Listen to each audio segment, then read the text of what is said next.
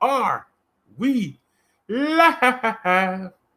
Are we live in his air? I said, are we live in his air? Well, then let's get it. If we live, let's get it. Yeah. Rodero, the one man show. The originator. Are we live? The MC nominator. Been rocking since 1978. I finally came my style. Don't question no debate. Cause you might get top down, but you can't deal with this thing. I run around way too long. I come way too strong. I don't talk about that BS. Weed, smoking, and that's bullcrap. I come at you real. Man to man, mano a mano. That's why I know you'll never be able to stop this flow. Let's get to it.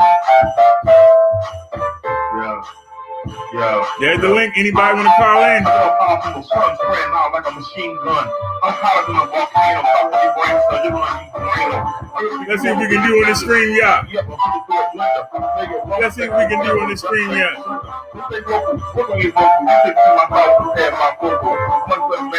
Hey, you was so much you forget why you came. So back up and watch that. Because they ain't no chance to do for a pioneer. You show them no fear. Yeah, keep on rocking. They ain't no stopping this. I'm in your confidence. You can't get it, not yet. I'm back, I bring you up to get. Well, I keep my head in the cloud. That's how I go loud. Some faces in the street. It's around me and down me. This love stuff can't drown me. I'm PDM from on the inside. That's why I try to sweat on the next name. I know you can't understand relate. You just hate. Those that fuck up get shut up with the Quentin. Don't try that slick shit. Take the back where you came from. Those that fuck up get shut up with the Quentin. Yo, don't bring that shit.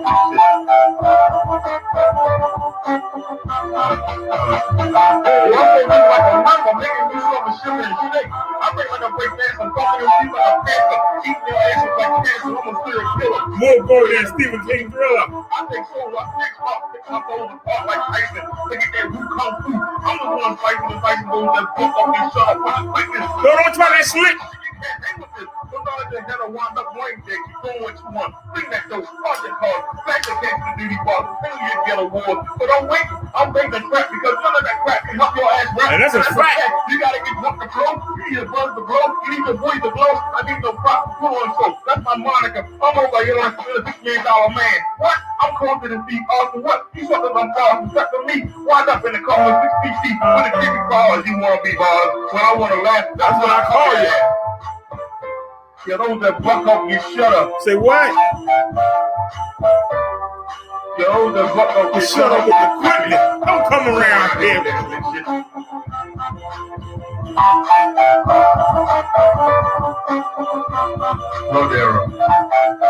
Rodero, the one-man show.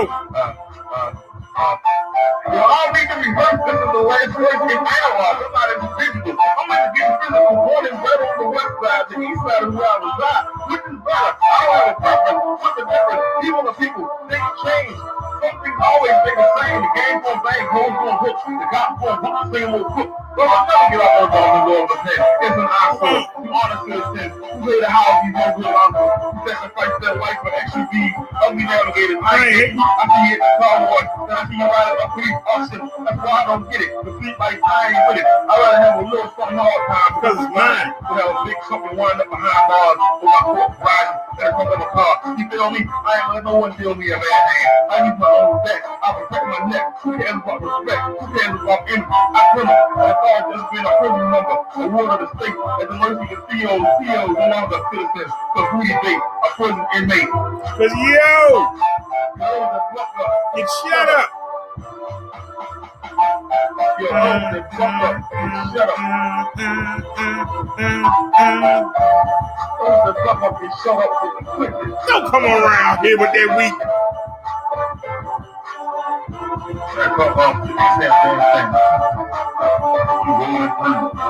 You solo throwing bolos. What the hell are you talking about? What are you talking about? Get the king's English.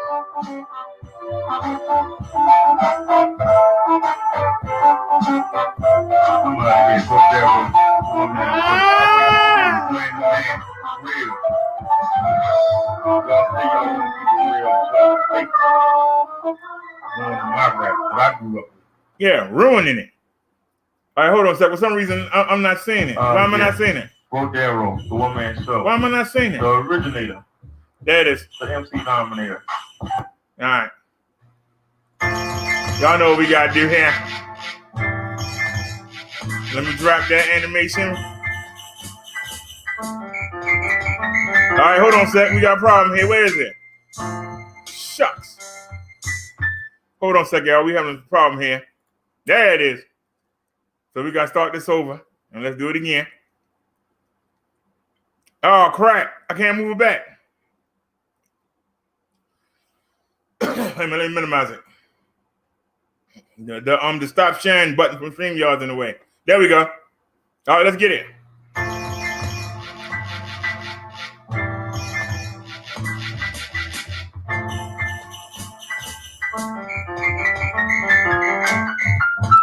Come on and hold me tight, but all you wanna do is fuss, cuss, argue, and fight. See, y'all ain't right. All I wanna do is hold you tight, but all you wanna do is fuss, cuss, argue, and fight. See, I can't help you out with that, but check this out. Take it easy and take it slow. Welcome to the BD Show. Take it easy and take it slow, and welcome to the Rubber Garage now. You other YouTubers, y'all straight greasy. Your whack beef videos sound cheesy. Please, somebody release me. Take it easy and take it slow, and welcome to the BD Show. Take it easy and take it slow, and welcome to the Rubber Garage now. I ain't stressing, I'm here to teach a lesson. I ain't stressing, I'm here to teach a lesson. I ain't stressing, I'm here to teach a lesson. Keeping you other YouTubers out there guessing. So take it easy and take it slow. Welcome to the BD Show. Take it easy and take it slow, and welcome to the Rolling Yards here. Put the la in it. You other YouTubers, y'all straight greasy. Your whack beef videos sound cheesy. Please, somebody call cheesy. Take it easy and take it slow. And welcome to the BD Show. Take it easy and take it slow. And welcome to the Rubber Garage now. Oh, Mr. Hey, don't turn off the light. Oh, Mr. Hey, don't turn off the light. Bring my beat back. Oh, Mr. Hey, don't turn off the light. Don't turn off the light. But take it easy and take it slow. Welcome to the BD Show. Take it easy and take it slow, and welcome to the Rubber Garage now. You other YouTubers, y'all straight greasy. Your whack beef videos sound cheesy. Please, somebody release me. Take it easy and take it slow, and welcome to the BD Show. Take it easy and take it slow, and welcome to the Rubber Garage now. Put that la in it. Oh, Mr. Hey, don't turn off the light.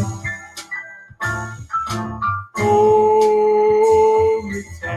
Hey, don't turn off the light. Don't turn off the light. Take it easy and take it slow. Welcome to the Minister Bubba Derek Show.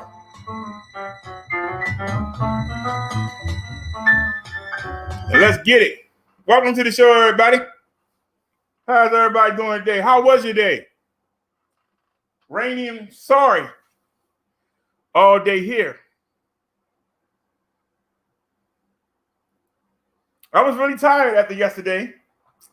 We sat outside all that time. Then me and the mechanic had to put the mirrors on.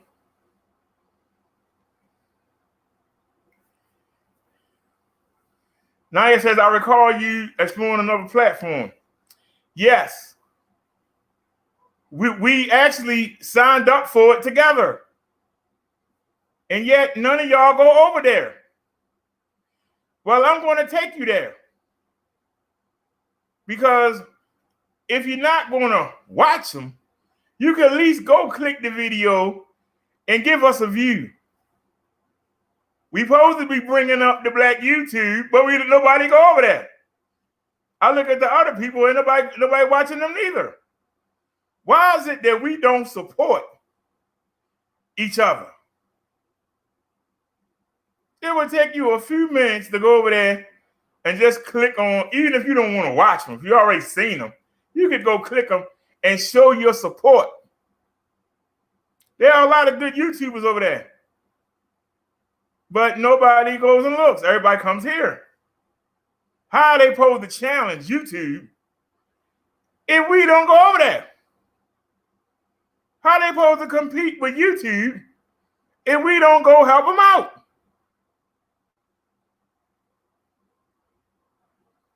We always complain, oh, YouTube did this to us. YouTube did that to us. Well, there are other alternatives out there, but are you checking them out? Are you supporting them? That's the problem with our people. We expect somebody else to do it. There's a man laying out on the sidewalk bleeding to death. Should I call 911? Somebody will do it. I'm going to get my liquor. I'm going to get my weed on the corner. I ain't got time to stop. Somebody will do it, though. I saw him. Somebody else will see him. And guess what? The next person that walked by will say the same thing you just said. And we just lost somebody. Did I hurt somebody's feelings? Did I hurt somebody's feelings? If you ain't got a good stomach, you won't survive my show. You living in La La Land, you won't survive listening to my show. Go ahead over there and listen to them talk about nothing. Go ahead. Go over there and listen to them talk about nothing. Because that's what you like. That's what you want. You want to see somebody talking about nothing. You love it. You know you love it. Somebody talking about absolutely nothing. That's the OBS on your screen. We're not using them. We're using StreamYards. But I brought the OBS in so we can still do everything that we do on the OBS. We can do it on the screen. I just imported it in. So anything we can do on the OBS, we can do it on the screen. Oh, we lost another person. Before we get started, a couple of things I want to talk about. Number one, if Liz was here, she could tell you that I was really concerned about the 360-degree footage. That I didn't like myself being so much in the shot. And that I wanted to extend the camera above my head. Well, it didn't go above my head. It actually came to my head. And now, instead of blocking the back of the camera, the back view, I'm blocking the front view. So that's why I didn't show, why we haven't shown 360-degree footage on the last two lives. Also, should tell you that I was having a problem with the camera in the hallway, and I was going to put the 360-degree camera out there. Now, it reset, and it went back to its original settings. And its original settings are at 6K. Technically 5.7K, but they call it 6K. It kills the memory card. You got to think about it. It kills the memory card. Instead of doing it at 1280 by 720, it's doing it by 712 by 2800 something. So it's killing the memory card. So I took the settings back down to to 2560 by 1280. So 720 is 1280 by 720. We're doing 2560 by 1280. That's going to allow us. The next time we go out, we're going to have our footage. I don't know why the computer won't play it. The only thing they'll play it is VLC, and it freezes every minute. It can't handle it. We got to realize that. What good is it if I can't show it to you? So, by me resetting the camera, it jumped back up to the high setting. And the computer can't handle playing it back to you. So, we took it down.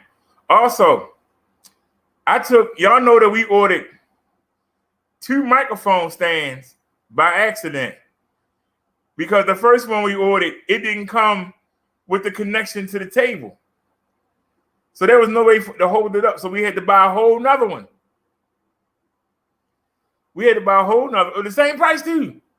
That's crazy. You know the arm you use for the microphone, and you can raise it or lower it. We got the first one, but it didn't come with the stand. And I don't know how Amazon got it mixed up. I ordered the one with the stand, but they sent one without it. And I just went on and somebody donated, and we ordered another one. And we've been using it ever since, over 2 years now. But that other one was laying down there next to the radiator for years. And so today, I figured out how to make it go straight, and I figured out how to jam it down into the pocket of the seat. And then I put the basket back on the back of the seat, and the basket is holding it tightly in place. And that thing is tall. And then I added the extension on. So now it should be above my head, not at my head. It should be above my head, and it should give us the whole 360-degree view. It should give us the whole 360-degree view, and my fat butt shouldn't be in the shot. Now, we also was able to extend the phone we live stream with, and that's going to be on the tiller. And I won't know until we get outside.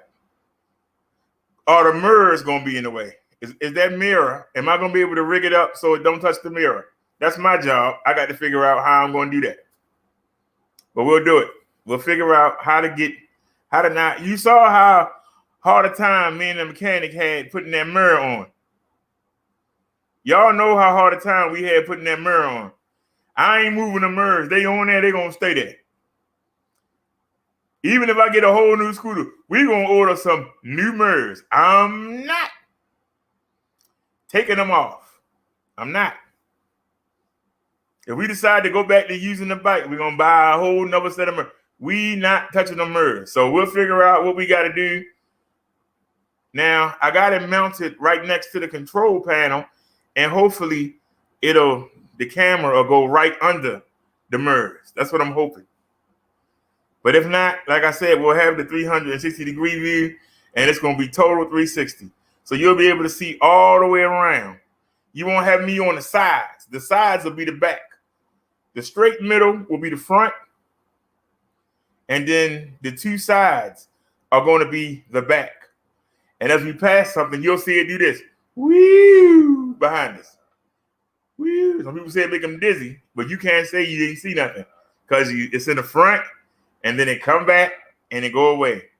If somebody throws something at the back of my head or somebody try to run up on me, we're going to have it perfectly. And we're not going to have the problems we had before, like when the two boys tried to take the bike from me.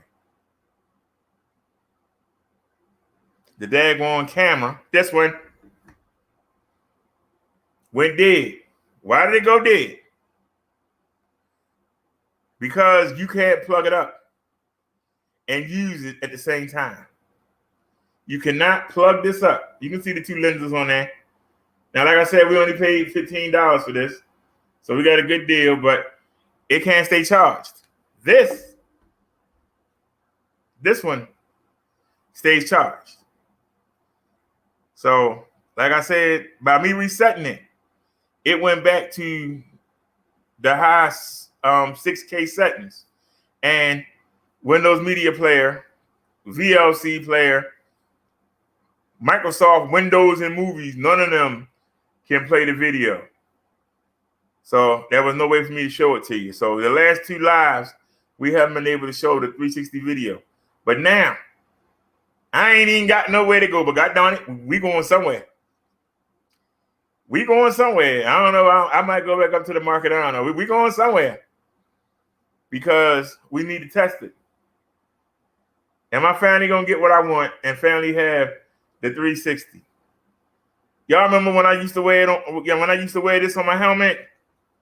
When I used to wear this on the helmet, we used to get great footage. And you could see everything. When I was out riding around, you could see everything. So I'm hoping that with this, let me take out the package so y'all see what I'm talking about. Because I can't put this on my head. I just can't do it. This is too much. At least this was black. At least this was black. And you can put it right at the top of the helmet and maybe somebody notice it. And maybe somebody wouldn't notice it. But God darn it, everybody. This thing stand out like a sore thumb. Why ain't they make it all black? Why they got it black and white? Doesn't matter if you're black or white. You want to walk around with this on your head. Hey, look at retarded. I can see the videos now. Robert Derrick riding around. Robert Derrick. I thought Robert Derrick was slow. Look at him riding around with that thing on his head. Well, it's not going to be on my head. It's going to be behind the seat. People going to notice that it's there, and I don't care. Why you got that camera sticking up there? It's there for a reason. If somebody do something, if I have to get off that scooter and body slam somebody, if I have to make somebody and kick them in the damn throat, when the cops come, I got 2 angles. Because see, the camera in the front. Suppose we don't do it in front. Suppose they run around the side. That camera not going to show it. That's the importance of the 360-degree camera. No matter where it happened at, goddamn, you going to see it. So I'll be able to show the cops what you borrowing me for. That's what happened. What are you borrowing me for? Put your handcuffs back in your holder. You ain't handcuffing me. There's your proof right there. I had every right to bust them upside their head. I had every right to throw them in front of that moving car. They were trying to hurt me. I love you. And I'll call the ambulance for you and make sure you don't die. But God darn it, you ain't going to beat me up if I can help it. Because I'll put Brodero on you, and then I'll come back and pray for you. And we'll wait for the ambo together. But I'm not going to be laid out. You will be. God willing. Give Brodero the strength to take them demons out. I don't run from the demons.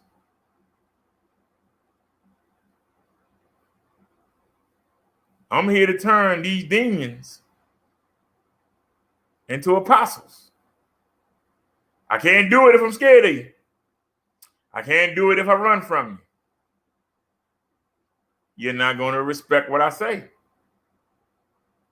That's where that argument falls. Oh, you can't do that. You're supposed to be a minister. But the fact you say that shows you have no respect for the ministers.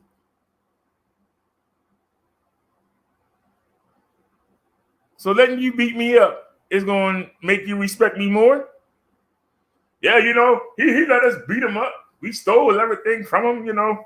I got to say, you know, I got to respect them for that. Nah, they're going to be laughing at you. And that's the problem. They think if you're religious, you're a sucker.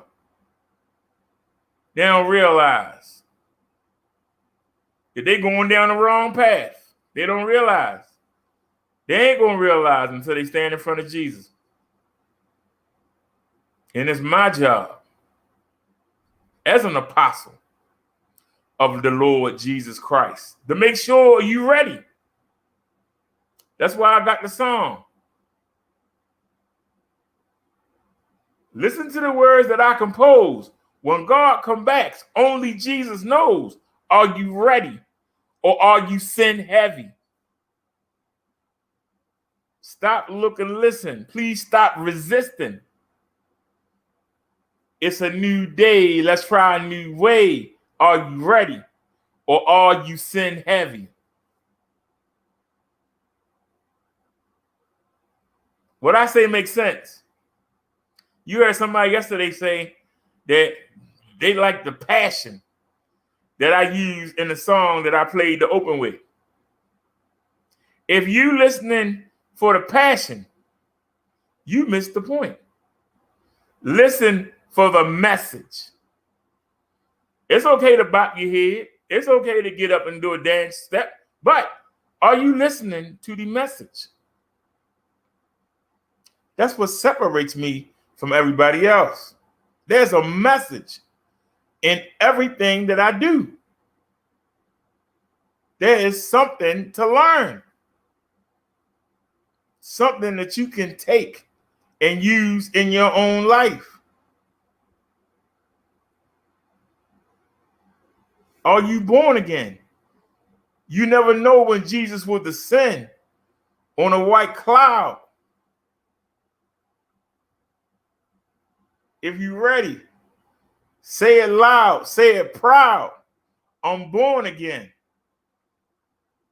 You want to be a winner or do you want to be a sinner? Listen to the lyrics. They make sense.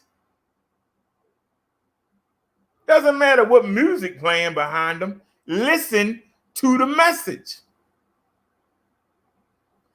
Every song I do has a message. Every song that I have, there's a message. But you got to listen to the lyrics.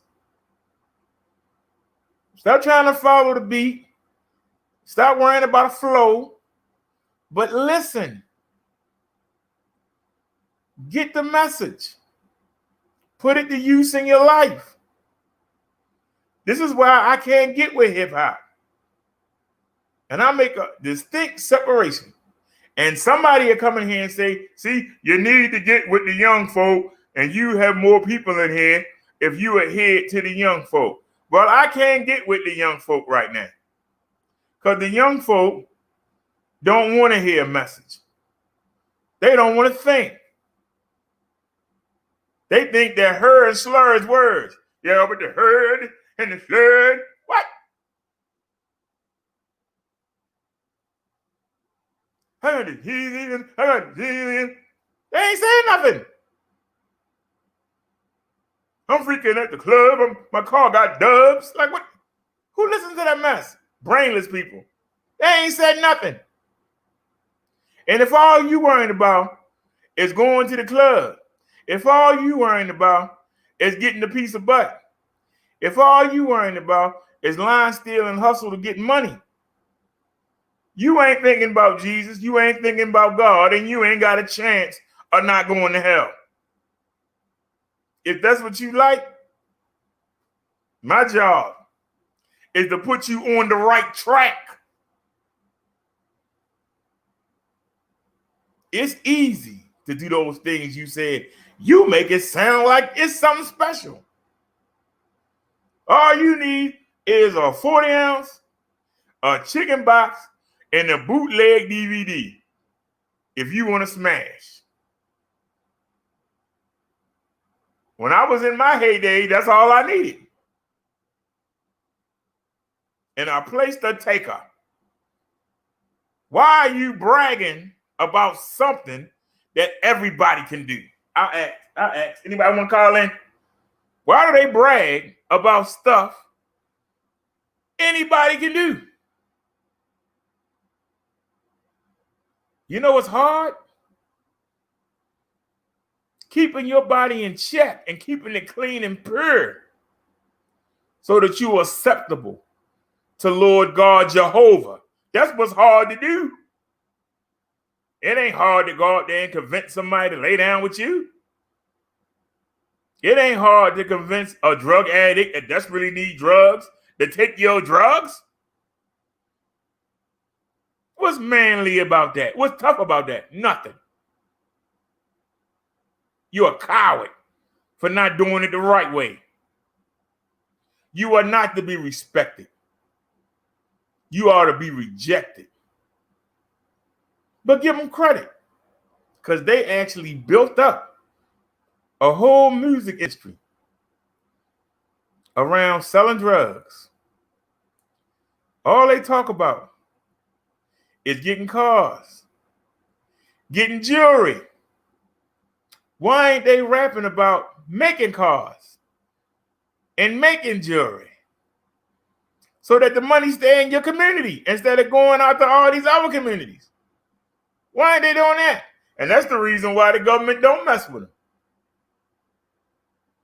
They went after NWA because of the police stuff.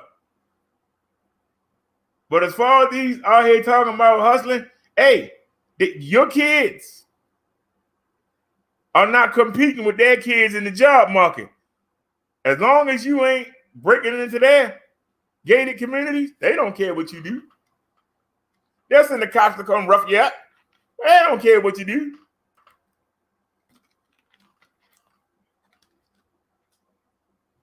I remember watching a show on Sunday TV. He was sitting there talking about, I play this young music. I already agree with it.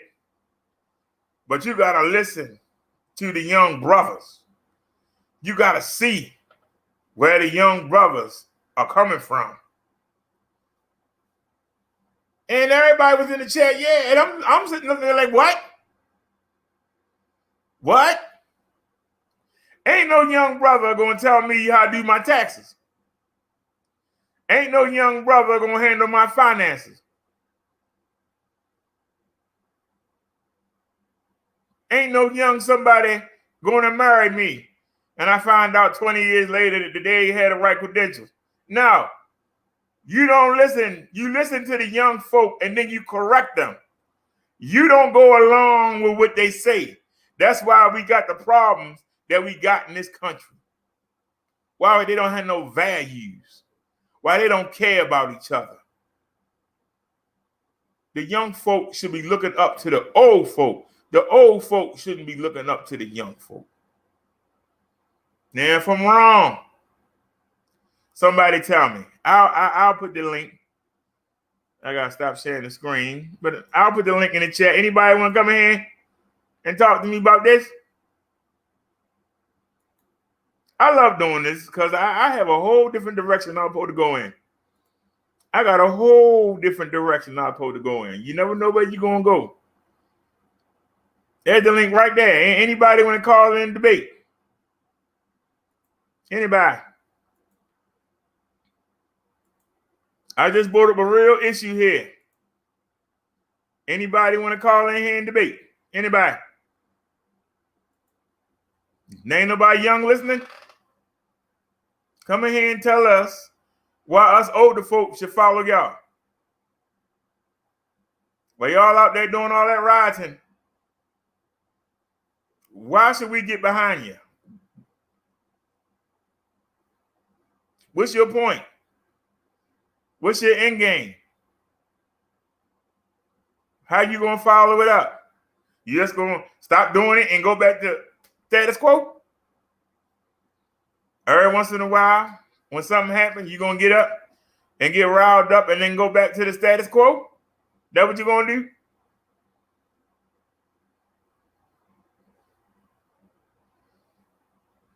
See, I asked the questions. Somebody come give us some answers.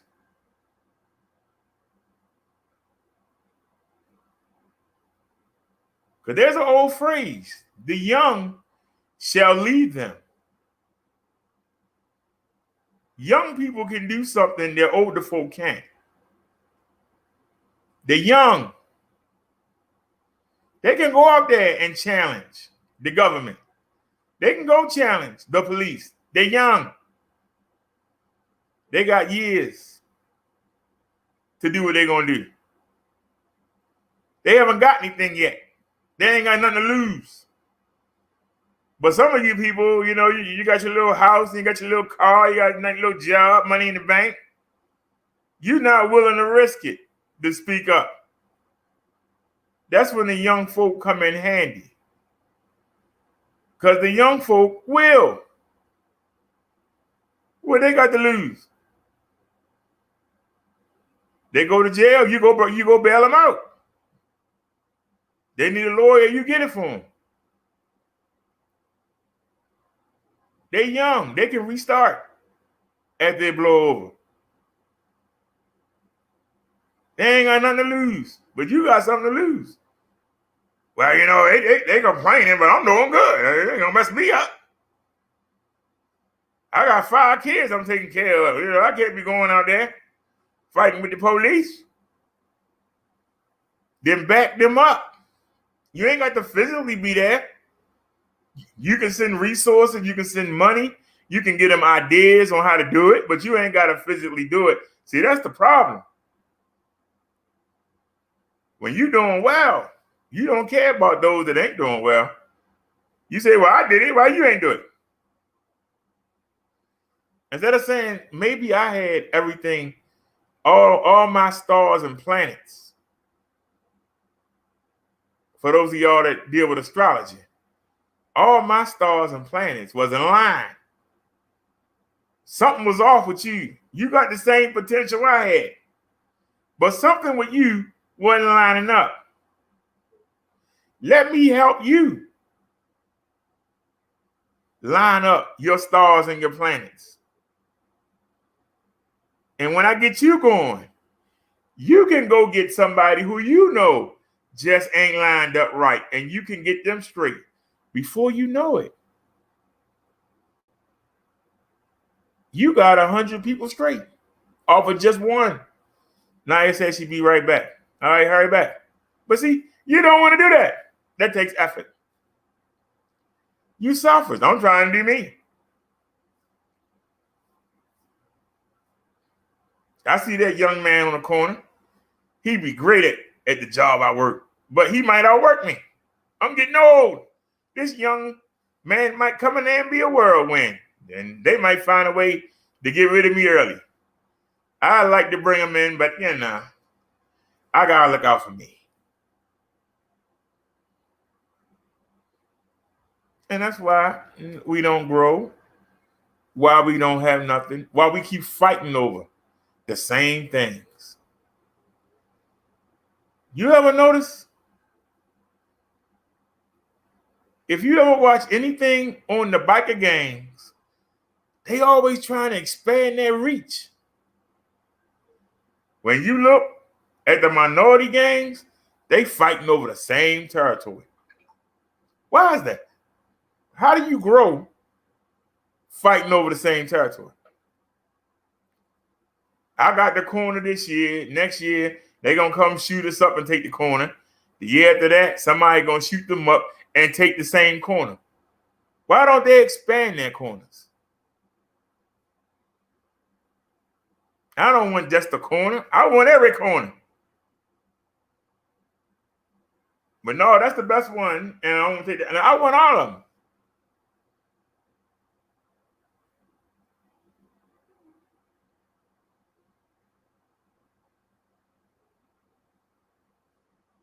That's what the bikers say. If I got California, you better not have California on your rockers.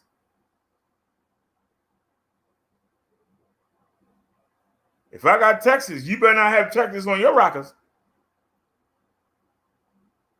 If I got Chicago, you better not have Chicago on your rockers. Your vest better not say no daggone Indiana on there. I own it. Better not say Atlanta on there. We coming to see you. And we going to yank them off. We're going to yank that banner off all of your vests.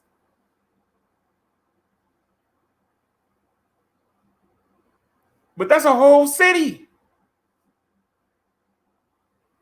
Minority gangs fight over one block corner. Anybody want to call in and discuss that? Because I noticed a lot of people left. Why is it that when we start talking about real stuff, everybody leave? But if we were hollering and making fun of somebody, it'd be 12, 13 people in. But when we talk about real issues, everybody seems to run away. Why is that? Why do you run? Are you that into yourself? I'm just asking a question. Are you that into yourself? Well, the title of this show is about Truutube. But when you watch my show, you don't know where we're going to go.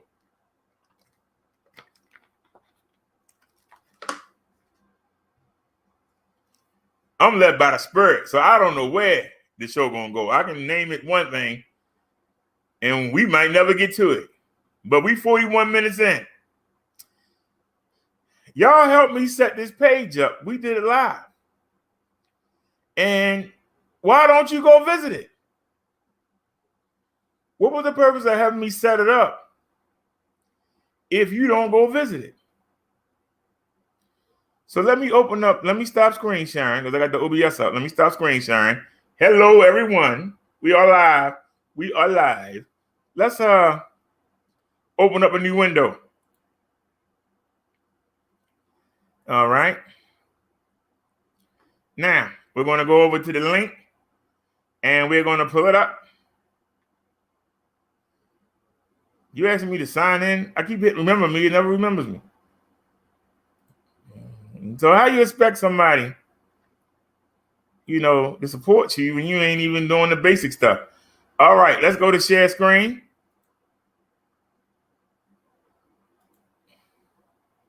And here we go. Now, y'all should see that beside me. Y'all see that? All right, that is my Truutube page. That is my Truutube page. Why don't y'all visit it? We set it up together.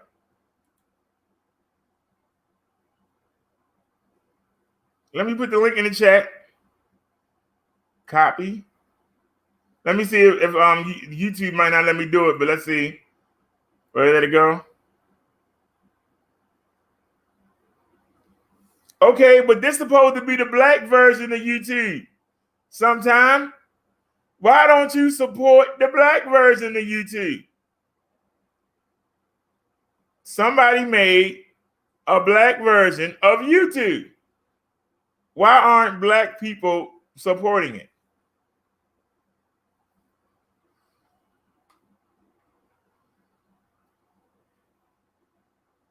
Now, I uploaded a lot of videos in the same day, but I updated. You see, 4 days ago. Look at this. 6 views, 7 views, 4 views, 4 views, 4 views, 3 views, 4 views, 2 views, 4 views, 6 views, 4 views, 3 views. Where are my people at? 0 views, 0 views, 1 view, 3 views. 0 view, 1 view, 2 view, 2 view.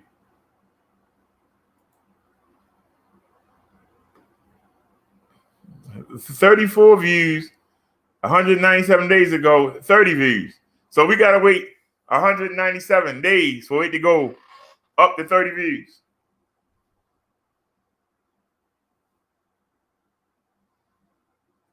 I put the link in the chat. Everybody should go visit the page.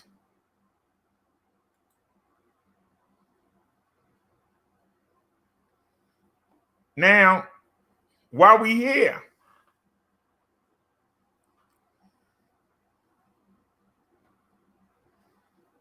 let me upload some more videos. All right, we're gonna open up a third window. Can you handle it, PC? Can we get a third window? Yes, we can. And let's go in. And let's go to my channel.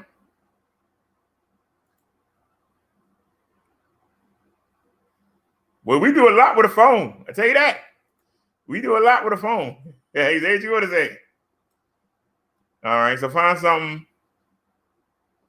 Wait a minute. What's the last video? Oh man, what was y'all remember what the last video was? Anybody remember what the last video was? Hold on a sec.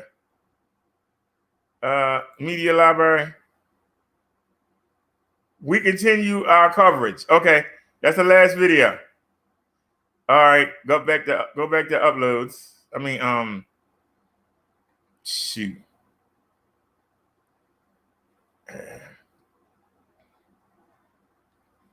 All right, go to home. So the picture with Donald Trump. Upload. Okay, now let's come back and grab this. So the picture with Donald Trump looking like the devil. Where's that at? No, that's a week ago. Where's the picture with Donald Trump looking like the devil? All right, I remember we did that one. Well, let's find out. Give me the link. Copy. What's that called? We late as usual. Let's go back. And hey.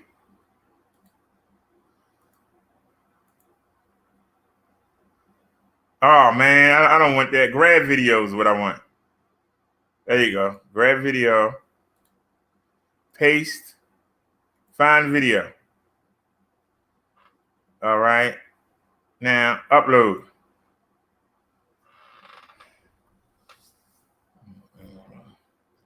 Please assign a category to the video. And people and blogs. And that.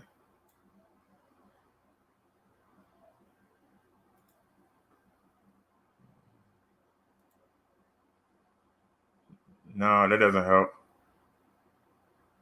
Share the video. It's asking me to assign a category, but I don't see a place for it. It says in peoples and blogs. I don't see a place for it. Does anybody know what they're talking about? They saying please assign a category. What if I hit here? No, that just takes it away.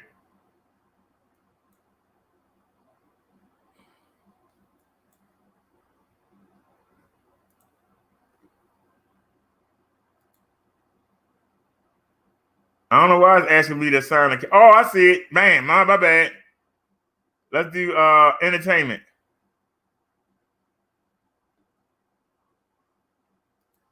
All right, let's try it now. Duplicate. So it's a duplicate. Okay. So we know we got that already. See how you learn how to do stuff when you come here? Okay, so we already got that. What about this one? We had a oopsies. Did that one make it?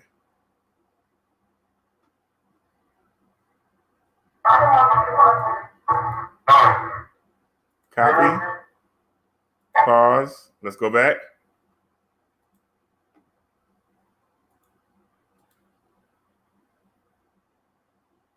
Cut. Paste. Find video. That's not what I did.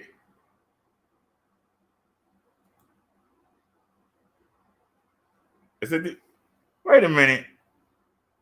We late as usual. Hold on a sec. Something ain't right. No, that's a whole different video. What do you mean? Copy. Now come back.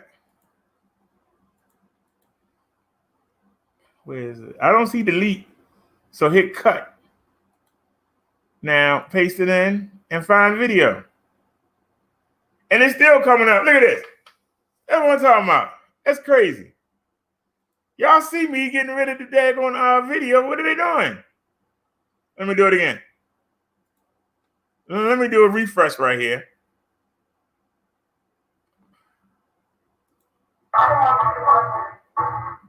Copy.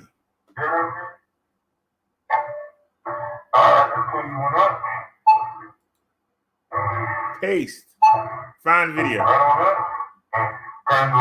right, there it is. Now, duplicate.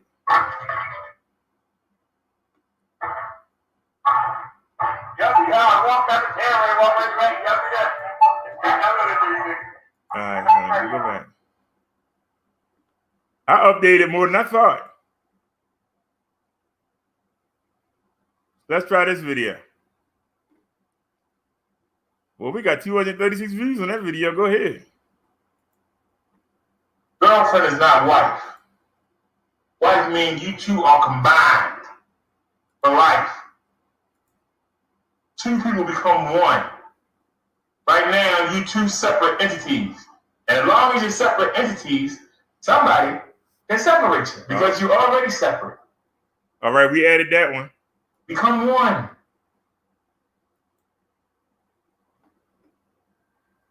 All right. Let's grab this one. Copy. Come back.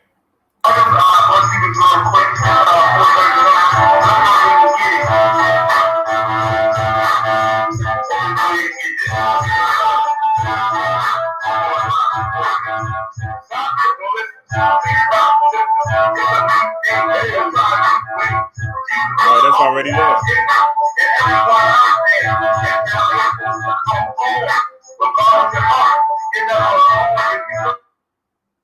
Hey, I need to shade. All right, what about the Saturday sermon?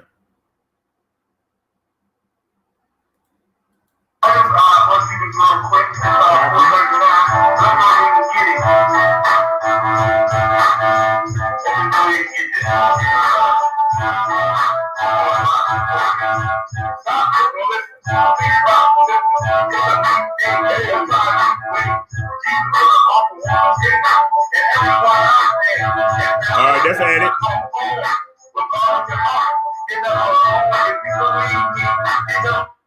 Okay. All right, we outside waiting on the MERS. Grab that link.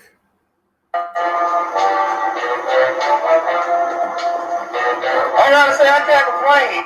Pause that. Let's go back in. Put the link in. We adding newest videos. All right. Now, you save it. All right. Let's go back to the library. All right. And y'all see the videos that we added. 5 seconds ago, 49 seconds ago, 2 minutes ago. All right. So we added 3 new videos.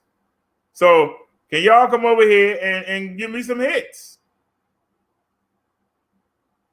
That's all I'm asking. Can y'all come and give me some hits on them? We working hard here, you know. So let's come back. I'm gonna take the chat here. Sometimes says because we've been taught since the plantation days to go against one another, field slave, house slave. Where was you at sometime when I was talking about that the other day? We actually, I spent like 30 minutes on that topic the other day. I can't remember what show it was.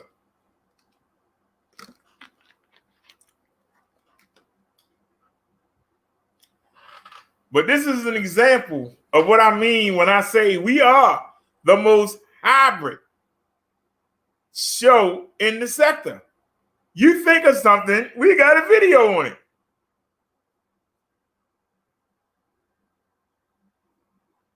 If it's something positive, if it's something to help the community, Chances are we got, for all the people that want to say, oh, his show dying because he went racist. I'm not racist. I just show the truth.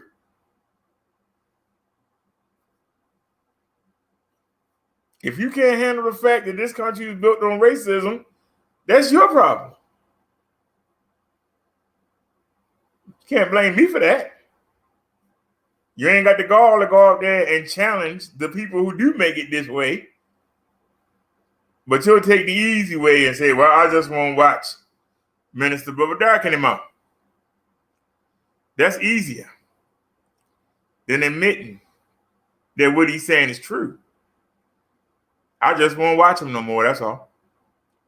I just won't watch him. Put on him. To heck with him. He telling me stuff that I don't want to hear. I can't take it. He telling me stuff that I don't want to hear. It hurts my feelings. I think we should be talking about something else. Yes, Truutube. I put the link in the chat. I put it in again.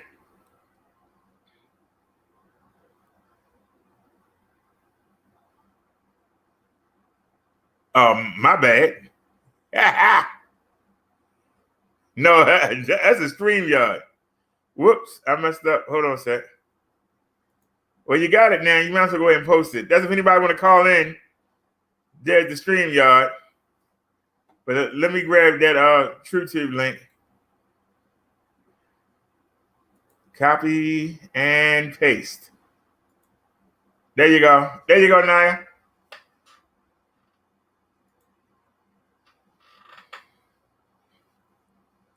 That's it right there. I appreciate it if everybody would go over there.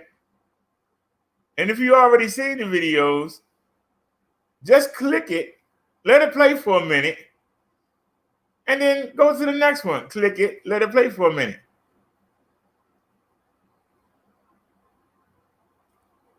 And then next time we come back, we'll see some people, see some stuff there. Because I'm surprised none of the trolls ain't found that and said, hey, look at Brother Derek over here. Yeah, nobody watching him here neither.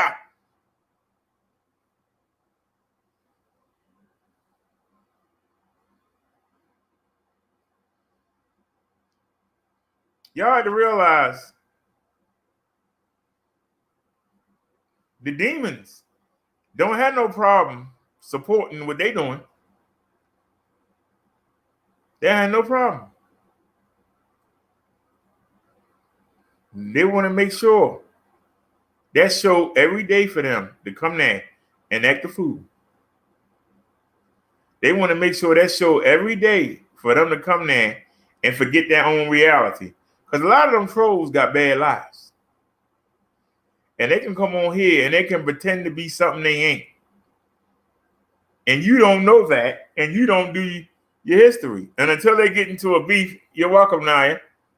Until they get into a beef with you, you don't even look.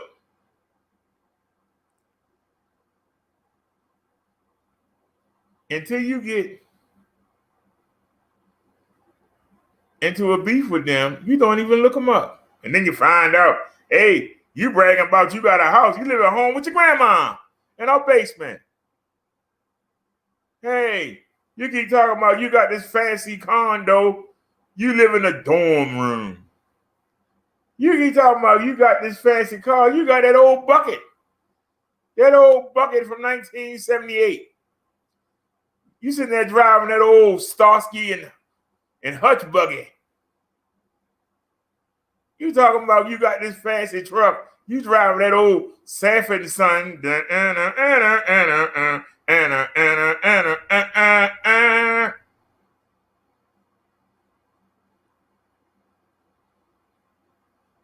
That's why I don't listen to how you say something. I listen to what you say. And then I apply it against logic.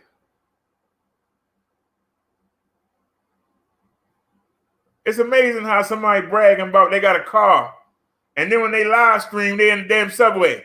Why are you in the subway? Well, you know, I can't drive there where I wanted to go, so I had to get on the subway. Yeah, whatever, man. Okay. But see, you lock it away. Then later on, you see him at the subway again. Why you on the subway now? Why you on the bus? Well, you know, it's just too much traffic down here. Well,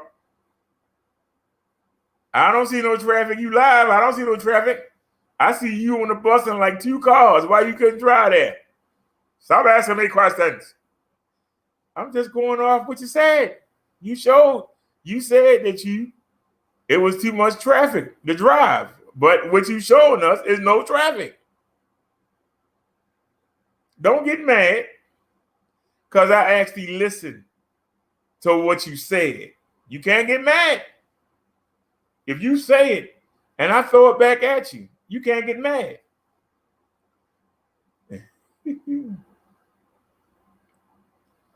You said for someone who doesn't want beef, you sure are slick dissing a lot. I thought you was against slick dissing. Who am I dissing? I haven't mentioned that one name.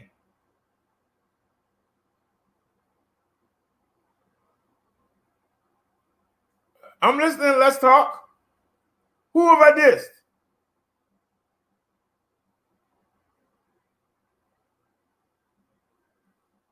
Who have I dissed? I ain't said not one name. Who have I dissed?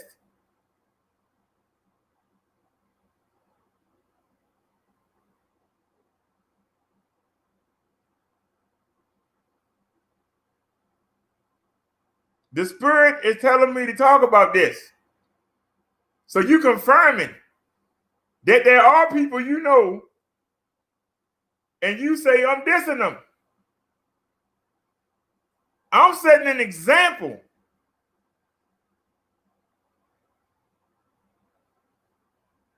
But I'm not using nobody in particular.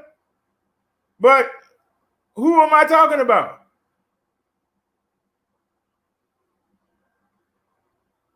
You said I haven't said a name. I'm talking in generality. I'm not focusing on nobody.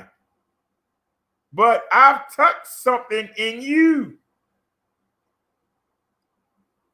Are you one of the people?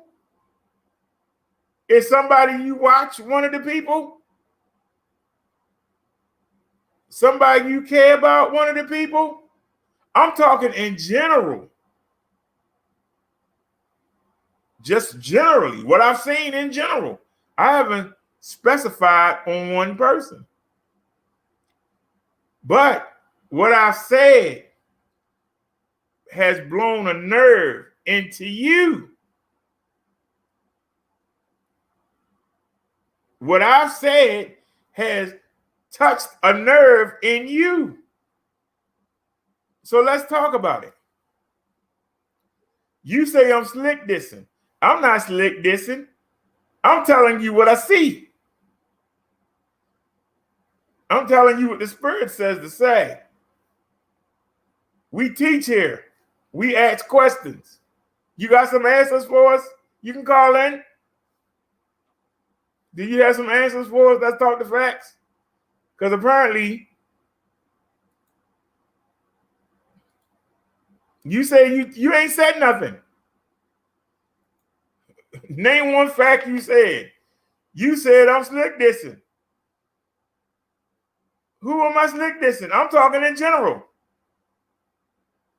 That could be 900 people that do what I said. I haven't specified nobody. But something I said hit a nerve with you.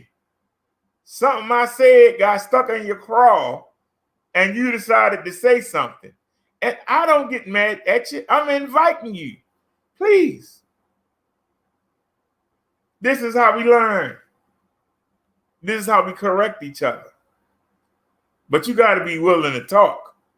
You can't just throw out little, what you call slick disses, but back up what you say.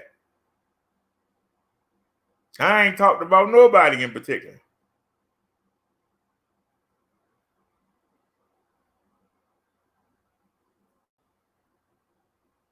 But I'm listening. You say I'm deflecting. You're deflecting right now. You made a case. You opened up a case. And now I'm inviting you into the courtroom to state your case. And now you don't want to say anything. You want to, you're deflecting. Yeah. No, expound. We all want to hear. I'm sure I talked about a lot of people. I'm sure that covered a lot of folk. You said you backing it up. I listened to you for about an hour, and you keep slick dissing. So, me pointing out what certain people do so that they can correct their behavior is slick dissing. I speak in generality. I haven't called nobody names. I haven't shown any videos.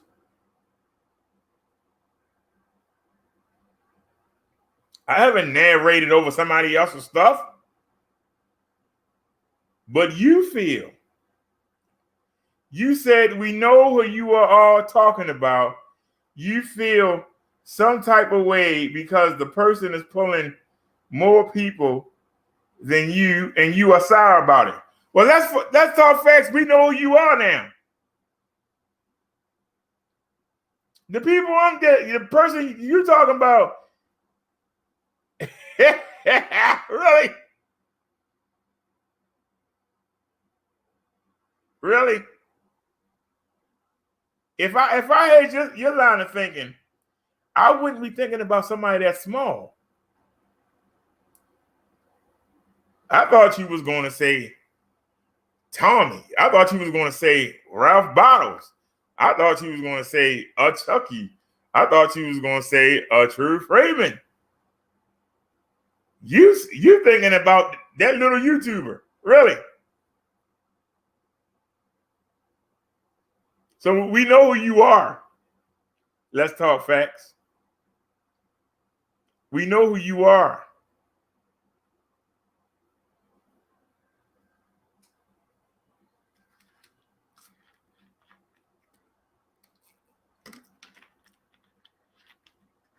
Because see, here's why you fail. I already know I'm not going to do as well as them. I keep telling you over and over again. I don't tell you what you want to hear. I don't let you come in this chat and say utter bullcrap. Why would they want to come here? I don't let you get away with coming in here and saying something and not backing it up. We listening. All right, now let's talk fact. We know that's RE. We know it. We know that's RE. We know it. It's either RE or triple. And I'm going to let you go on for a minute because, like I said, if you really believe what you just said, doggone it, I think we need a new chair. If you really believe what you just said, why are you here? If you really believe, because I don't know if that woman has a car. I don't know what kind of house or apartment that woman, she never said. When you ask her something, she don't answer. So what you just said didn't make any sense. You retard. What you just said didn't make any sense. Now, as far as riding the subway, that could have been Ralph Bottles. Don't he ride the subway and live stream? But no, you're thinking triple.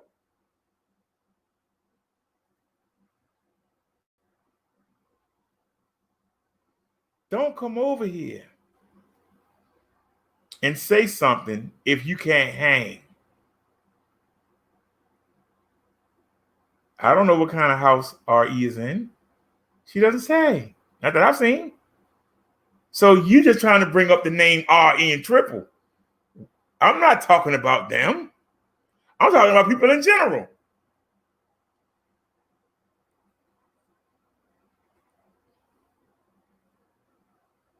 If you was being respectful, you would listen to what I would say and you would answer what I would say. Instead, you're deflecting because you're bringing people names in that don't need to be. I didn't speak about nobody. You came in. You've typed that name in the chat. But see, they're going to make a video saying I'm talking about them when I was talking about people in general, but you talked about them and typed in the chat. Now they're going to go make their little videos. Brother Dark still talking about me. I ain't paying them a bit of mind, but it's on your mind. That's why I think you one of them. Because don't nobody else care about them or me. We small potatoes. You haven't said a name, but you got to type right there, you liar. Do I got to show it to you? Do you see that right there? Do you see it right there? You did type it in there. And I guarantee you, they ain't screenshotted it. And now he's still talking about me. And then I'm going to make a video.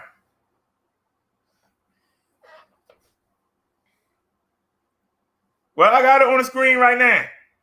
That's not you. I mentioned the subway, and you automatically thought. I ain't never seen him get on the subway of you. I seen Rough Bottom get on the subway. I ain't never seen Triple get on the subway. I haven't seen a video with him on the subway of you.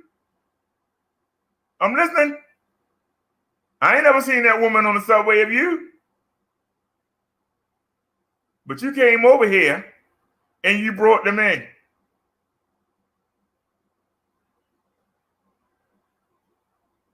You kept giving innuendo.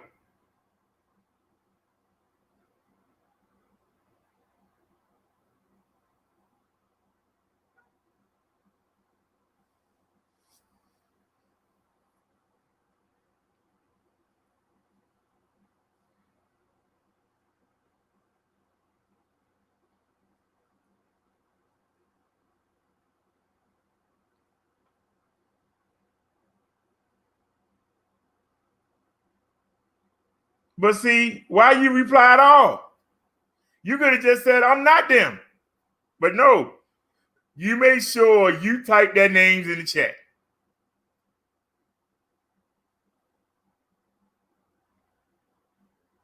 You made sure you typed their names in the chat. I wasn't talking about neither one of them.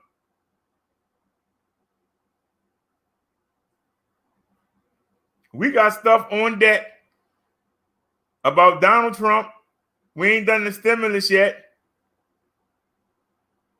I found something on Kamala Harris. We're going to talk about why we still don't have the package yet. We got a lot of stuff to talk about. A lot more to talk about than them two peons. But you worrying about it. You worrying about it. You worried about it. So why are you so worried about it? Let's talk. Why are you so worried about it? You notice you the only one talking. You notice that, right? It's 8 people here, but nobody else is talking. You notice that, right? There's a reason.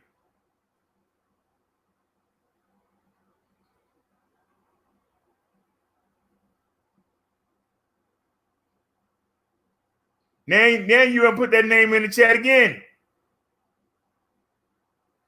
You didn't have to type that name, period. So you're gonna make sure somebody can screenshot that and use it, right? Isn't that why you're doing it? Isn't that why you're doing it?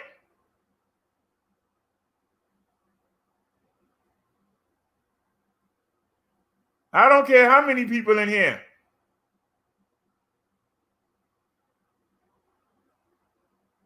The topics I cover will last for years and years.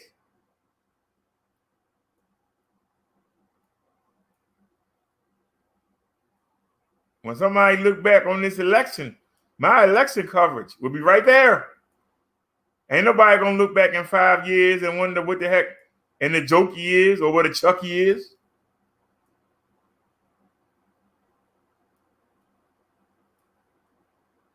My videos will be relevant for the next 20 years. As I keep talking about what we doing wrong right now. 2 generations from now, they might say, look, I don't know what you were doing, granddad, but I ain't doing it. We need to find a better way. Is anybody got any kind of information out there where I can start? I can start a new movement and try to get my folks to stop worrying about putting rims on that car and start making cars. Can I get my people to stop worrying about spending all that money on weave? Can I get my people to stop going to the Koreans to get their nails and toes done? How can we get them to come to our own people and get them done? Why we got to go see them people and keep that money in the community? They'll be able to look and see how on my videos. But anybody you just named, they won't find nothing. They can go look at Tommy videos. They won't see nothing. They ain't going to see nothing that's going to help them.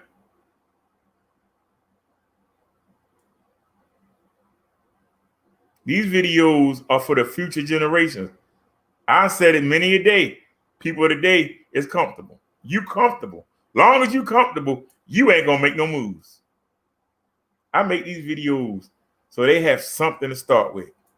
Because there's going to be another Black Panther Party. Usually happens about every 30 years. I don't think Black Lives Matters is it. But the next round, they got something to use. They got something to build off of. They ain't going to learn nothing watching y'all call each other names. They ain't going to learn nothing watching videos of you making fun of Black women. They're not going to make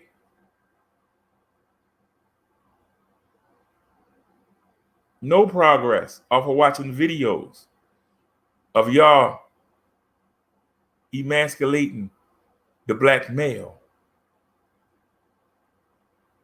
They're not going to be able to use none of that to start the next movement.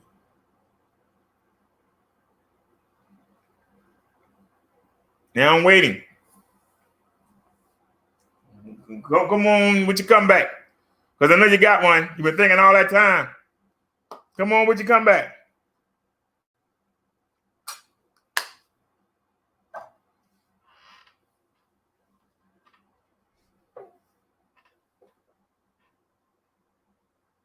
I'm the Robin. I need a Batman. I'm Flavor Flav. I need a Chuck D. Somebody with the charisma to get people galvanized.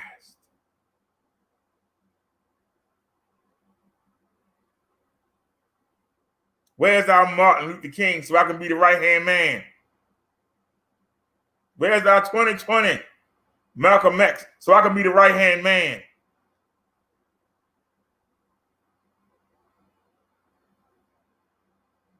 Where's our Huey Lewis so I can be his right-hand man? Where is he in 2020? I got all the ideas. I need somebody to execute. I got all the ideas. I need somebody to execute. God won't give you everything. He gave me the ideas. I need somebody to tell them to.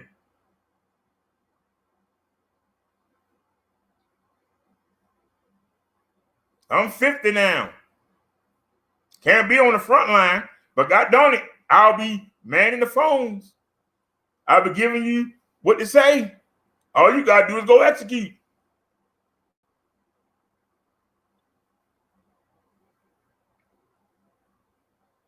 I can't get people to hit the daggone like button.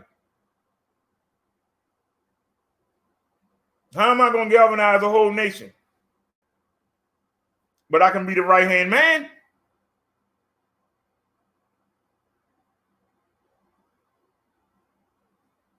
I don't mind sitting at your right hand. I ain't got to be the man on the podium. I can be sitting next to you on the podium. Hey, tell them this. Hey, no. They're trying to bait you. No, don't fall for that. Try this.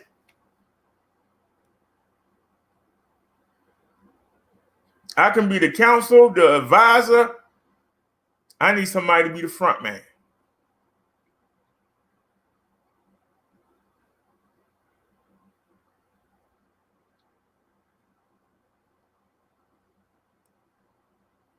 Now you saying, why you only got 9 people in here?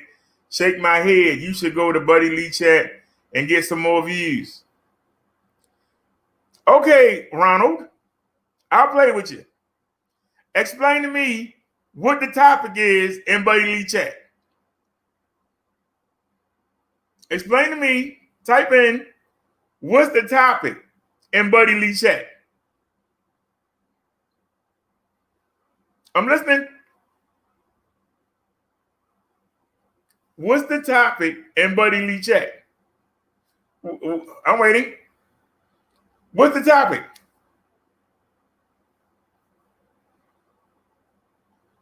What is the topic in Buddy Lee's chat?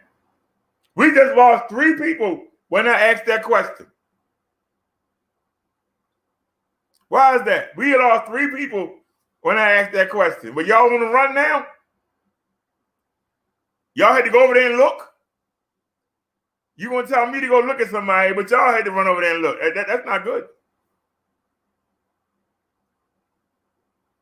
I don't care about nobody here.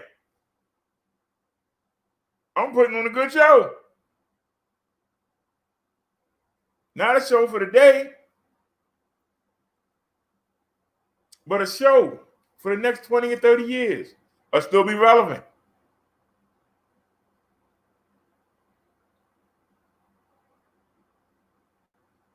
You always worry about how many people watching you.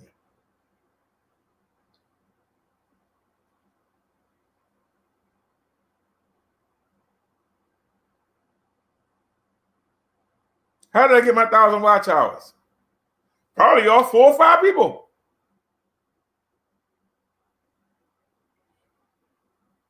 But I got them.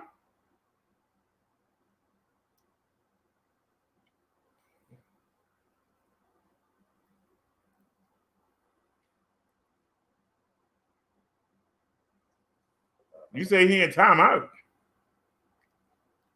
Well, let me go look.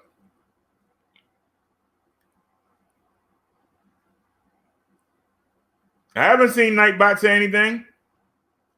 Pledge the Patreon. Hit the Cash App. Enjoy the show. Please like and subscribe. Can someone, I need to change that. Can someone get me the scooter? Not can some. I got to fix that. I'm looking. I don't see no timeout nowhere. See how y'all are?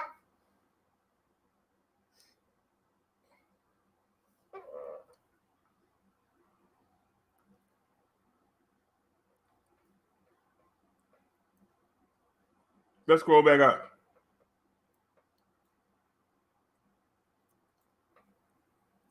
That's Nightbot. That's Nightbot. That's Nightbot. That's Nightbot.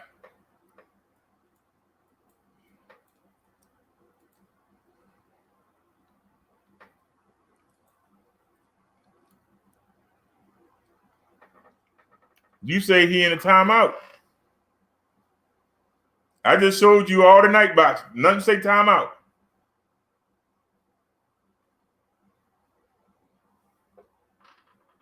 Only way you get timed out is you spam emojis. Type in capital letters. or use a curse word.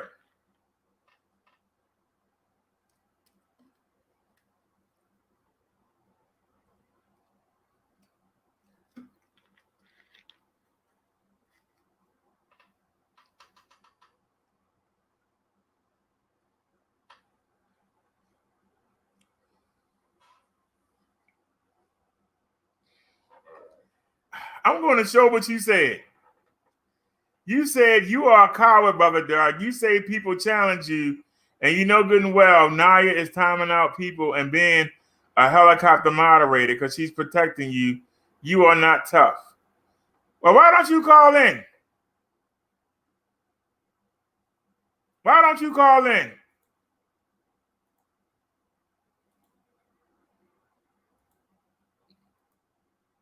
There's the link right there. Why don't you call in? Because you ain't said nothing in this chat. Now, I asked somebody said I should go to Buddy Lee chat. What is Buddy Lee talking about today? Won't nobody answer. Why won't y'all answer? What is Buddy Lee, Buddy G, whatever? What is he talking about today? I'm listening. What is he talking about today? You want me to go over there and look? What is he talking about today? Have I seen this show? Somebody sent me 2 links on them.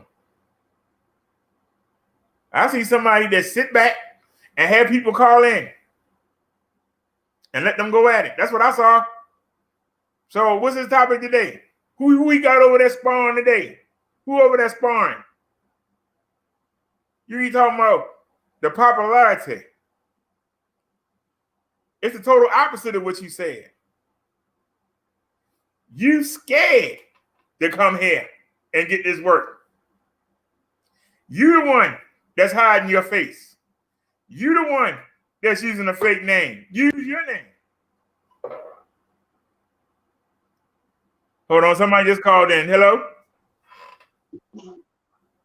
Hello? Yeah, faggot.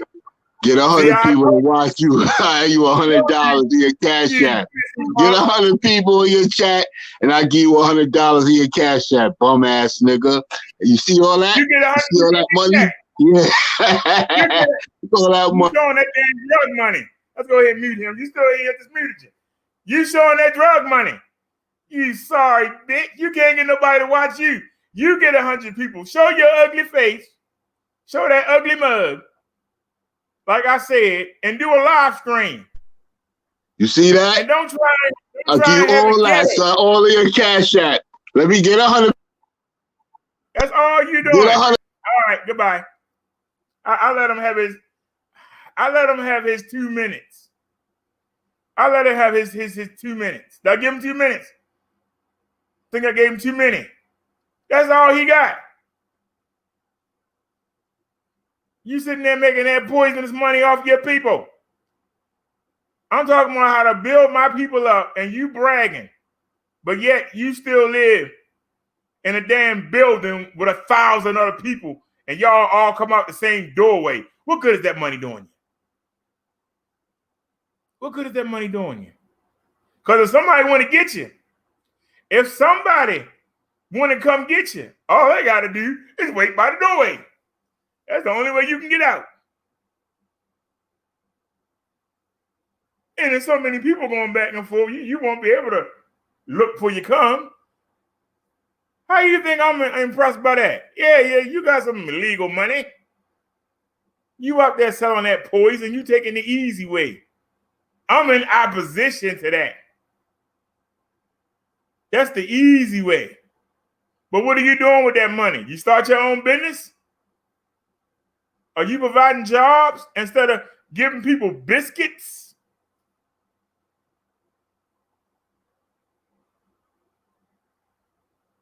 I'm trying to get people to do better. You bragging about doing worse.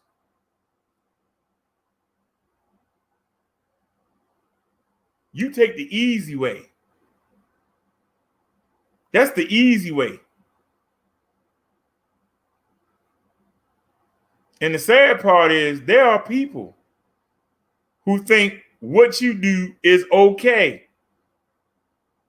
And y'all need to be drugged down the road and beaten. Because we can't teach sense into you. We might have to flog some sense into you. You think that you're doing something, but you admitting that you a coward. You admitting that you can't make it in the man's world without cheating. You the one out there wondering every time somebody walk by you, is that a junkie that's going to try and get your stash? You worried about that. Every time you hear somebody holler, you look up and you want to make sure that they ain't hollering at you. Who want to live like that for a couple dollars? You the one encouraging the youth that live in your building. If you want to get the girls, you got to do this. Don't worry about going to school. Going to school won't get you nowhere. All you got to do is come sling some dope for me. That's all you got to do. Why would I be impressed by that? Why would I be impressed by that, sir?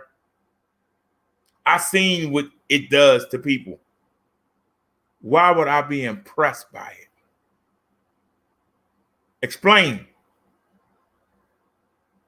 Now, call back in and explain to me why I should be impressed. Call back in. Bet you won't. Call back in and explain why I should be impressed. Well, I should be impressed about you bragging about taking some 500-pound broad to the all-you-can-eat when I've taken women from the city and took them out to the hills. Took them out to the hills. We've gone out there. We've blown $200-300 on just a meal. Giving people tips. We've done that. What have you done? What kind of? I bring them back in. Brother Derek, watch when I come down to Baltimore, I'm gonna fuck you up, so I'm gonna whip your ass. I'm coming to be. I'm coming, son. I'll get the nigga out of here. I gave him a chance, y'all. I gave him a chance to come here and talk and explain why I should be impressed about him flashing the money. We gave him a chance, didn't we? We gave him a chance. Did we not? We gave him a chance. He came right in here, ain't explained nothing. That's why I say he ain't gonna never be nobody, because he don't know how to talk to people. He don't know how to carry conversation. He's boring as hell. The only people that's actually gonna listen to him, it's not gonna be on his screen. It's gonna be on somebody else's screen while they roast the heck out of him, because he can't fight back mentally. He can't do it. That's all he's good for. He keeps saying the same thing.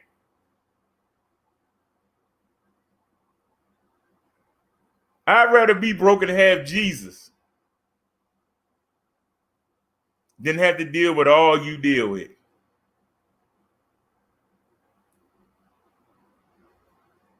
I know ain't nobody looking to blow my head off. I know ain't nobody looking to steal what I got. Because you can't steal what I got. I got the Father, Son, and the Holy Spirit, and you can't steal it. That's a joy that you can't steal. You got to earn it.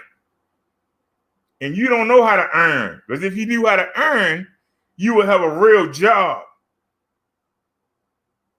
And the people in your neighborhood will look up to you and say, I want to be like you.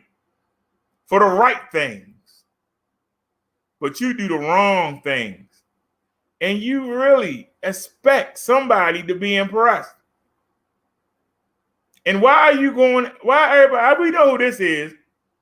I don't know why y'all keep going after Naya.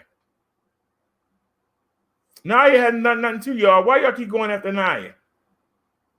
That let me know that you weak. But we already know that that woman is jealous of Naya because Naya took her spot. We know it. So for all you talk about nobody being over here, You still want that spot.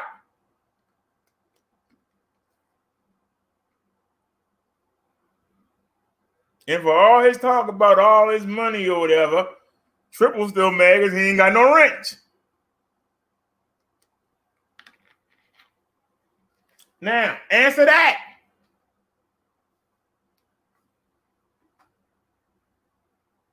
Answer that.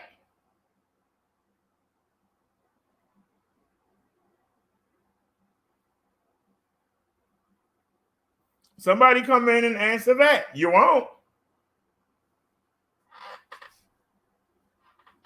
Because I hit you with the truth. I don't care how many people here. People that come here, they know trolls get worked over here. And I don't care who you send. They gonna get worked. No matter male or female. You come over here with that bull crap, you gonna get worked. And I mean worked hard. Don't go ahead. We just gonna let you go. Then we gonna dissect what you say and make you look stupid. Every time you say something, I'm gonna beat you upside the head with it. Every time you type something, I'm gonna beat you upside the head with it. And I'm not gonna get my feelings. I'm not gonna get mad. And you ain't gonna never hear me say I think. You ain't gonna never hear me say I feel. I'm only gonna tell the truth. And that's why you can't win. You can't defeat the truth. The truth is the truth today, the truth tomorrow, the truth 50 years from now. The truth don't go away. All this stuff that y'all come on here and do all these lies and that stuff go away. Truth don't go nowhere. And that's why you can't win. You can go and make as many lies as you want. You want to tell a lie on top of a lie, on top of a lie, on top of a lie, on top of a lie, on top of a lie. Then you're going to forget what you said. And then I'm going to pull you up. That's why you can't beat me. I'm real. Y'all say y'all real on the street. No, you're not. You're real punks. You're real sissies. You're only real when it's 9 and 10 of you together. You're only real when you got a gun in your hand. But man to man, you a punk. You's a damn woman with a daggone penis. Because that's who raised you. And all you know how to do is be a woman. All that hard stares inside is because that's what you was raised by. You don't know how to be a man. Who taught you? The men that got you out there dealing for you, they're the ones who taught you how to be a man. They were taught by women. A woman can't teach a man how to be a man. A man can't teach a woman how to be a woman. That's why you're supposed to have a mother and a father.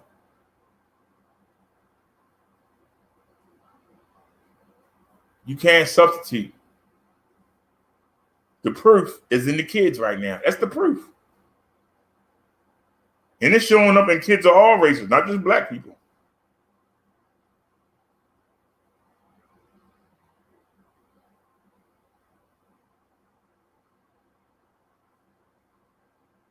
Now, I love you to death, but you know what? They come after you because they want your spot. That woman used to have your spot. And she wants it back. Even to this day, she wants it back. That's why she won't leave us alone.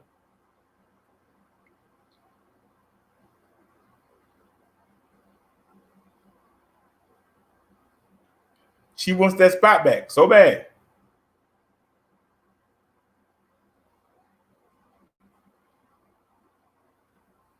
If she could get rid of you and Liz, she would do it so quick.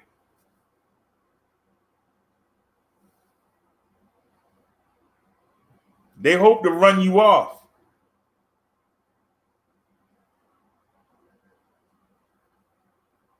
Everybody want to be the first lady.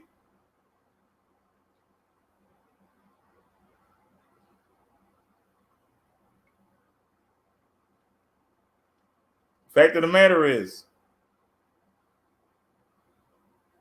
Snazzy not here every day, but she's one of the first ladies.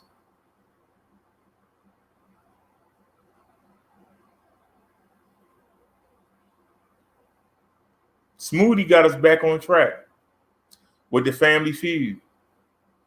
She doesn't come on YouTube. I haven't seen her. But she's still one of the first ladies.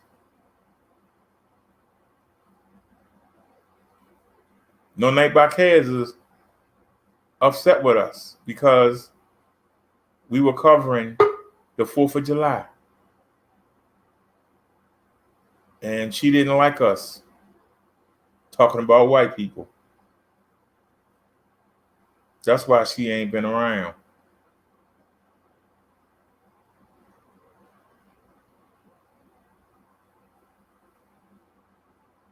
Does it bother me that she's not coming around?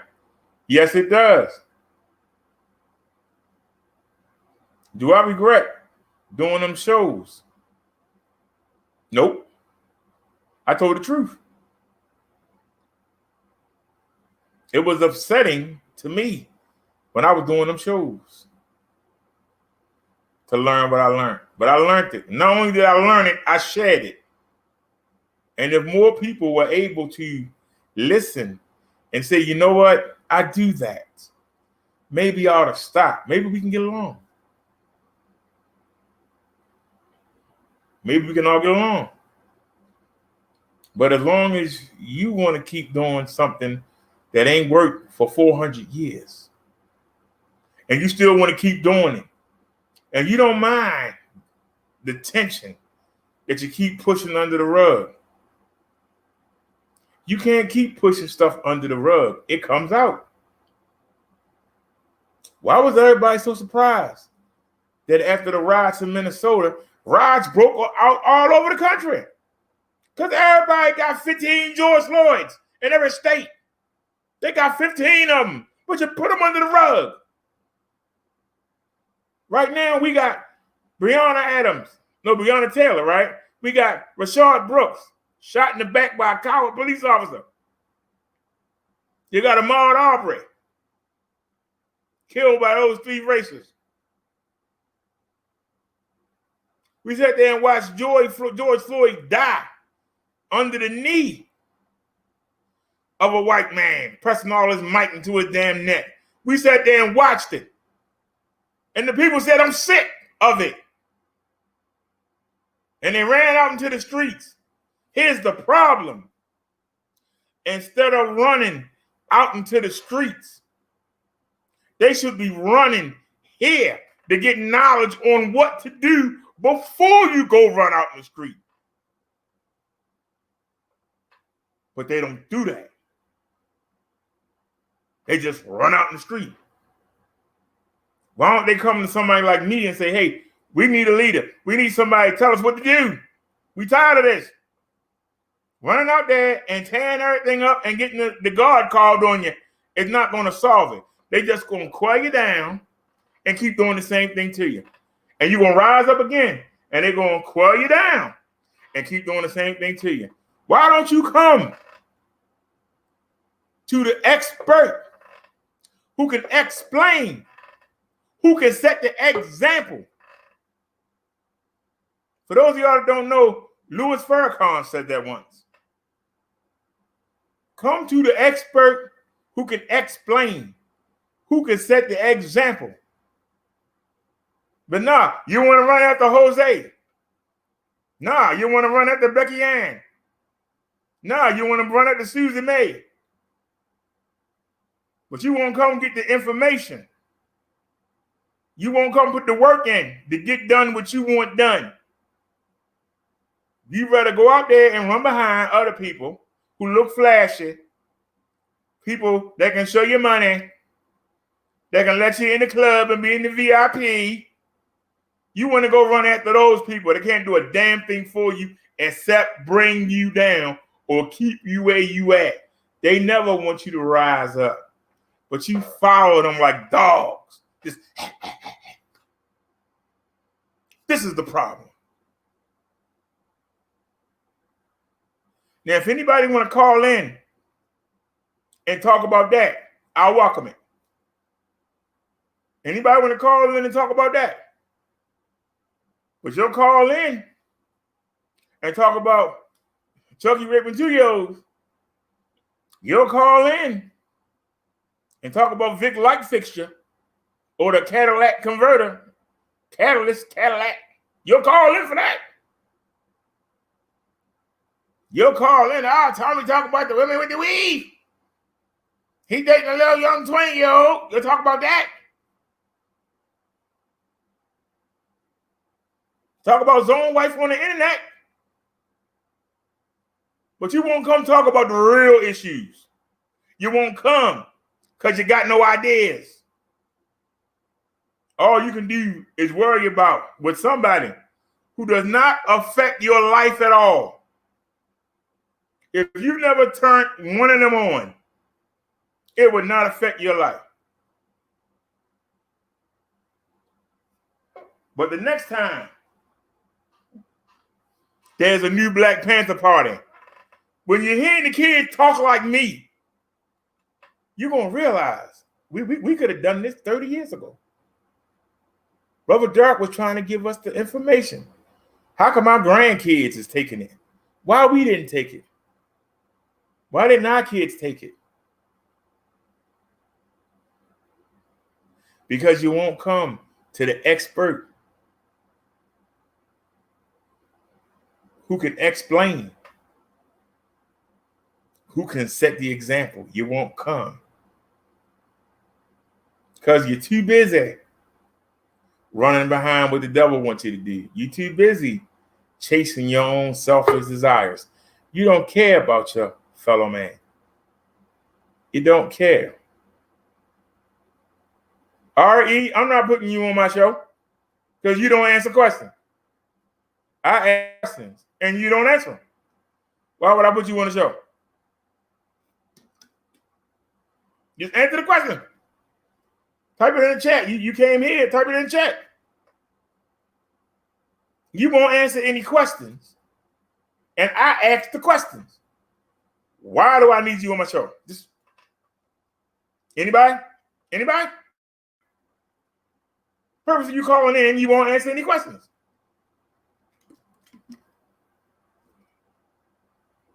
So I'm listening. Type in the chat why I should let you in here. Why should I let you on the air when you're not going to answer any questions? And you know I ask the questions. So why would I want you to come on here? I'm listening. We're waiting.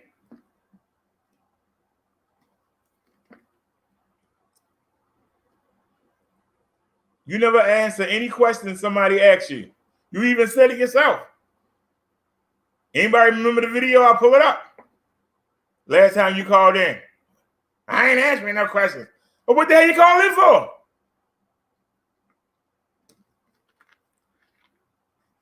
I'm just asking.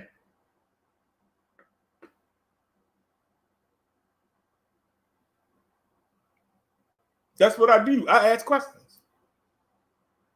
While everybody else is standing around, you know, the bridge is about to fall. I'm going to come say, why you not sandbagging it? Why you just standing there looking at it? Let's go. I'm going to ask the question that matters. And when somebody say, well, let somebody else do it. Well, I got to go find somebody else because obviously you ain't going to help. So why would I fool with you?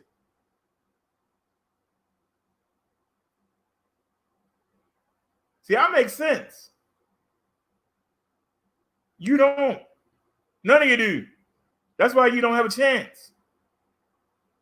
But if you got something intelligent to say, I will let you on. Let anybody on that got something intelligent to say.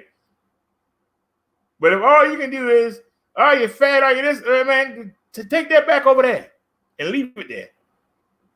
Because if the only way you can get somebody to actually watch you is to act a damn fool, to curse people out, to talk about how bad your life is.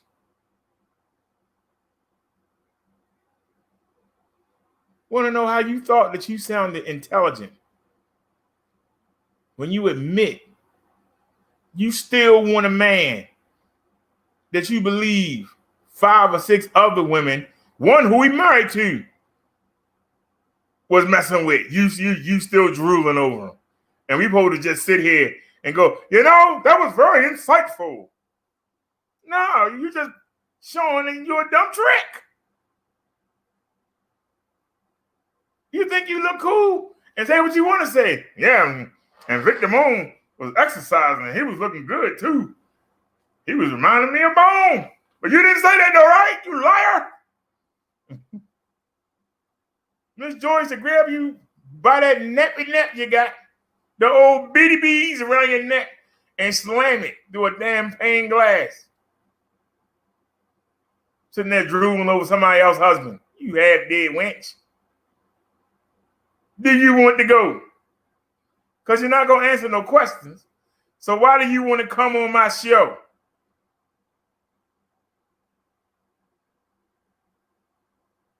You're not going to answer no questions. Why do you want to come? What's on the agenda right now? We got trolls coming in. It's the same too. There must not be nothing else going on in the sector. So I guess they want to come over here and jump on me, but I ain't the one. You can't jump on me. The number one rule of my show is we got two rules here. You don't say I feel, and you don't say I think. Because don't nobody care what you feel. Don't nobody care what you think. Come tell us what you know. And if you don't know nothing, don't say nothing. Let us think you a fool, then come on here and prove it.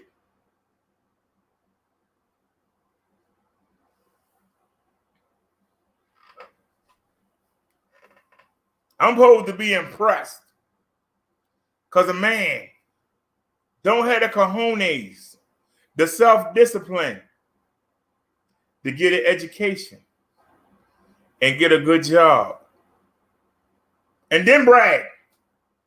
Go get you a master's degree and get you a real job. Then come flash the money. Then I'll say, damn, I need to do what he did. Don't go stand on a damn corner because anybody can do that. That's not impressive.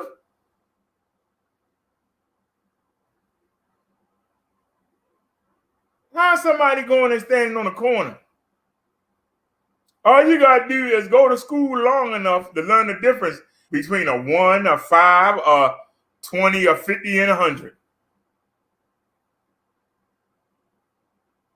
It don't require no brains.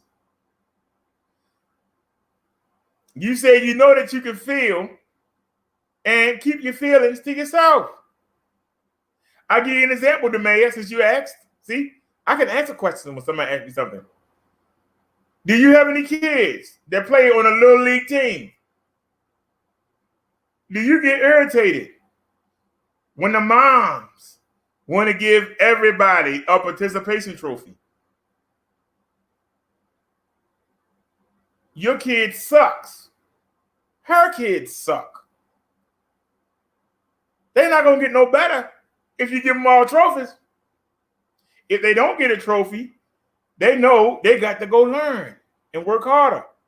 Give everybody a trophy, nobody never learned, and all you do is lose. How do you think the kids feel when they keep losing? You don't think just giving them a trophy, well, we suck, but at least I got a trophy. That kills their morale rather than trying to get them to get out there and practice so that they can get a trophy. And they learn discipline. They learn timing, training. They learn they need to get along with the other players so they can win. But if you just get a trophy for just showing up, I mean, why put the effort out? But see, they feel that everybody, so they don't feel bad about it. I think they get the, that's why I say keep that to yourself. Because that hurts people. It doesn't help them. It hurts them.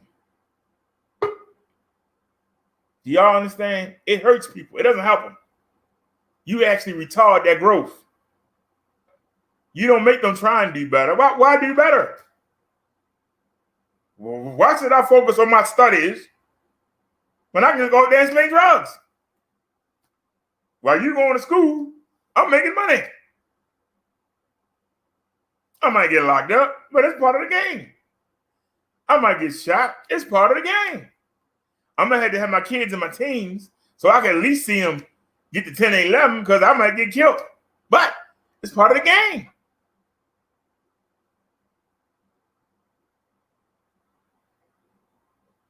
So I feel.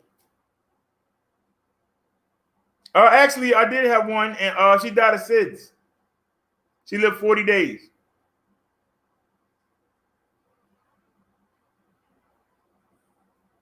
And I look forward to seeing her in paradise. She didn't live long enough. Didn't live long enough to pick up anything that should have kept her from going straight there. She didn't live long enough to pick anything that should help hold her back.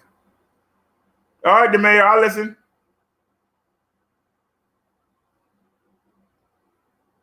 And you asked the question. You said, why am I talking about Vic? I brought Vic up as an example. I brought up a lot of people's names as an example. I didn't focus on nobody except for the two trolls that keep coming here. I got one of them that's actually in the queue that wants me to let them in, but they don't answer no questions. So why should I let them in? They never answer any questions. So how are we going to have a conversation? The mayor just said, do you mind if I ask a question? Go ahead. I answer the question. Go ahead.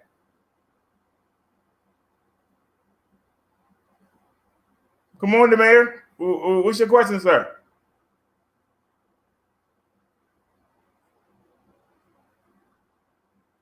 Now, I see you said,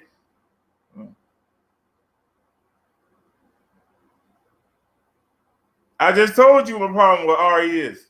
Hello? She won't leave me alone. And then when I give her opportunity to say what she got to say, she don't answer any questions. So why deal with her? I'm asking you, Mr. Mayor. When you have a problem with somebody, you actually talk to them and find out what's your issue. If they won't answer what the issue is, how can you fix it, sir? I'm asking you. How can you fix it?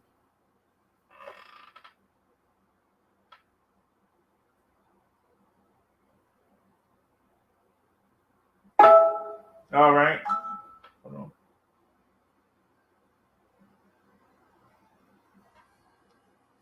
So I'm listening to Mayor. You asked me a question and I answered it. See how I answered it? I didn't holler. I didn't scream. I didn't call any names. I said I wish the woman would leave me alone. I believe she wants to still be the first lady in the chat like she was 2 years ago. It's not going to happen. You have to earn it.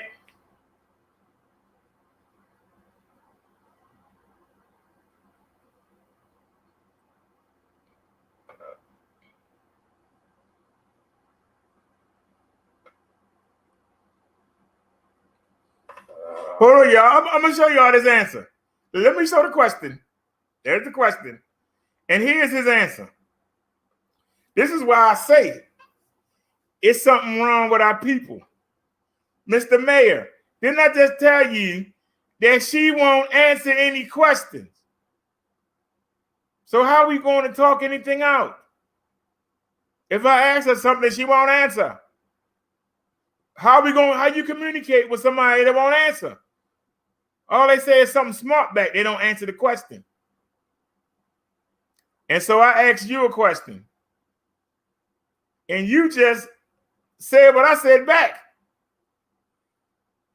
Remember what I told you about I think? You said, I think that both of you should talk it out. I've been telling you for a daggone hour that she won't talk. She'll only insult. She won't talk. So how can we work it out when there's no communication? See, I ask you something, you answer it back. I tell you, I got a problem with this. You say, how? How can we deal with it? No. Hey, why are you doing this? Oh, I want you to stop. That's not an answer. I can't work with that. You keep bugging me. You keep popping up. But when I ask you, what's your issue? I don't answer questions. What are you supposed to do with that, the mayor? Just holler back? That don't solve anything. I'm a problem solver. When you say, oh, it don't make no sense. The sewage is backing up in all our toilets. Are we on StreamYards, the mayor?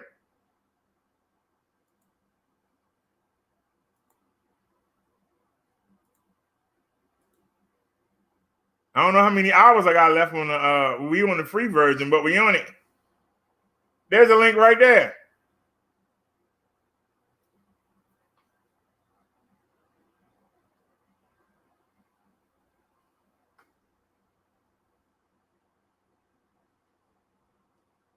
If you ask me a question, I answer it. But when I ask you a question back, I expect you to answer back. But I'm not going to keep putting myself out there and you won't put yourself out there. Why do I need to talk to you?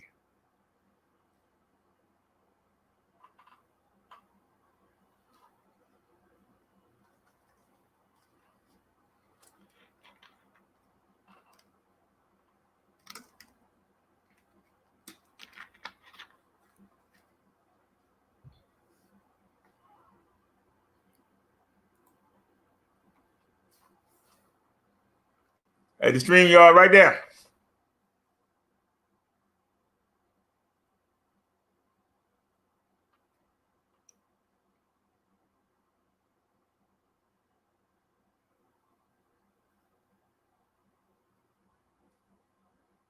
Well,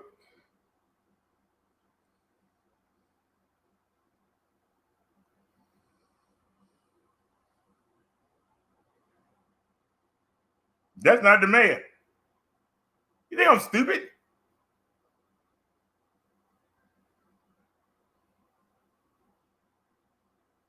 Mr. For your cash app. Really? That's not the mayor.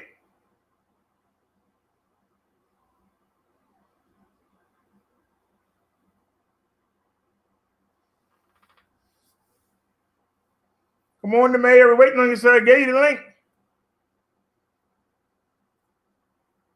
Mr. For your cash app is not the mayor.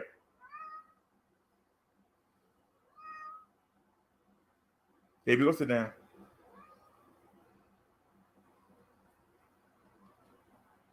Wait a minute. Let me look. I see all these are for Mark. You just wanted me to see that.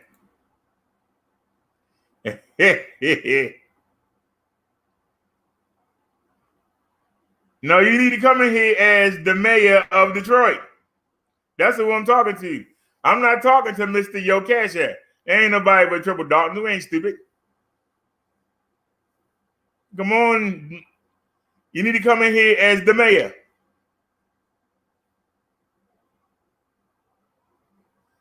Naya said she'd be right back when this is over. It's gonna be over soon because I'm going to go into I got some videos about Trump, and we're gonna look at the CV cases, and we're gonna talk about the stimulus. And to be honest with you, that's what I'm we're talking about.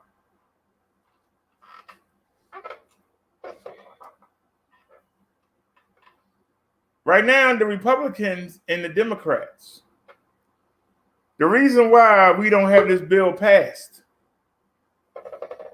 All right, the mayor of Detroit. Hello. What up, though? What up, though? What's going on, buddy? Not much, man. You tell me. I'm just trying to find out. Well, once again, I asked you a question and you ain't answer it. What do you want to talk about? Well, the question I would like to ask you, and I appreciate you took the time out to answer my phone call, is why is it that you and RE are having problems with one another when she's trying to resolve all the issues with you? How is she trying to resolve the issues? Whenever we talk, she says she's not answering no questions. So how would you resolve anything? I'm asking you. If you say you got an issue with me, if you say you got an issue with me, and I ask you what's the issue, and you say, I'm not gonna ask you no questions. Well, I believe that the both of you. If I have you in the chat, well, if you give me a chance, would you please give me a chance to answer your question? Just give me a chance to answer your question, sir. And I believe that maybe y'all got off on the wrong foot, and maybe you should give her the opportunity in order to answer your questions. That way, y'all can resolve your issues and go on about your business. But it seems like it just seems like y'all going back and forth over the same nonsense, and that's what this looks like. It looks like it's plain nonsense that y'all going over. Okay, I listened to what you said. Hold on. Hold on. Let me finish now. So if you call yourself a man of God and you call yourself, practicing. There you go. What? That's the first thing you demons throw is that man of God thing. When does being a man of God mean you gotta be a sucker? I had this woman on this show several times. Hold on, calm down. I'm not. Calm down. You're not gonna do that. See, it's simps like you. That's the reason why these women are running every damn thing. Because it's punks like you that won't stand up. You want to go, Mr. DeMayor? That's why I didn't want you to come on here. Because I seen you be a simp over there in other people's chats. You're going to keep defending this woman when you know she causing this. You're going to keep defending this woman when you know she don't want to stop. When you hear me making videos, I'm not going to mention you. Don't mention me. While I'm doing that, she making a video. But you're going to come defend her? Man, you need to go where you got to go. Take it easy and take it slow. Go back on over there to Vic and Lala. Go over there with them. Go over there with that bull crap. It's men like you, cowards. That's the reason why the women are running everything. Because you won't stand up for your daggone self. You're going to keep simping. I told you 15 times. Every time I try to talk to the woman, she don't answer a question. And you still, I think that you should still keep letting her come on here and call your names and not answer any of your questions. Well, I think you need to go back over there. Wherever you was, go back in time and check. Go back over there where they let you get away with that. When you come here, you got to be real. I knew you was going to do that, but I gave you the chance. I knew you was going to do that. All you got to do, ask the troll what the issue is. They ain't got no answer. You came in here and said the same thing you said in the chat. What you call in for? You didn't give not one solution. I said for the past hour and a half now that she will not answer any questions. All she want to do is troll. And she get all hee when she get on the damn line. And then when they all talk, yeah. So why should I keep putting on my show?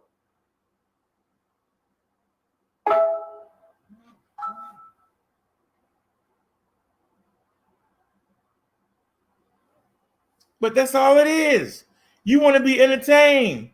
Are you entertained? You want to be entertained. That's all it is. But I gave you a chance. You was in the chat saying the same thing. You came right on here and said the same thing. You ain't told us nothing that we ain't already discussed. I asked you to leave, I think, and I feel out of it. Let's just deal with the facts. I gave you the facts. I ain't got no problem with the woman, but she won't leave me alone. She can make a video saying leave me alone. I'll make a video back saying yes. I'll leave you alone. While I'm doing that, she's making a video. But you want to come in here and defend her? Man, jump in the lake. Oh, both of y'all have fun together. Just go date her or something. You sipping like a mother. You got to have two parties to make an agreement. One person is making an offer.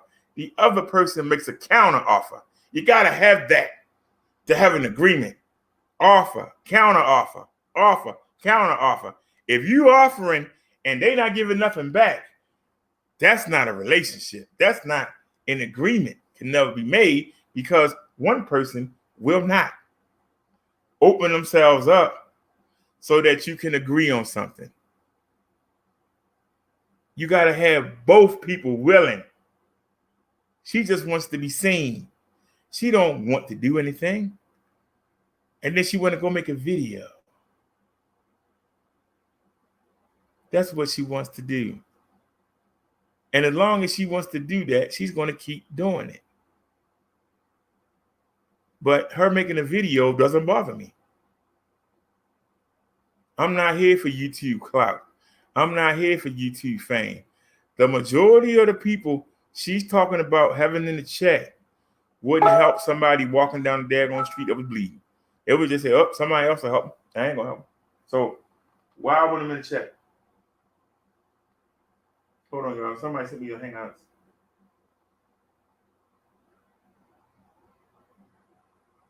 So, all right, y'all. Now that we dealt with that, let's get back to our topic. We already covered the Truutube, and I gave the link, and I hope that y'all go over there and visit the videos and check out some of the other content creators. It's supposed to be the Black YouTube. Why ain't Black people supporting it?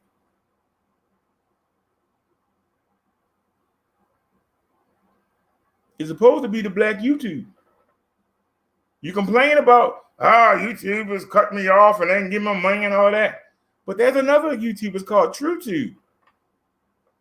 Why are we not supporting it? Why can't we have both be competitive? Then YouTube would have to listen to us right now. They know they're the best game in town. So why are we not supporting the Truutube and give YouTube a run for their money and then make them have to offer us things to stay? But we got to build it up. Or you going to wait for somebody else to do it? Will you actually contribute or will you wait till somebody else to do it? Does a Kanye West have to say, hey, come to YouTube, Truutube? Does a Tech 6ix9ine have to say, come to Truutube? Does Young Pharaoh or Papi Hassan or Tommy Sotomayor got to go over there and say, hey, come to Truutube? Why can't you do it on your own? If you say you really want to get behind Black businesses, why not go support Truutube? Well, you know, they don't have the things that that YouTube have. They won't until you support them. Isn't it amazing how the numbers went down? You gotta love it. You gotta love it. Well, they about to go down even further. Let me, how many windows we got open? All right, we still got the Truutube open. So let's use this window. Oops. Let's use this window, and am I going to be able to open anything up? Let me see here.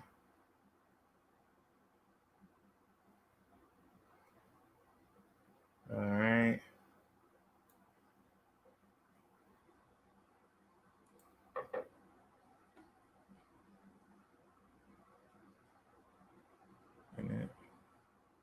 Let me deal with the commercial first. Don't let them.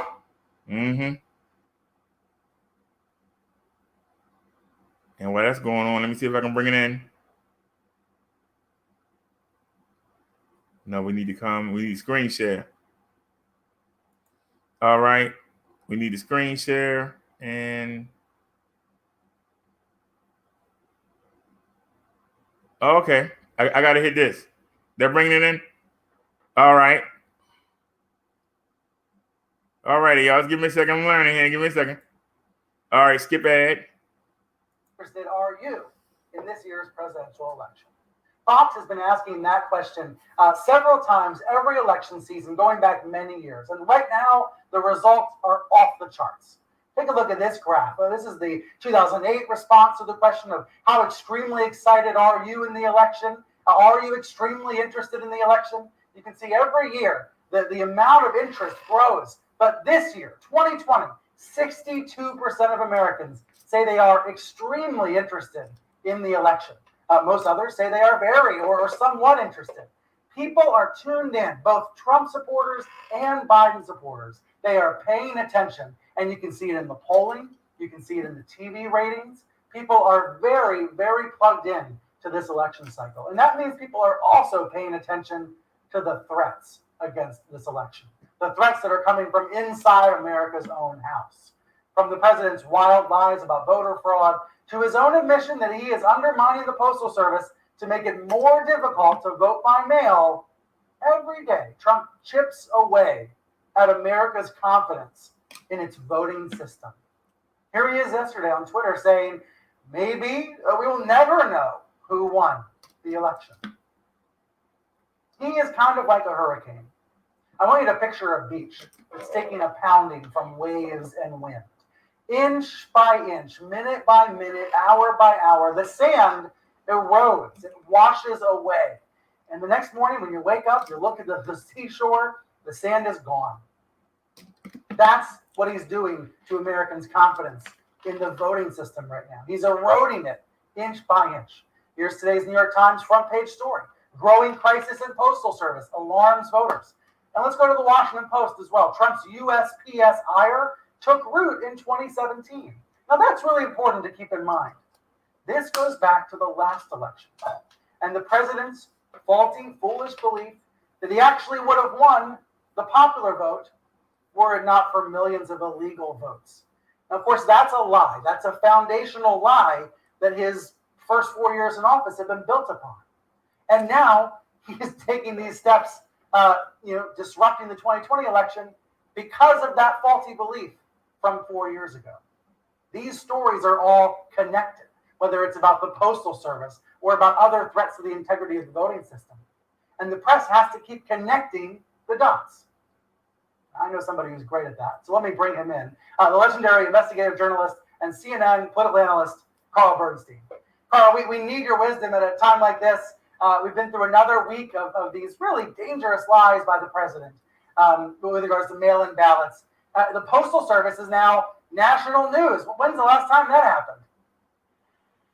A long time. The reason is that we have a tyrant president of the United States trying to act like a king to undermine the very electoral system, the most important element of our democracy, by impeding the Postal Service and throwing grave doubt among Americans about the efficacy and fairness of the election through lies and subterfuge.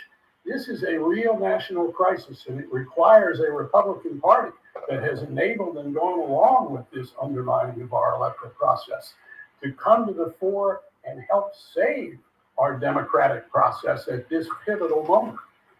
What questions do you want the press to be asking in the weeks ahead? I think the first thing is this ought to be, along with COVID, the story that we do not let go of for a moment, that we're on the air and in online with it every moment, but particularly about our history. Because remember, the Postal Service was started by Benjamin Franklin. He was the first Postmaster General to be an element of our democracy in 1775. And now we have a president committed to shutting down, in essence, the ability of the post office to help Americans vote. This president of the United States is using the post office, crippling it, to make sure that votes are not counted that might go against him and against his Republican allies. This is an unprecedented crisis. We've never seen anything like this. So we need history in our journalism, and particularly over at Fox News, where there are real patriotic journalists, reporters. Forget about Sean Hannity, forget about Laura Ingraham. Fox News has an unusual obligation here to be patriotic and point out the history of the Postal Service, the history of our free elections, and how this president is undermining them. Right. Once you start to realize that entire states conduct elections with mail-in ballots, once you realize the history of the Postal Service's incredible accomplishments, and how it's a backbone for the country, you understand the stakes of what's going on here. You mentioned Republican leaders as well, Carl. Isn't this about moral bankruptcy of the Republican Party? That there's just utter silence when these things happen? Absolutely. And unless Mitch McConnell and other Republicans, important Republicans, step up, this will be the shame of the Republican Party for generations. Let's look at the Voting Rights Act of 1965, which ended the horrible Democratic Party segregationist hold on a so-called poll tax throughout the South to keep African Americans from voting. The Voting Rights Act was passed because of great Republicans, the party of Lincoln, not the party of segregation, not the party of exclusion. Today, the Republican Party is returning to the old Southern segregationist Democratic Party by allowing this president of the United States, a racist president with a racist appeal, to do this, undermine our electoral system through racist discrimination using the Postal Service of Ben Franklin to do it. We do have a little bit of breaking news, by the way, about this Postal Service crisis. The House Oversight Committee just announced they're going to have a hearing on August 24th, so a little more than a week from now, and they're calling the Postmaster General in. We will see if the Postmaster General agrees to testify.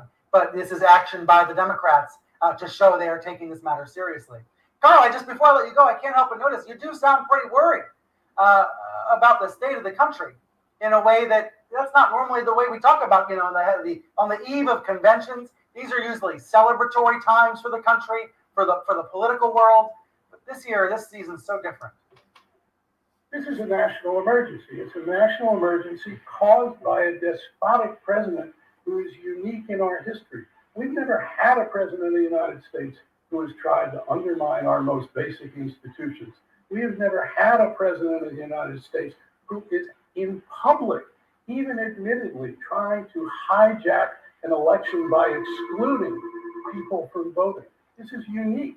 And that's why the press, particularly, every day must focus on this story with the history. The history is part of this story. And briefly, Carl, because everyone knows about you and Bob Woodward from the Watergate days, Woodward just announced his next book about Trump. It's called Rage. It's coming out September 15th. It's already a bestseller. All right. And President Trump, who gave many interviews to Woodward, went on Twitter. All right.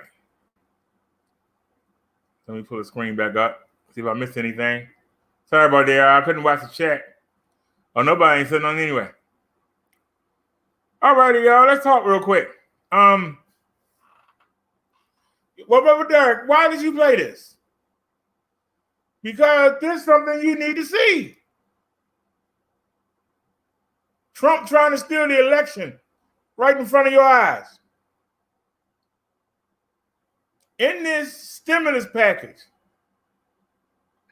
the Democrats want to make sure that they give the post office money so they can hire more employees. The deal with the people that's going to vote by mail. I don't know about you. I don't want to go down there and stand in line in 90-degree humidity, 90-degree weather for hours waiting, and we got to stand 6 feet apart. That means the voting lines could go for blocks. You can't just go vote. You have to go there with a daggone picnic basket, and you're going to have to freeze some water or freeze your tea or your juice so that it's drinkable. You're going to have to get it right out the freezer frozen.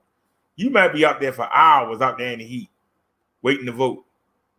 When all you got to do is check what you want, put it in an envelope, and throw it in the mailbox.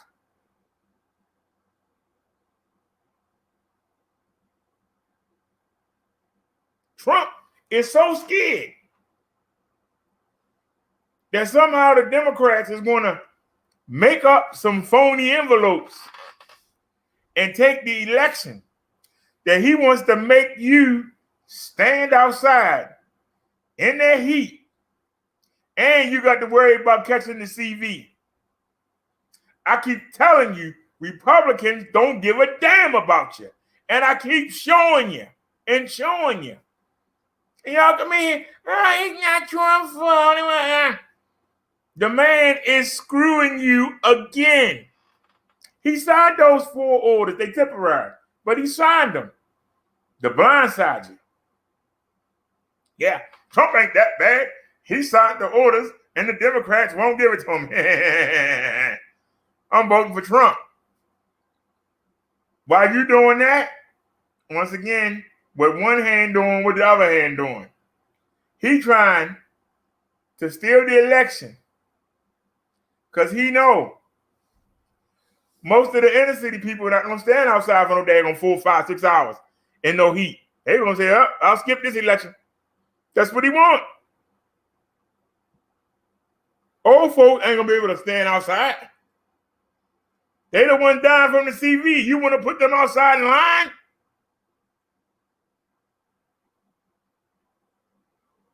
This is news. The man trying to steal the election right under your nose. How many of y'all talking about it? How many of y'all expressing your outrage? How many of y'all are hitting them on Twitter saying you ought to be ashamed of yourself? You're an embarrassment. How many of y'all doing it? Bet you none of you. But you want to worry about who calling somebody's name.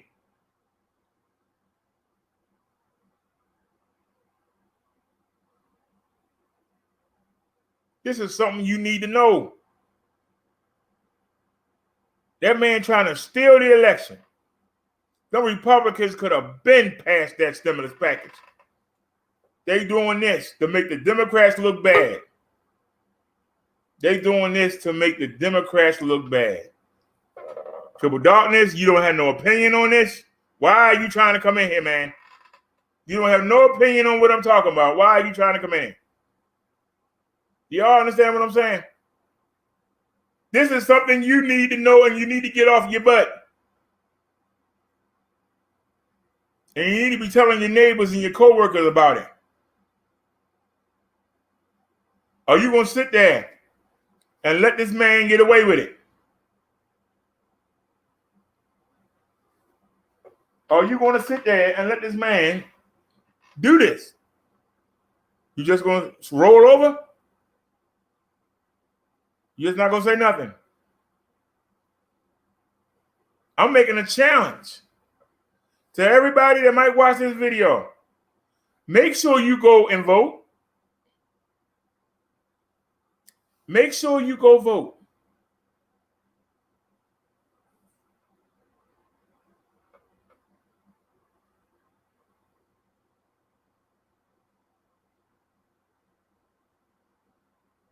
Because I can tell you,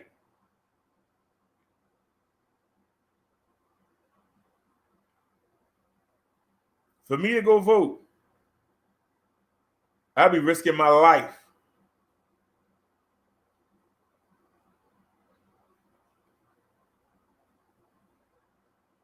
To go out there and sit around them people for 6 hours. Going into the store for 20 minutes and coming out is a whole lot different than sitting outside for 6 hours in 90-degree heat and humidity. And the falls ain't what they used to be. Now it don't start getting cold until December. Remember, it used to start getting cold around Labor Day. It don't get cold no more until December. These past 3 years, it's gotten cold in December. September and October was good.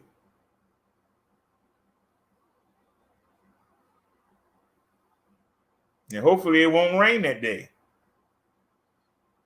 Who's going to be up there in the rain? And you got the flu season and the COVID to worry about. God darn, I want to just check the names off, put it in the envelope and send it. I don't want to go through all that. But this president is so afraid, even though it's never worked. The hanging Chad thing, that worked out for the Republicans. He can't produce one time when there's been voter fraud. There was no voter fraud with Hillary and Trump. Trump still thinks that he got the popular vote. He don't realize a lot of people thought that Hillary had it and didn't vote. This is another thing I tell you. You see somebody laying in the street, you can stop and check on them. You can call 911. You keep walking. You assume the next person going to do it. Last time, a lot of people didn't vote. They assumed the next man would do it. Trump not counting on that. He thinks the Democrats are going to make up a whole bunch of imaginary votes and send them in. He's afraid.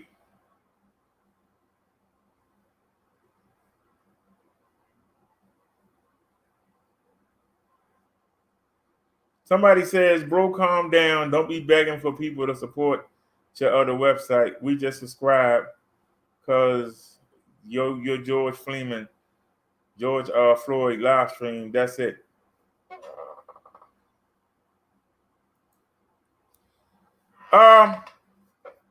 This is what I'm saying. What is wrong with our people? I gave you a good reason why you should go over there.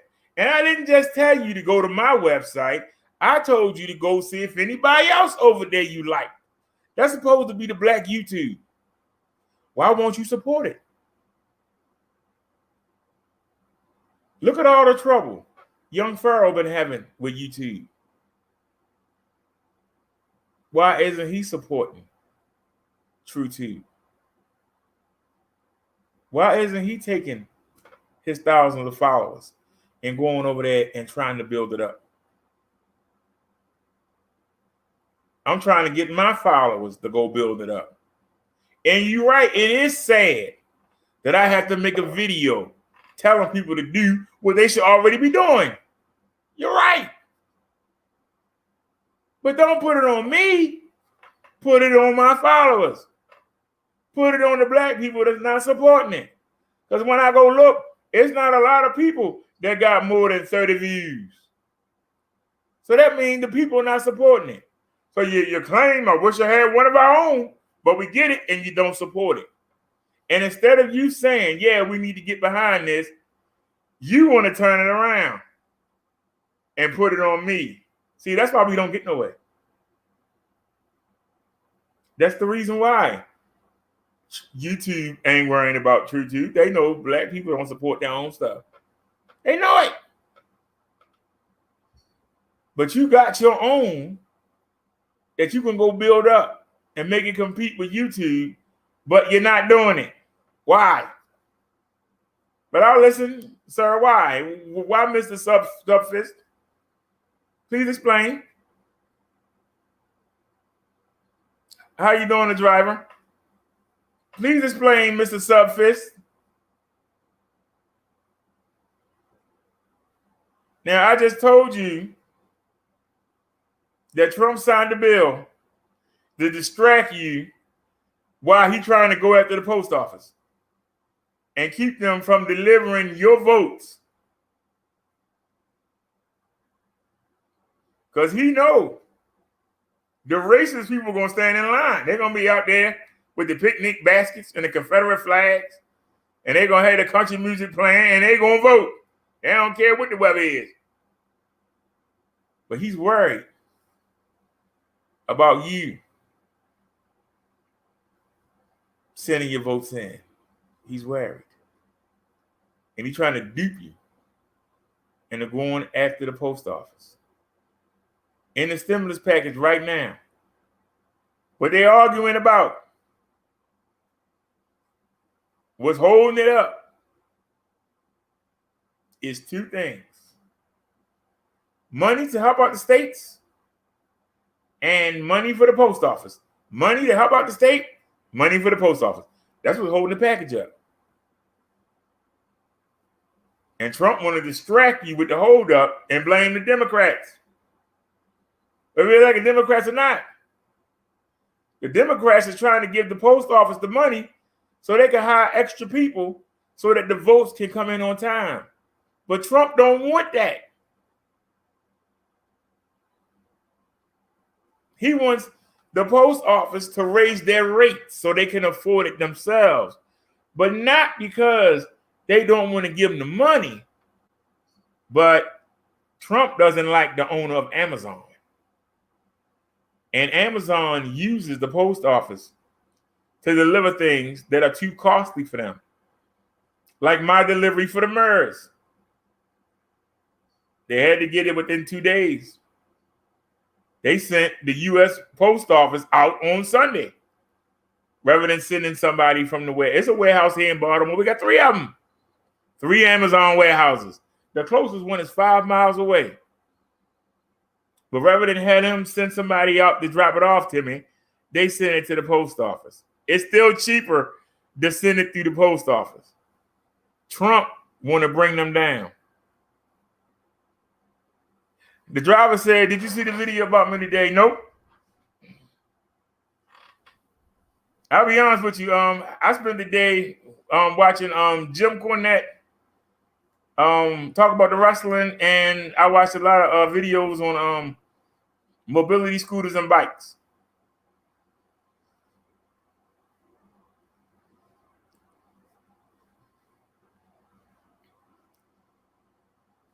I haven't been over there looking and see. That's the reason why they came over here. They making videos. I ain't going to look. I ain't even type my name in the chat. I'm not worried about them, but see, they worried about me. Do you see what I'm saying? To the point they had to come over here and interrupt my show. I'm not going to give them the time. I'm not going to answer them back. That's what they want. They want the attention. That's what they want, the driver. But they can't beat me. They can't beat me.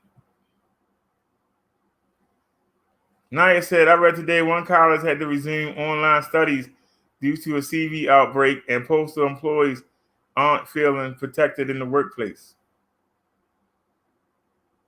Well, Naya, we're going to have to protect them because we're going to need them. I'm not going out there for no 6 hours to vote. Tell you that right now. He ain't got to worry about me voting his butt out.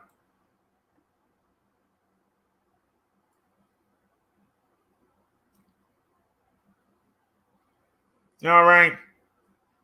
All right, Papa D, here go one of your favorite people. It's one of Papa D's favorite people.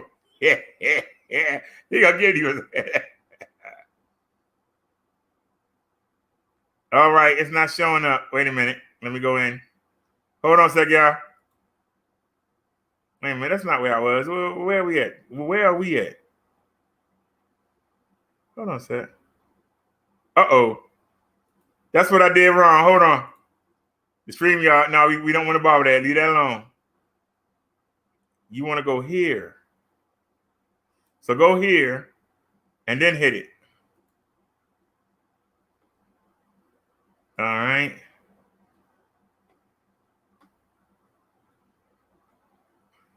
I had 100-degree fever. They told me you need to have 103 degrees for 3 days straight before we'll test you. So even in mid-March, it was an absolute disaster. Hold on, y'all. Now, as it turned out, I didn't have coronavirus. I had the flu. But I had no idea, and I didn't know if I was, endangering my family, et cetera. We locked me in a room in this house for quite some time, and because I couldn't get tested, it was impossible. But that was March, and now you say March was too late, but I hear you on that night. Of course you're right. But my God, we're in August now, and we're still, even Republican governors are saying it's stunning that there's tests that are taking a week, 10 days to get results back. by which time it's way too late.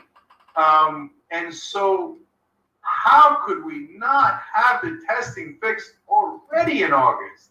It's just, I can't fathom it. What did we do wrong all the way up to now? We opened the economy too fast. The reason I say that is because when the Northeast had our big spike, the rest of the country had cases that were low or on the way down, like in areas of California or in Washington State.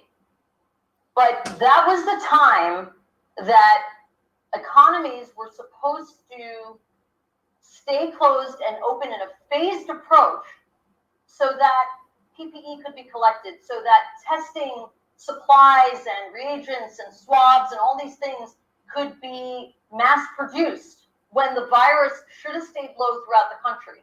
Instead, what happened is that the economy opened too quickly in some states, full force ahead, bars opened, indoor dining opened, people having parties, and all of a sudden, as the virus started trickling down into the communities that were really going to suffer from this, all of a sudden now we needed testing at full speed ahead, when we should not have had that much of a demand at this point. The whole country should have been down. So this is just a disgrace. And unfortunately, the whole country is suffering because of it. And I hope that if we get a universal masking policy throughout the country, not just 35 areas, so 34 states and the Washington, D.C. If we get masking everywhere and people keep restaurants and bars closed in areas that are in, a lot of infection prevalence right now, that hopefully testing capacity will build up again. I see, because those two things are related, of course. You have less testing capacity when you have more cases. And so much demand. There's so much demand for the cases. And now kids and universities are having to shut down because of it. So as an example, my daughter is a sophomore at the University of Pennsylvania, our alma mater, and she found out today that they're not going back.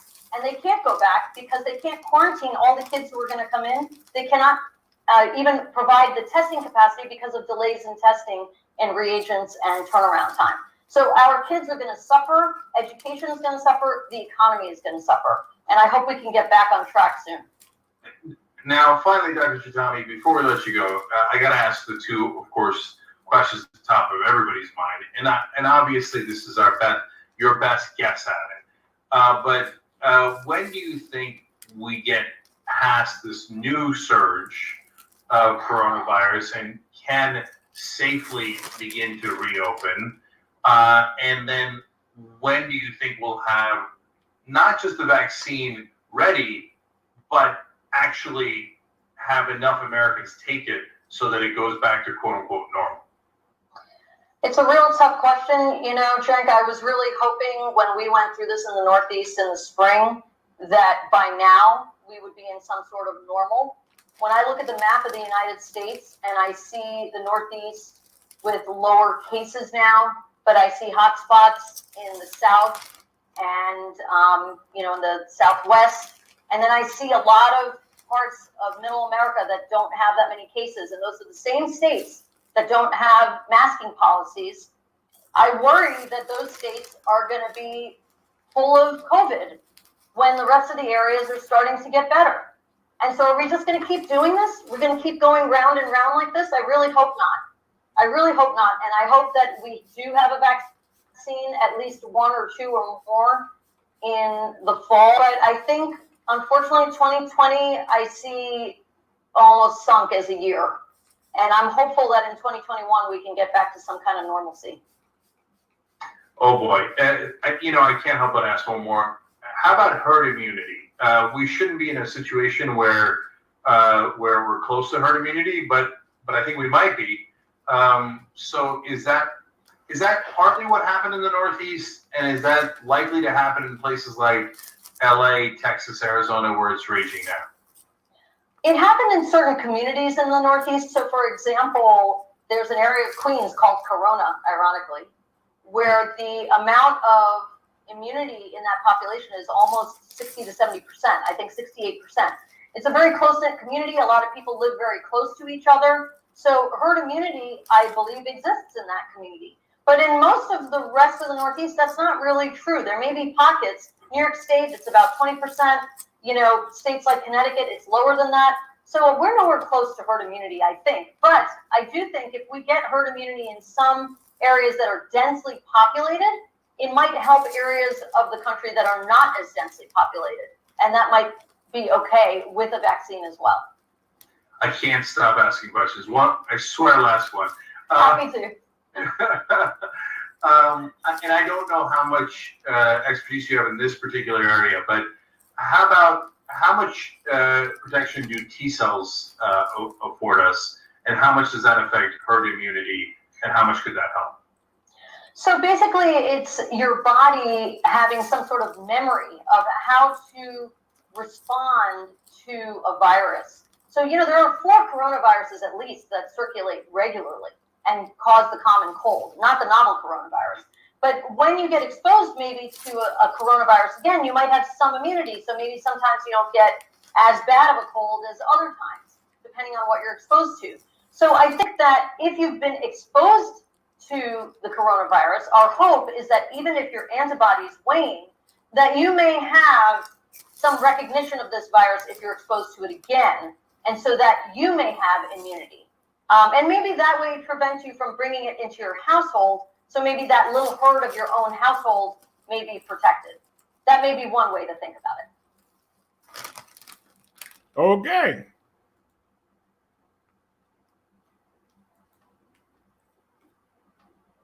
Let's keep it going.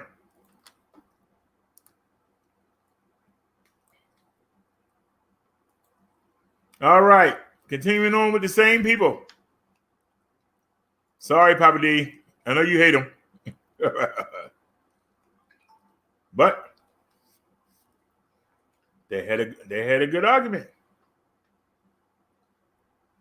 All right, let's get it. Newsweek is catching heat for publishing a nonsense op-ed that was written by a conservative named John Eastman, who basically tried to use a birther-like argument to question whether Kamala Harris, has the ability to constitutionally serve as VP. Now, his argument is absolute nonsense. It was flat out rejected by everyone who is an honest actor. I'll read you a few portions of what he had to say, and then I'll tell you why he is a figure who is not to be trusted, especially when it comes to any type of analysis or commentary on Kamala Harris.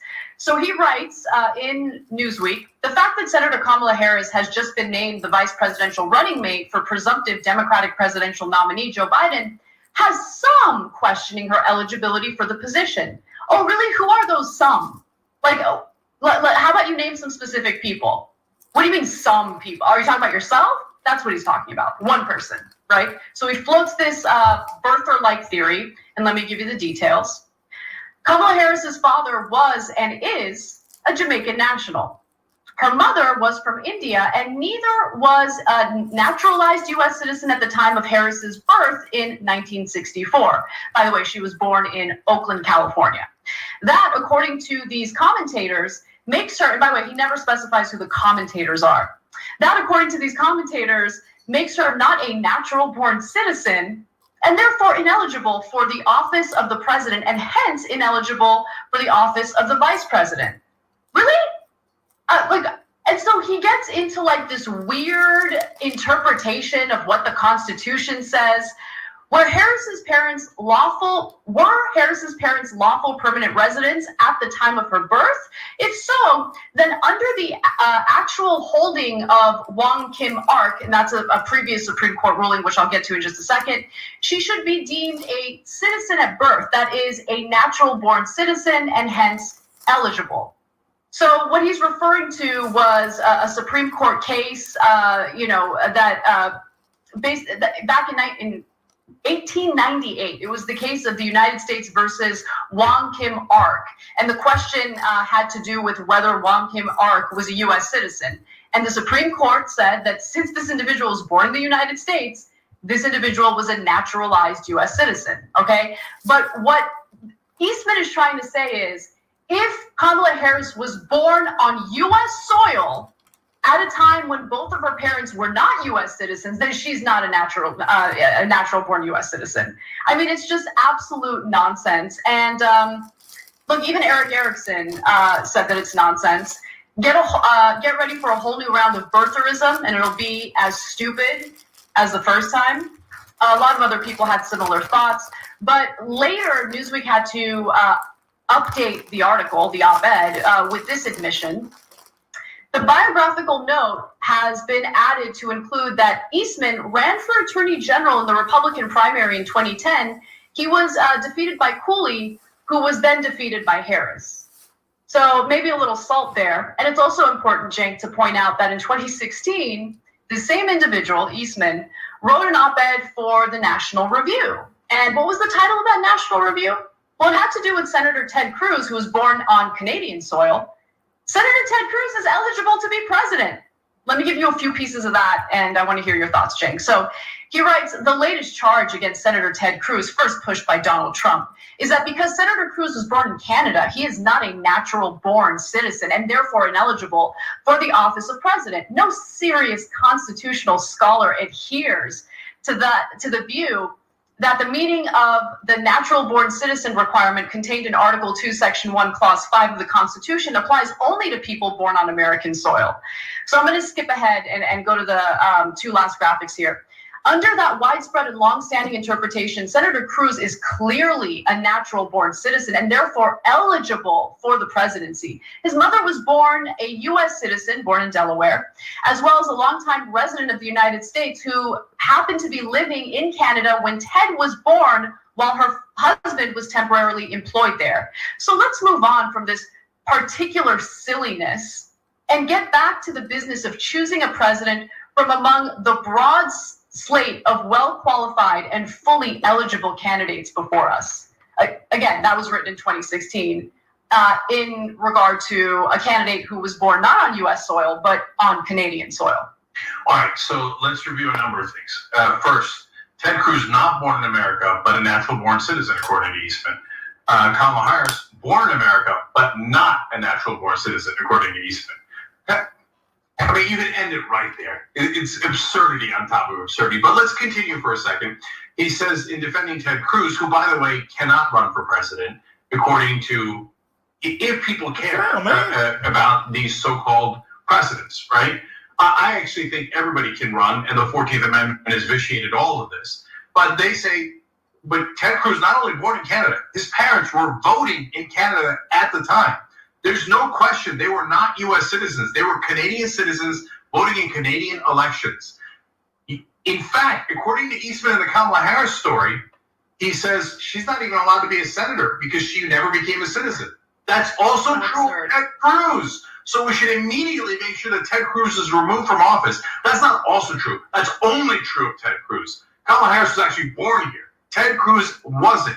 And what is Eastman's argument for Ted Cruz being a citizen? Well, maybe his parents weren't citizens at the time, but his mom was born in Delaware. Wait, I thought you said that being born here doesn't matter. But all of a sudden, when it's Ted Cruz, his mom being born here matters and is dispositive. They're such unbelievable liars and hypocrites. So I'm not doing anything until Ted Cruz stops being a senator, because that guy's not a citizen at all. He never became a citizen. He's not a citizen. It's not my opinion. It's conservative Eastman's opinion.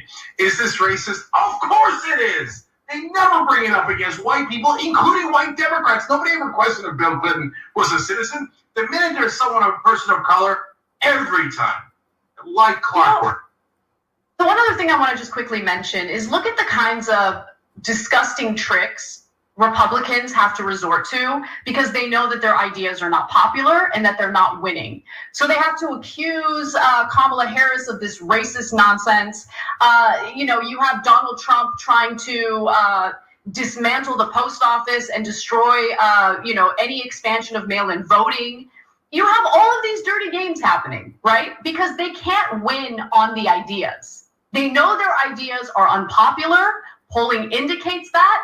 Donald Trump as a presidential candidate is even less popular.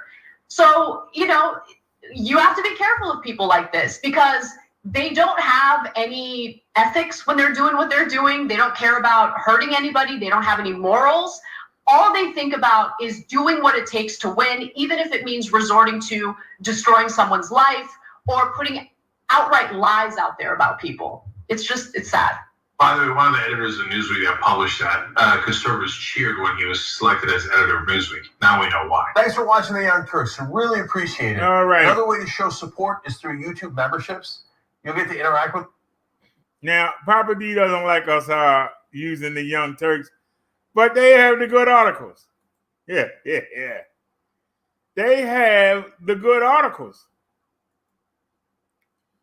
Naya says the birth certificate conundrum, same as Obama. Yes, they use the same thing. That man didn't say nothing. That man said Ted Cruz was eligible to be senator. Ted Cruz was born in Canada.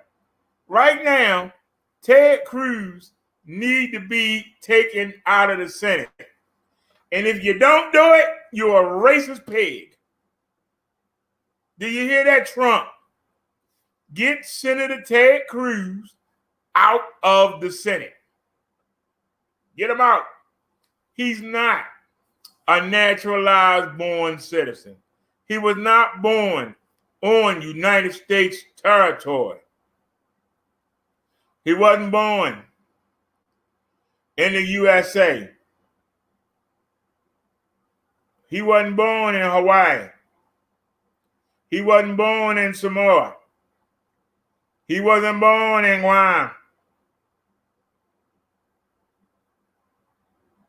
He wasn't born in the Virgin Islands. He has no right to be a senator. You need to get him out of there right now. You're breaking the law, but you won't do it because the good old boy network is going to prevent it. That man ain't got no business being in that damn Senate. This is what I say, the mentality. They know the truth. They let it go in this ear. And by the time they come out this ear and they come out their mouth, it's something totally different. So you want to say Obama. You want to say Obama wasn't born in Hawaii. He's not a citizen. You want to say Kamala Harris, who was born in Oakland, California. Can't get much more USA than California. But because her parents were not American, but she was given birth to in the country. It's the country you giving birth to. Somebody that was born in China cannot run for office. Even if their parents was on vacation, if that child is born in China, they belong to the Chinese government. It's the soil that you born on. The soil which you were born on. Some of y'all will say, well, that's not fair. In order to maintain the integrity of the country, in order to run for office, you must be born here. Why is that something different?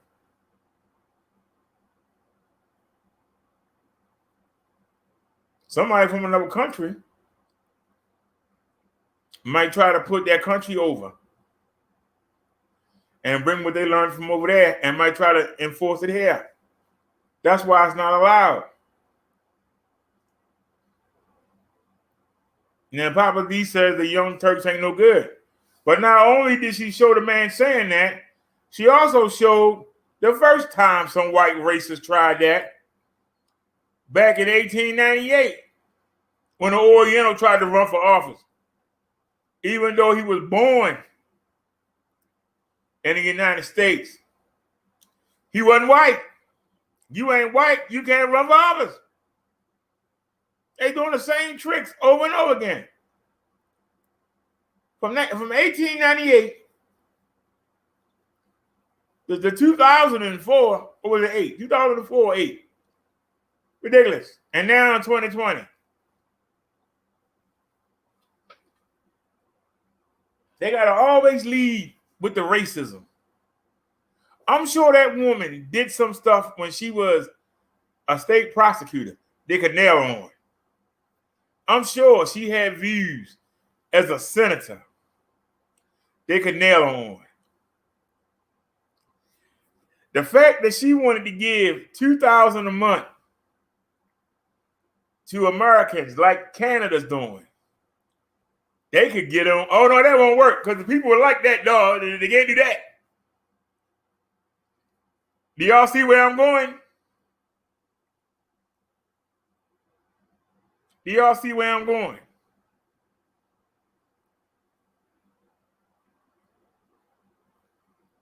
The Republicans are like a dog chasing their tail. They don't know where to go and what to do. They don't know what to do. Because a lot of people want to turn it around. They want to say, well, the Democrats should not worry about the states needing money. But Donald Trump just screwed the states in the executive orders he signed. The states got to come up with $100 for every human being. It's his order. He's not going to go and manage the states because I love how he keeps saying these poorly run Democratic states. You are the president. Send your people in there to find out what's wrong and get them people out of there and put your own people in there that's going to run it the right way. But no, that takes effort. And I don't want to do that. It's just easier to just lay the blame on the Democratic mayors and councilmen. But it's a lot of Republican-run states that's in trouble. Florida being one of them. Who was the first person to cry they need money when he said they had to pay their $100? Florida. Florida, the most Republican state in the country. They were the first one to beg for money. Well, the money is in the package for the Democrats that they put up. And the Republicans won't pass it. But their own Republican governor already got his hands out. Can I have some more? Can I have some more? Democratic governors ain't said nothing. But it's your boy. Can I have some more? Do you see how dumb they sound? You can say, how dare you picking on them. I'm just telling you what I see. And I bring it to you raw and uncut. And you make your own opinion. I don't ask you to make an opinion. To take my opinion. I ask you to make your own. I bring you the facts. I bring you the facts. I don't give you innuendo. I don't tell you what I feel. I don't tell you what I think. I bring you the facts, and then you decide what you're going to do with it. Are you going to let it go in your brain, and are you going to actually look at it, or are you going to let it go in your brain, and then just let it come out your mouth something different?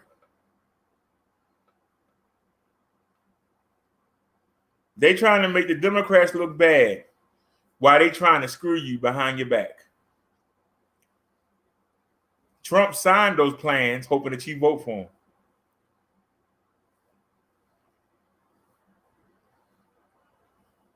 The driver said, BD, why no one ever talks about Democrats that push abortion? You know why?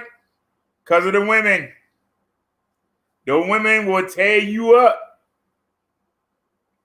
They don't have the courage to come see me, though. But they will tear you up. It's our body. You can't tell us what to do with our body, so everybody just don't say nothing. That's why, sir. And when you attack them, boy, they'll pull you down. They'll find somebody.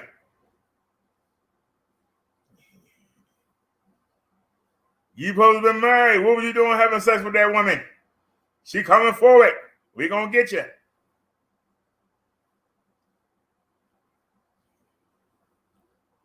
If these men would stop messing with these young girls, feminists wouldn't have a leg to stand on. That's all they got to work with.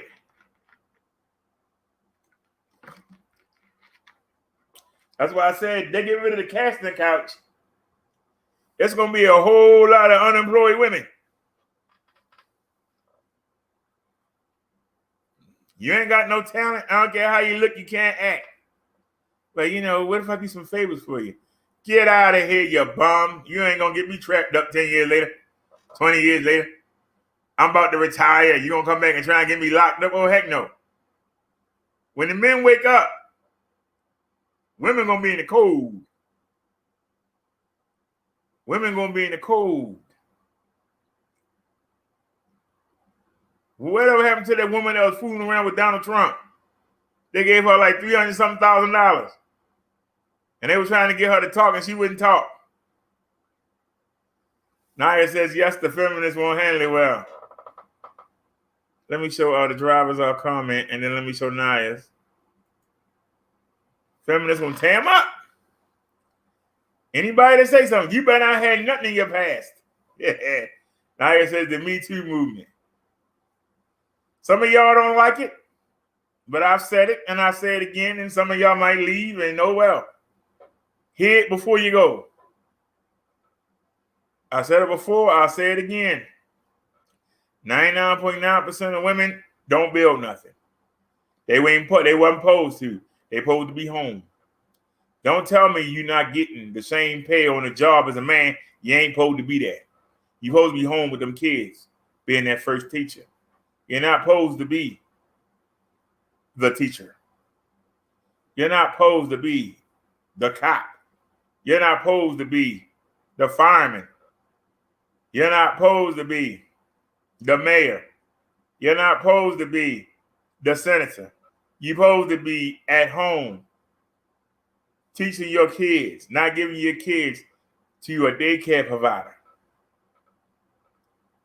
They're supposed to learn everything from their mother, how to walk, how to talk, how to go to the bathroom. You're supposed to teach them. You're supposed to teach them about religion. The mother, that's your job, but you don't want to do that. You want to be the man. I can do the same thing a man can do. You wasn't built to do the same thing a man can do.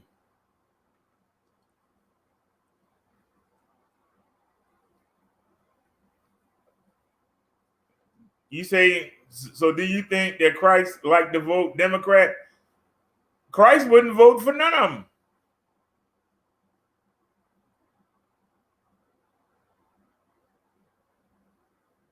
In order to have peace and civility, you must follow the laws wherever you are. And you're supposed to be an example. But you got to put a limit. If you know that abortion is not allowed, thou shalt not kill. Why would you let abortion be in your state?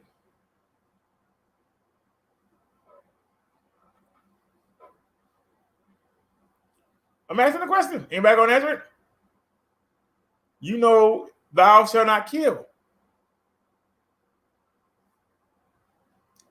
Even if you get raped, if God allows that child to come to life, who are you to say kill it?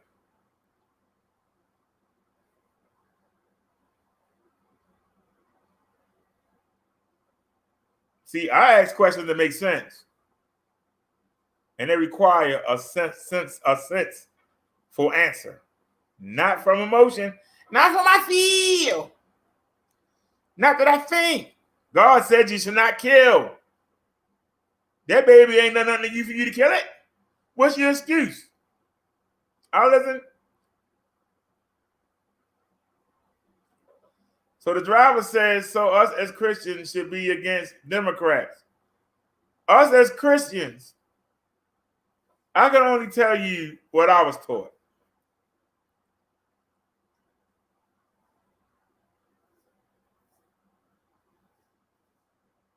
Our job is to bring people to Jesus Christ. Our job is to be an example to the Americans. There are Democrats that are trash. There are Republicans that are trash. If you can find somebody good to get behind, then go ahead. But the same way you can't force religion on somebody, you can't force them to be Democrat or Republican. Just because your mom and dad was one, that don't mean you got to be one. You're supposed to use your own level of discernment and judge the behavior of your leaders. And if you have a leader you know is immoral, it's your job not to go along with whatever he says.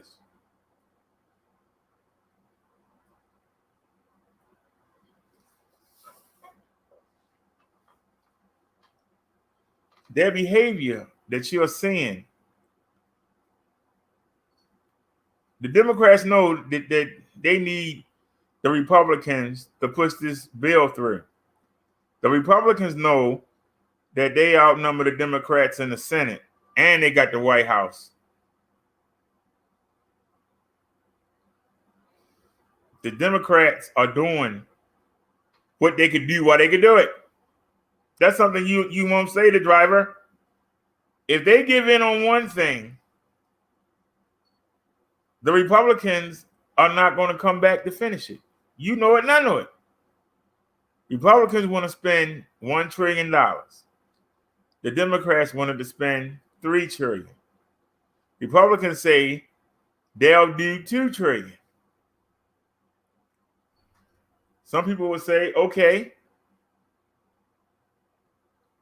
But part of that is the post office, the stimulus checks, and the help to the states. You already have the reddest state in America saying they need money. It's money in the plan. The Republicans won't vote for it. The Democrats say that they want to give people help with food.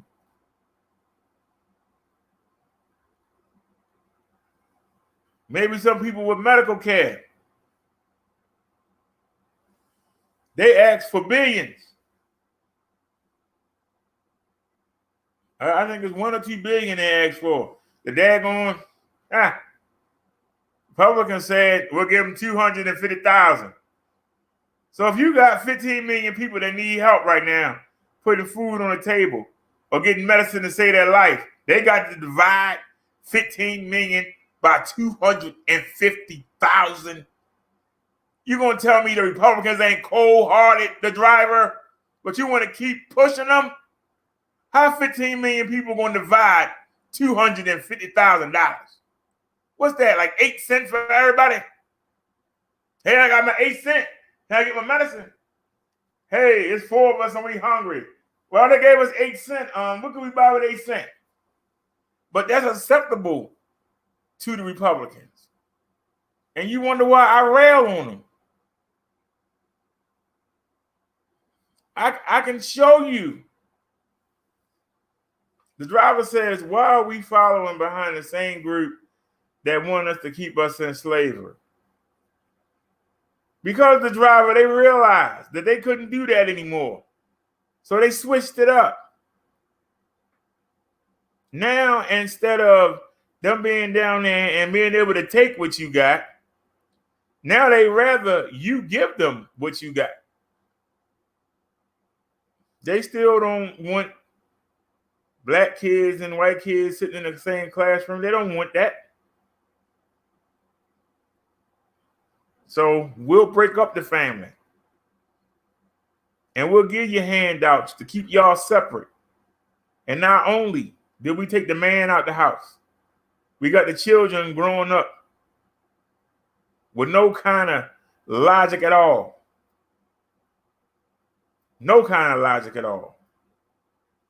We put the drugs down there. And then we lock up the drug dealers and get them to work for 25 cents in the prison. Still make money off of them. Whatever they buy with the drug money, we still make money off of them. And they out there getting locked up. They shooting and killing each other. They not competing with our kids for the good jobs. They not competing with our kids for the scholarships to get into Harvard and Yale and Princeton. They sitting there fighting just to get in community college, the ones even trying to do something. Democrats say, yeah, I'm fine with that. Republicans are different.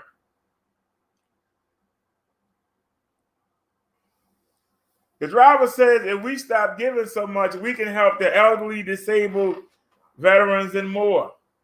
So Donald Trump has been in there for 3.5 years. Why do we still have homeless veterans? And the majority of them homeless veterans, I can't speak for where you are, but the majority I see when I go out, they white. Why should there be somebody white homeless? Especially somebody that served this country. I'm listening. Here's the part that's scary about what you said. The fact that we know it's poor white people. The fact that we know that there are poor white veterans living in our parks, under our bridges.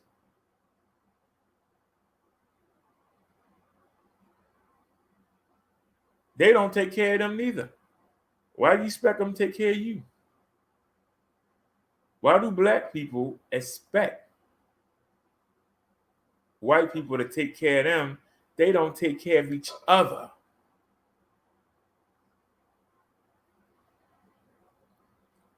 A lot of people get mad when I say that, but somebody come challenging. There should be nobody in America white that's worrying about what they're going to eat tomorrow. They should be took care of. They should be the first that's taken care of. They don't take care of their own, but you putting all your hopes in them. They ain't taking care of their own, but they supposed to take care of you.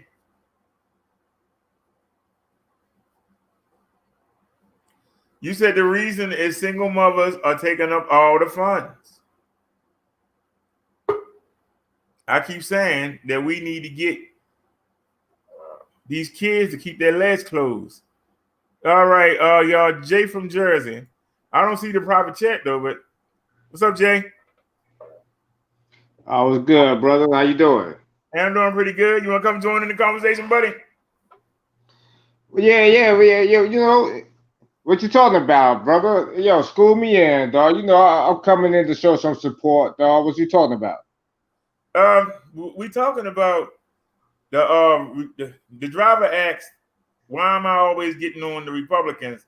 And then he asked, why do black people vote Democrat when the Democrats wanted to keep us in slavery?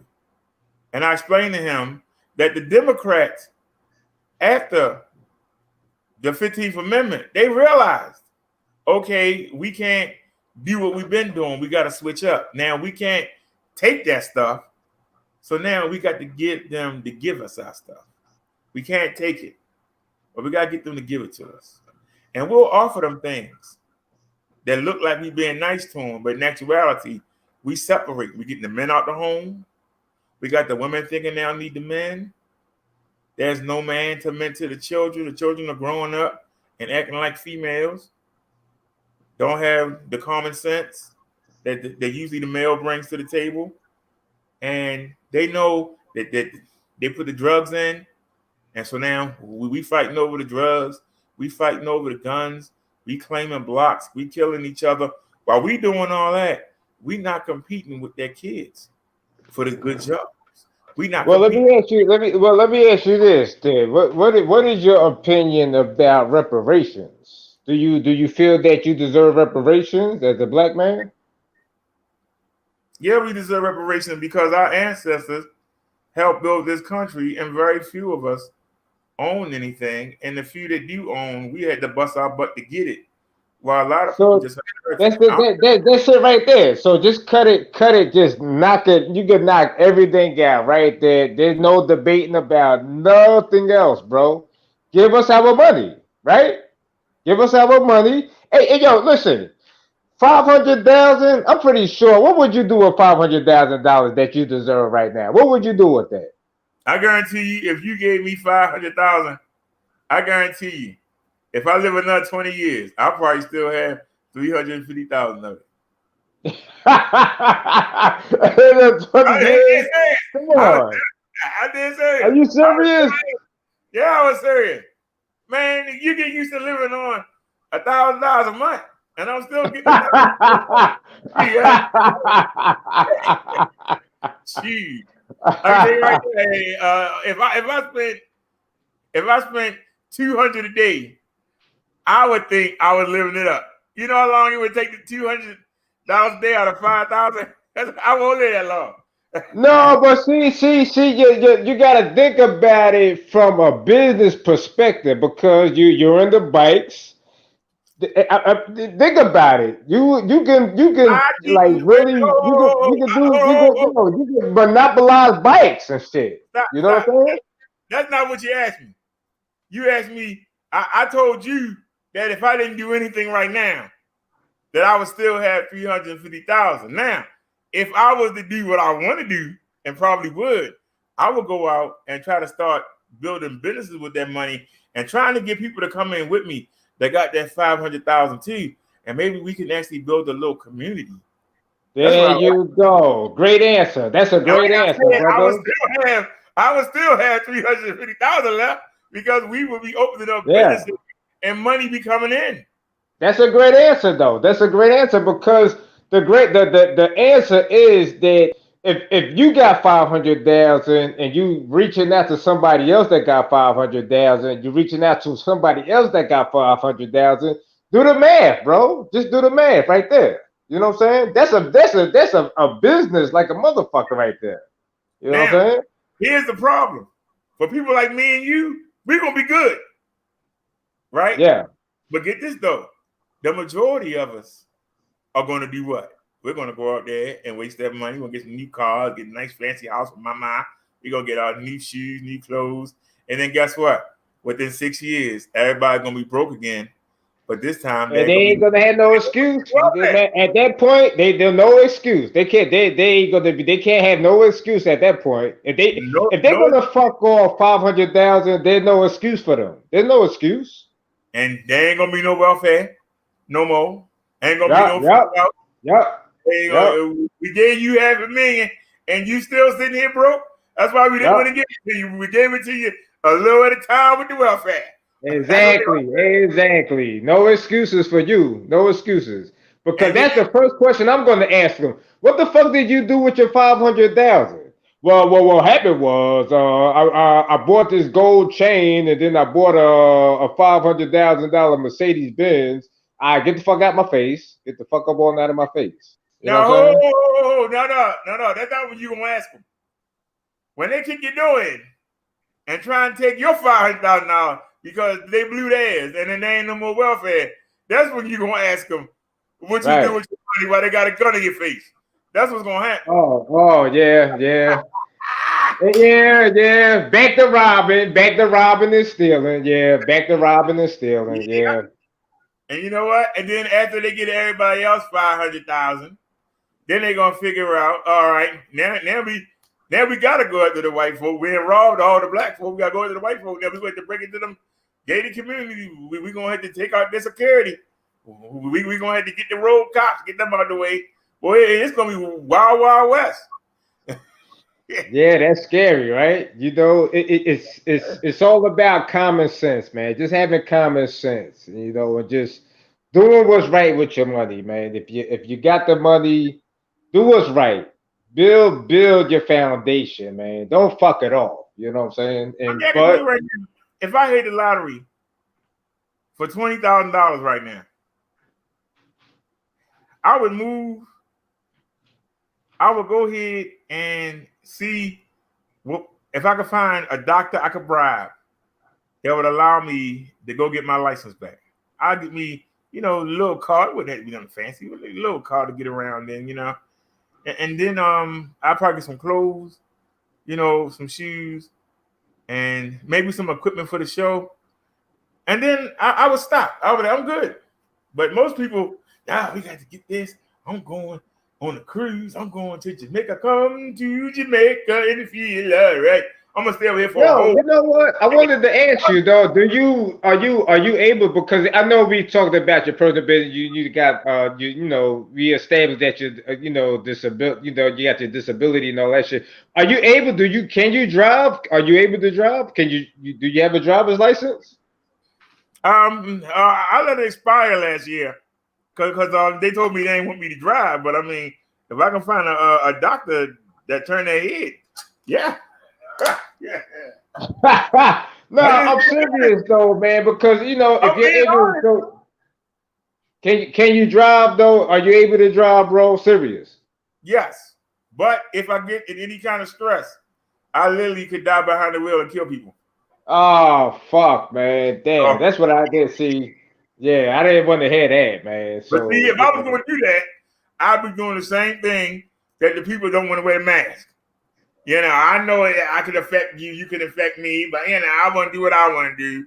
I want to go drive. That's why I'm trying to get me a nice mobility scooter that's like a little moped, and so I can still get out there, get my speed on, and I can get on the road and drive. But at the same time, I'm not going to be in no daggone 2-ton vehicle.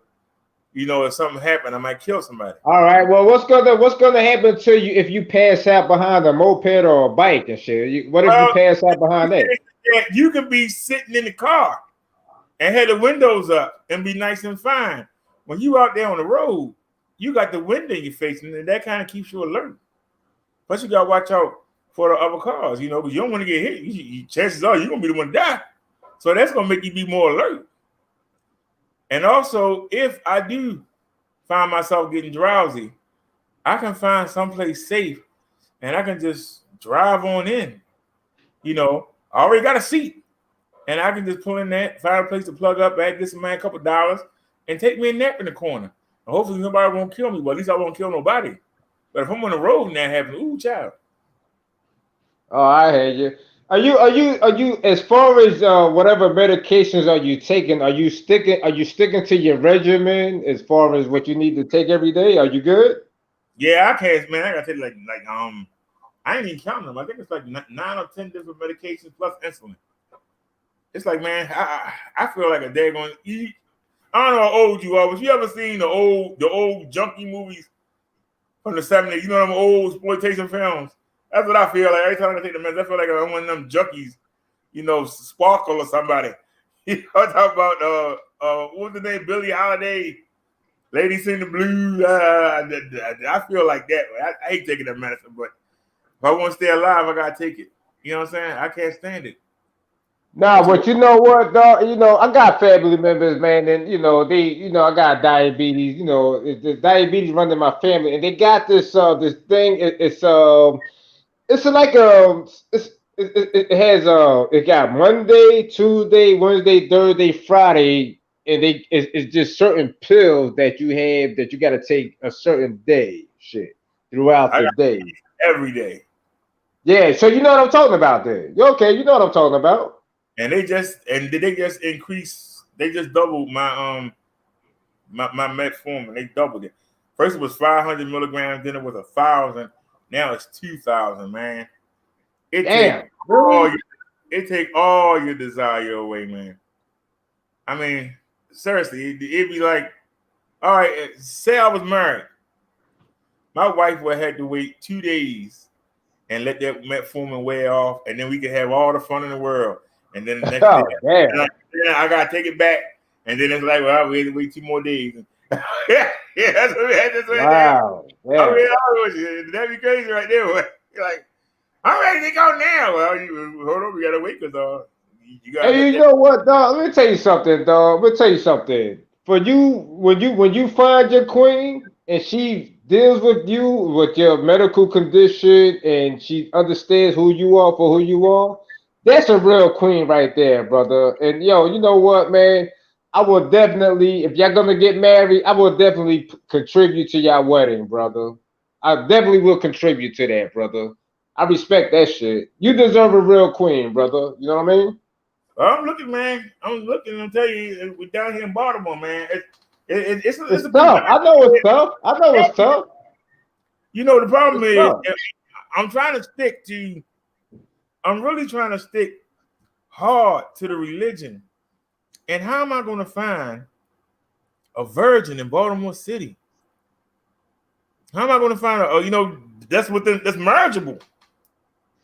Hold on. Wait. You said you looking for a virgin? That what you supposed to marry?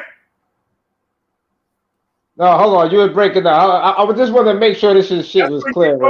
You supposed to marry a virgin. So that means that if you want to have any children, she can't be older than 35. So where you gonna find a 35-year-old virgin in the city? I'm listening. I'm seriously, I'm listening. Let me know. I'll go. Hey, well, good luck with that. But beside that, there's a blue nose pit bull female that I can hook you up with and shit. That's a virgin and shit. I can help you out and shit. But beside that, nigga, I don't know. I hook you up with a blue nose pit bull female, my nigga. That's a virgin and shit. Well, that's the hard part. When people make their jokes or whatever, I don't know why they never stick out in their mind. Where am I going to find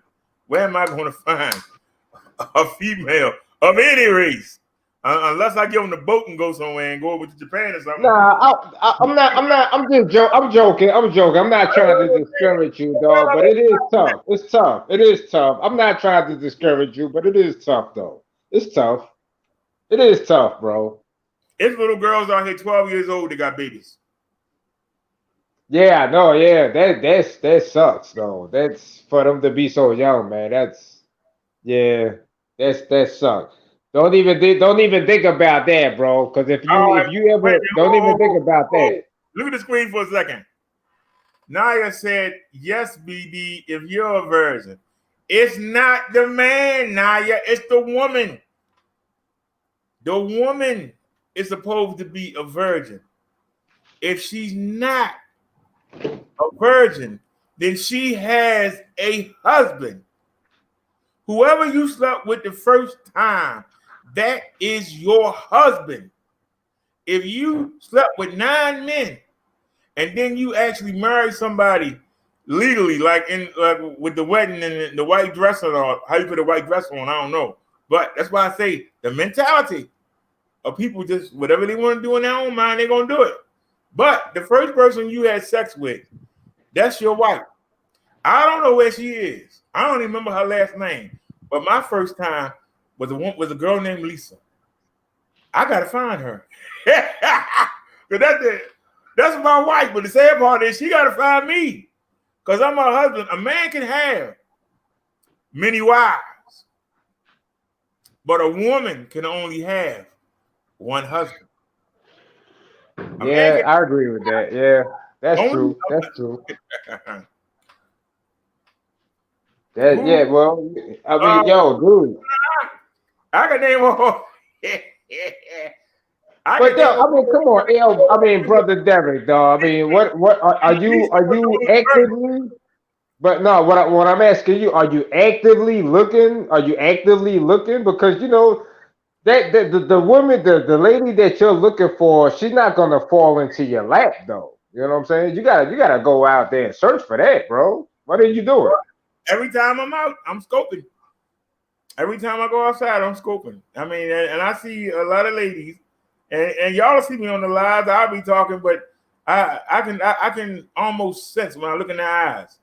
I can almost sense, but you know, I talk. You know, like I said, it hasn't really been anyway nothing but a bunch of young girls. The last time I went to the market, there was nobody. You know, they were like young, you know, in the 20s and under. There wasn't nobody I could really holler at. But you know, when I see somebody, you know, I stop and try and start up a conversation with them. But like I said, you know, you can almost tell when you get that And you know what I mean? You be like, oh Lord, I can't do it. You just Hey, Derek, hey, let me tell you something, dog. If you run across a 40-year-old female virgin, I'm cock blocking the fuck at you, bro. Just to let you know, all right? I'm I'm gonna be cock honest. blocking you. The only other way is if I actually start a small church, right? And then women always gonna be competing for the first lady, and I might have to pick the best of the bunch, and then try and do it that way. But that probably would be. Oh boy, you had to bring up the church, bro. Oh, there you go, bringing up the church.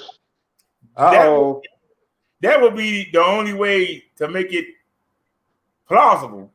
Yeah, that's my first lady, but chances are I'm not her first man. That's gonna be the problem, though. But the women will say, oh, they'll roll with that. Okay, well, he married, he got a first lady. There you go. It ain't me. It should have been me, but okay. And then they'll forget the other part. Well, think about that though. You gotta think, you gotta think about that, Derek, because if you start up a church, you the man. Oh, this minister brother Derek, he's running the church. You got a choir, you got an usher board, you got all of that going on. You got deacons, you got all of that, bro. And then after service, there's going to be a couple of women they're going to want to talk to you behind the scenes, bro. How you going to handle that? It's still gonna be hard to find a virgin amongst them. That's the problem. That's the problem. Okay, where you go? We had to go to Wild. We had to go to Samoa somewhere. Okay, all right, bro. It's easy to say, boy, because they're gonna show you some sexy legs. They're gonna show you some breasts. They're gonna show you some sexy legs. Shoot, what you gonna do, bro? I might have to do the Bambata and go to Brazil and yeah, right. Don't go. Come on now. And let her turn 18. That's not what I had to do. Get down to Africa and find somebody living in one of them nunneries down there and say, look, hey, I understand that you were raised Catholic, but Jesus and God don't need no wife. They can make their own. Why don't you be my wife? That's what I like. All right, bro.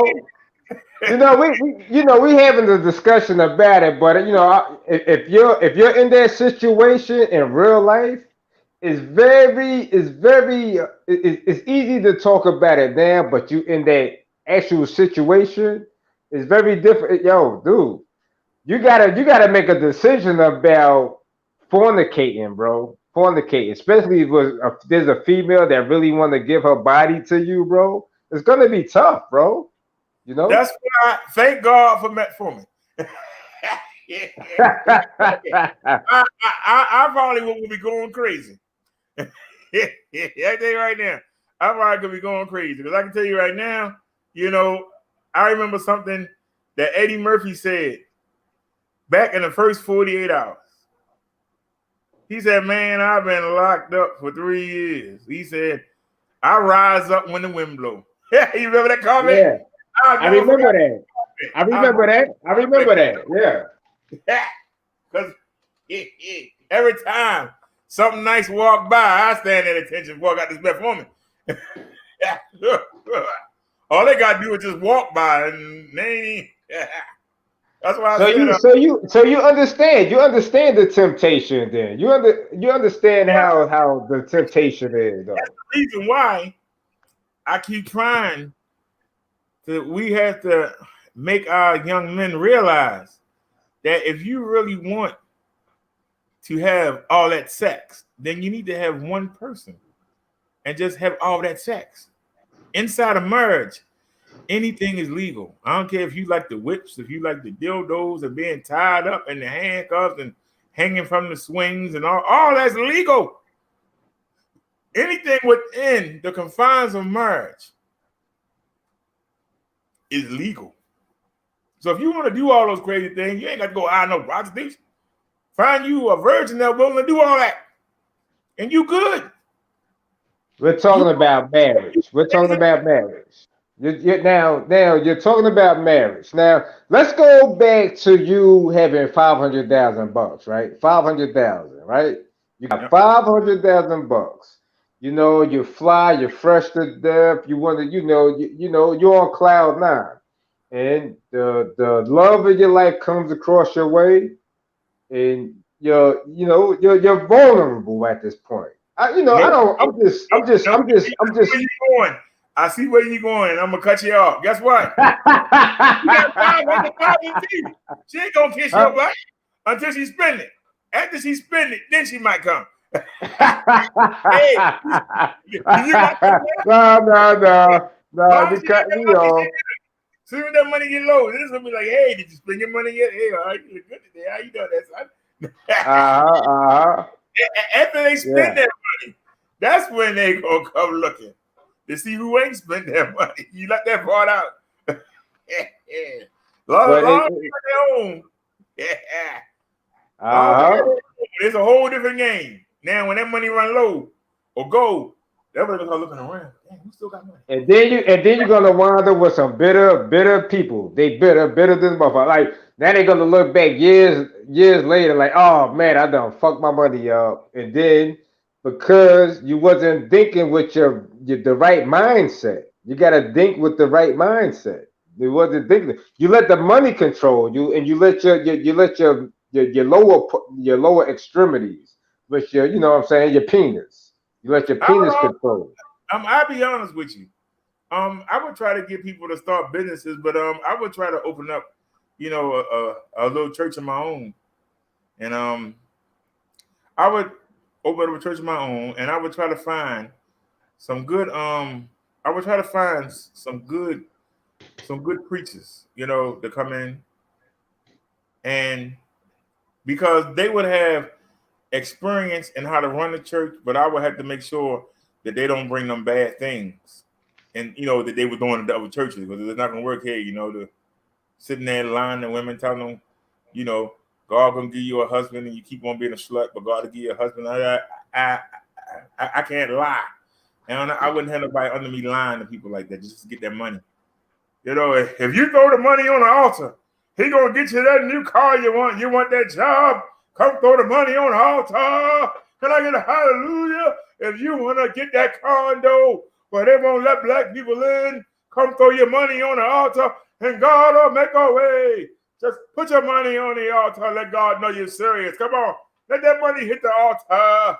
Let it hit it. You're going to get everything you want. You're going to be able to go and say, hey, I'm a child of God. Look at me. Look at the clothes I wear. I can't do that, man. But hold on, but Derek, though, you gotta agree with me that the church, it's not what it used to be back in the early 90s, 2000. It's not what it used to be, bro. There's not many people in the churches anymore, bro. You know that, right? There's not many people in the churches. It's a lot. We have a lot of churches here in Baltimore. I mean, you almost it's like a liquor store and a church on almost every corner. It's like, damn.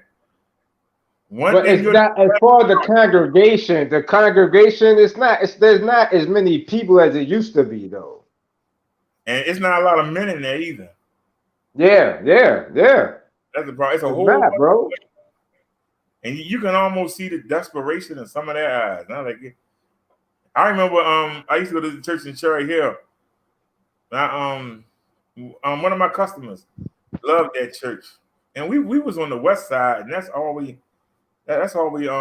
down there past the stadiums, way on the other side of town.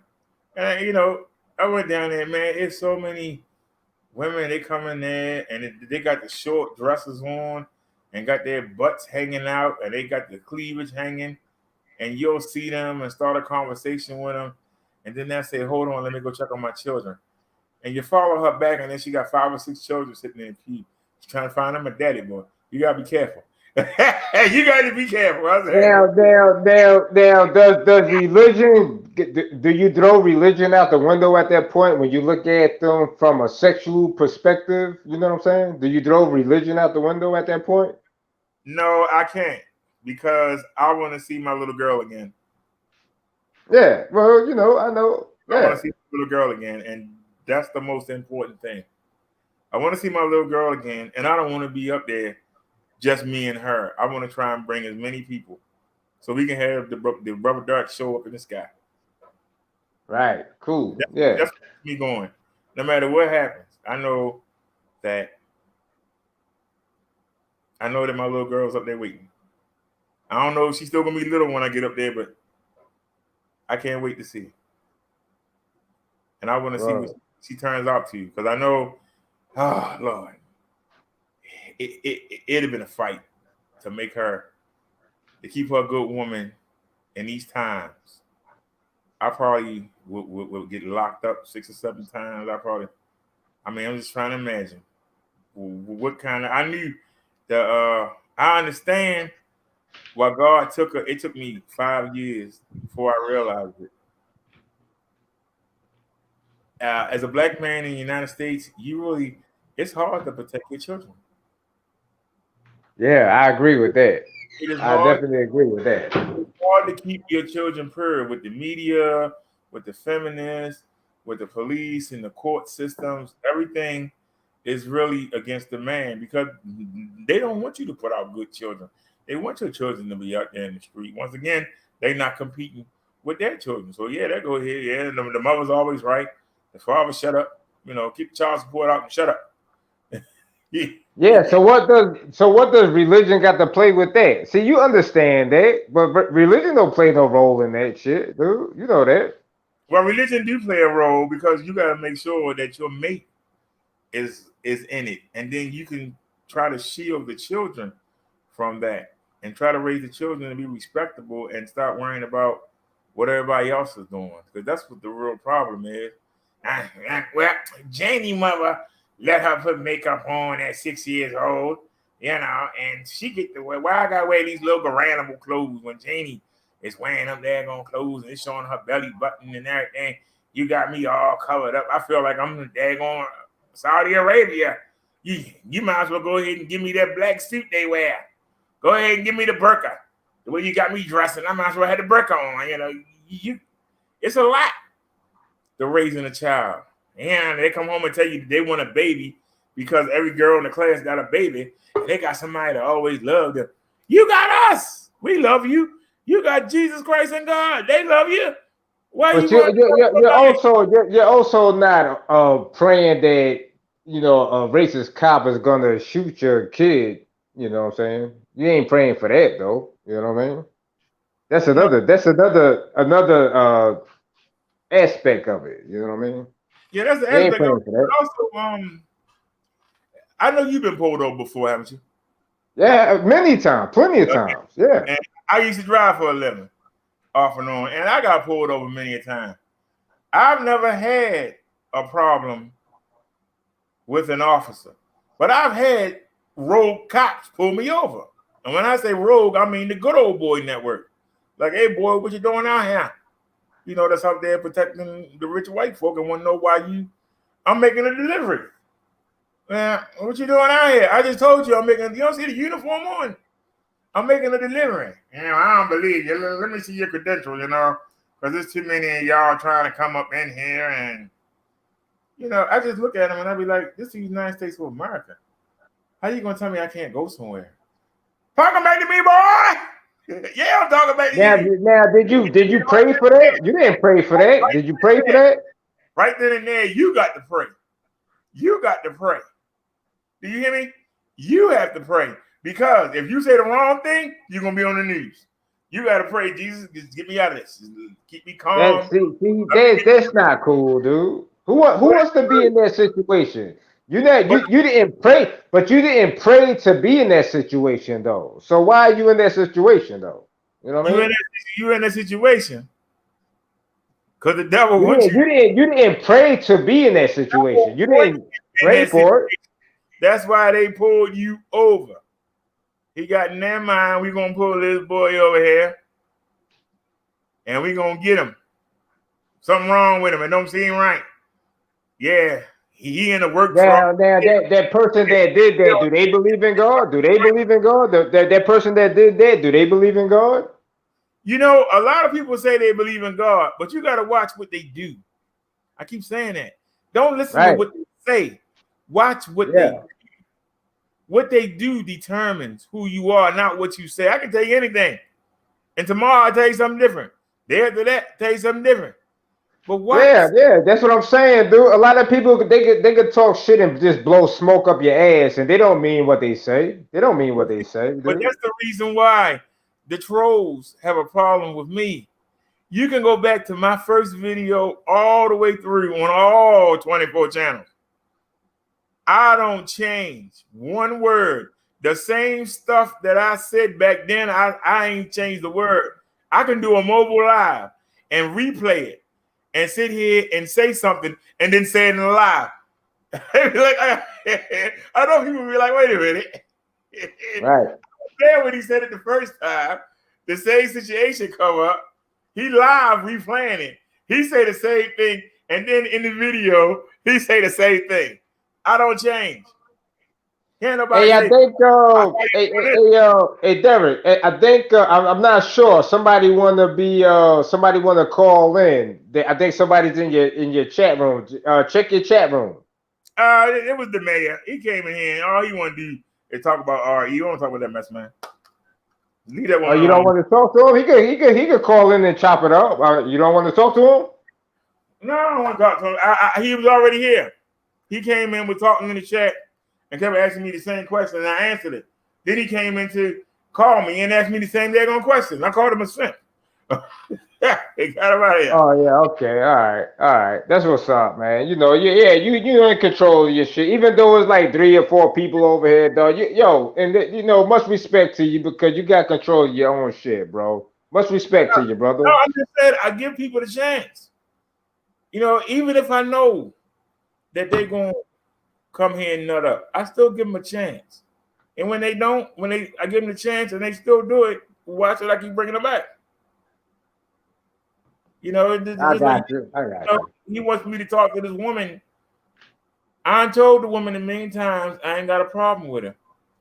She make a video saying leave her alone. I make a video saying I will leave you alone. While I'm making the video saying I'm gonna leave you alone, she's live streaming me, telling her I'm gonna leave me alone, and still making videos. I'm like, well, damn, what more can you do? Then you try and talk to her. She don't never want to answer, but she always want to be heard. You try and talk to her. I ain't answering no question. Well, why is it you got a problem with me? I ain't answering your question. Well, what are you here for? If you're not gonna answer questions, if you ask me something, I answer it. If you ask me something, I answer it back. That's communication. If only one person is saying something and the other person just sitting there saying nothing or saying something smart that ain't got nothing to do with the conversation, how are you going to come to an agreement? Gotcha. But yeah, Ari, I think she has her own. She has her own channel. I haven't talked to her in a long time. But as far as I know, I don't have no problem with her. I think she's, she does her own thing and shit. So I don't know. I don't know what's going on. But like I say, she's doing her own thing, but she's doing it by playing Chucky and the Jokey and all them people. That's why she's getting. After the people they go off the air, they can come over in her chat and keep the same conversation going. We got better things to talk about than that, but that's what the majority of the people want to do. I'm trying to be the antidote to that. I don't want to join in it. You know what I'm saying? I'm trying to be the opposition to all that beefing and doxing and gossiping and all that stuff. They seem to live on it. I don't understand how we going to be unified if we keep tearing each other down. Right. I agree with that. Is to be tearing somebody down. When you go over the Tommy show, he tearing somebody down. You go over the Vic show, he tearing somebody down. Everybody's tearing somebody down. Don't nobody do anything to help us come together. Instead, I'm gonna be over here in this chat. Why are you over here? I saw you in that chat. You can't come in here, block them, get them out of here. It's like, where's the unity at? Yeah. That's what I've been about for the longest. And you know what's crazy? It's about unity. And I know as far as roasting and jonesing and cracking jokes and all that shit, I know you could go toe to toe with motherfuckers and shit because you're proud. You're an open book, bro. I grew up in the city, like you grew up in Jersey. I grew up in Baltimore. Somebody, I don't know what happened to the guy in Bronxville. He can't do it for nothing. I don't know what happened to him. But you from the city, you won't be able to do this. You gotta, you're gonna fucking either cry in your car or cry under your bed if you can't fucking take the Jones and the shit. If you're you gonna don't go know how to roast and you grow up in a major city, that means you never answered anybody back. You're a weak bitch if you can't roast. You gotta roast nigga. I wasn't gonna say that, but thank you. I wasn't gonna say that. Thank you. But when you, I was thinking it because there's no way everybody, and you wouldn't believe how many of these YouTubers can't roast and say their life.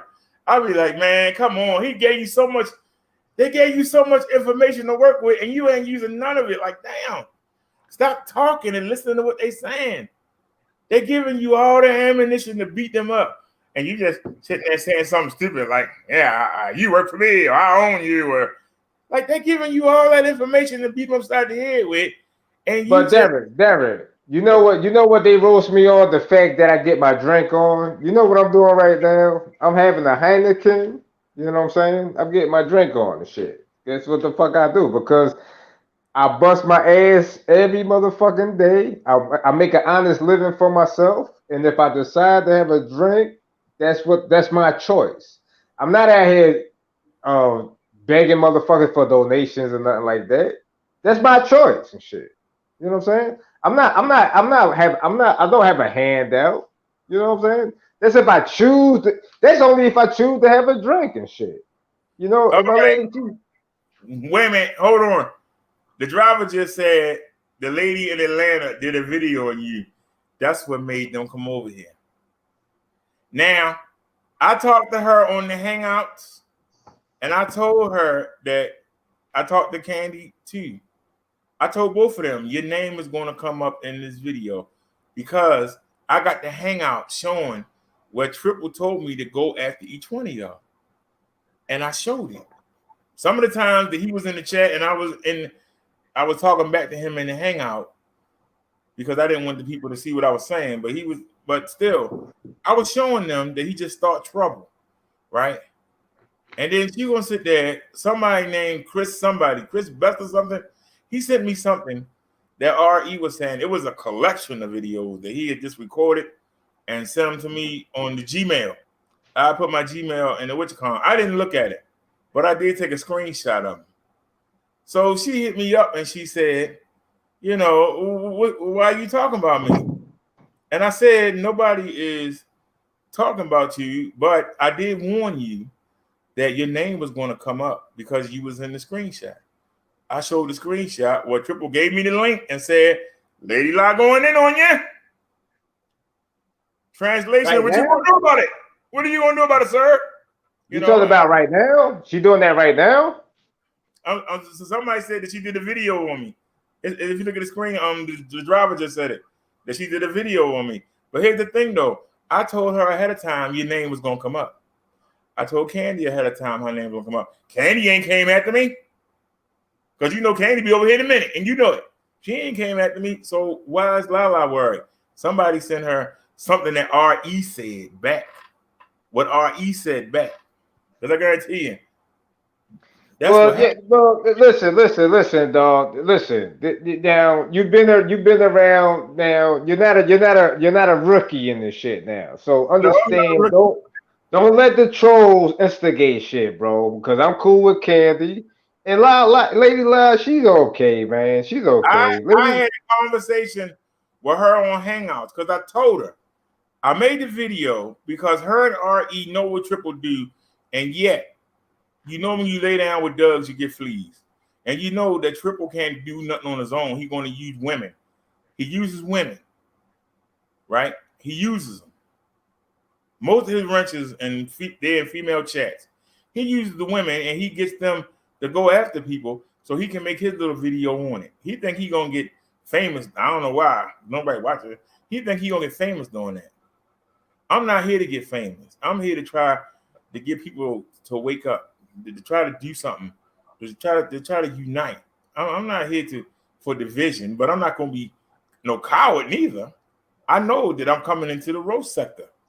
I'm trying to change the minds of the people in the sector. I expect to get feedback. But if I tell you ahead of the time, don't pay this no mind, you just been mentioned. You know what I mean? Ain't nothing against you, just being mentioned. I'm not going to say nothing that's not true. Now, the fact of the matter is that I proved, and she didn't know it, but she proved it too, because Triple tried to get me to go after Jack, Minister Jack. I know you heard of him. The only thing that I knew about Minister Jack was I seen the video, because I only watched Tommy September and November of 2017, because the Spurs said that I wasn't watching Vic, but I wound up watching Tommy. But Vic put me on, so I guess it didn't make a difference. The Spurs gonna get you on, he gonna get you on. And one of the videos, when after he got punched in his mouth, he went back to Chicago, I believe, and Tommy said that Mr. Jack was downstairs talking about he want to fight him. Now, Tommy didn't go downstairs, and nothing ever happened. But Triple been holding that against Jack since 2017. So when he called me retarded in Lady Last chat, Triple wanted me to go after him. And it took him about a week of sending me this, sending me that. And finally, I did go out and get Jack. So the woman in Atlanta, Lady La, thought that she was going to get Jack and Triple to come on her panel, like you're on my panel now, and they was going to sit and talk about me. She didn't realize that me and Jack really didn't have a problem, but Triple had a problem with Jack, and she trying to get them to talk about me, and the video's up. They talk about each other. I mean, they going at it. That's what that now you gotta go full circle. Just understand, you gotta don't get involved with other people's business. You know what I'm saying? If it's not concerning you, if you're doing your own thing, people they're going to instigate shit to get you in it. Okay, trust me, I've been there, done that shit. People trying to get me involved with bullshit. I don't fall for it because I'm all about getting along with everybody. That's why I'm talking to you right now. See, I see just what you telling me, what you just told me just now. People want you to get involved with some bullshit. That's going with time.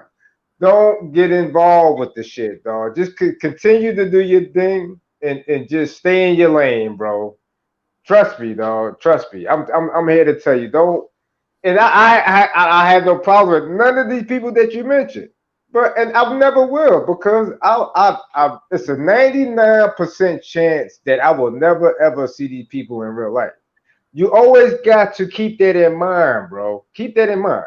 You're never gonna see these people in real life, bro. So yeah, if people want to roast and crack jokes and all that shit, just keep it on YouTube, dude. That's all. That's all. But look, let me tell you something that I don't understand. Because I have real topics on real life instead of just this old BB stuff, I don't get the views that you could get. Because when I do the beefing, I get good views too. I get excellent views. It's designed that way. It's designed that way. It's designed that way. That's all. If nobody's watching me do this positive stuff, why does it still hurt your spirit that you got to come down here and mess with me? If what you say is ain't nobody watching you, you need to stop doing that. Nobody not watching you. Why do you feel the need to come down from up Mount Olympus? Why do you feel the need to come down? That's why it's simple. It's simple. Tommy when he came down here. It's simple. It's simple. It's simple. It's simple. I'll break it down to you, brother Derek. I'll break it down to you. You got let me see. I think you got it. You got 10 people in your chat room, right? You know, you're not seeing 50, 100 people, 150 people, 200 people. You're people looking for somebody to bully. They see you and your numbers. They see you over here. You're just doing your own thing. You got your little small platform. Oh shit! Look at brother Derek. Let's go over there and bully him. Shit. They looking for somebody to bully. You know what I'm saying? Yeah, but it But don't. I know, well. You know, it's like, why you keep knocking your head on the door? You know, I don't care if I got one person. I've done shows with nobody watched, and I still know. got I'll see that. I know. because Yeah, I know. I've seen that. Don't let anybody bully you, brother. I mean, you know, we have videos where, you know, in the 2000s we got videos, in the 1000s, a whole bunch of them. We got videos, and we got 4 videos at 4,000, and I got one at 6,000. But you know, I But don't look at that. I look at it's now, not. hold on. The one that's in 4,000 now, what was that about, though? What was that about? It was on some fuck shit, wasn't it? The one that Uh, was 4,000. Me and Naya did a World Star video Uh-huh. together. It was just me and her here, and I did a video. I actually did 3 videos in a row, and they all was about. You remember when Tommy was going to Twitch? Yeah. I was just talking about. I found Tommy on Twitch, and I got the first video we did was 4,000 and something. The second one was 48. So it was a 44, a 48, and then the third time I did it, it was a 6,200, and that was only half an hour long. And we got 6,200 people to watch that video, and I had that crappy computer, and I ain't even had no green screen, and it just we still, and I did it in 480. I didn't do it in HD. It was in 480. That's my highest video. So we sat there and we got with the worst quality, with the worst microphone. That's my highest video. And how long ago was that, though? How long ago was that? It was 2018. Okay, so. And like I said, with all the ups and downs, you know, we still keep, you know, putting up. You know, I've had videos as low as 11.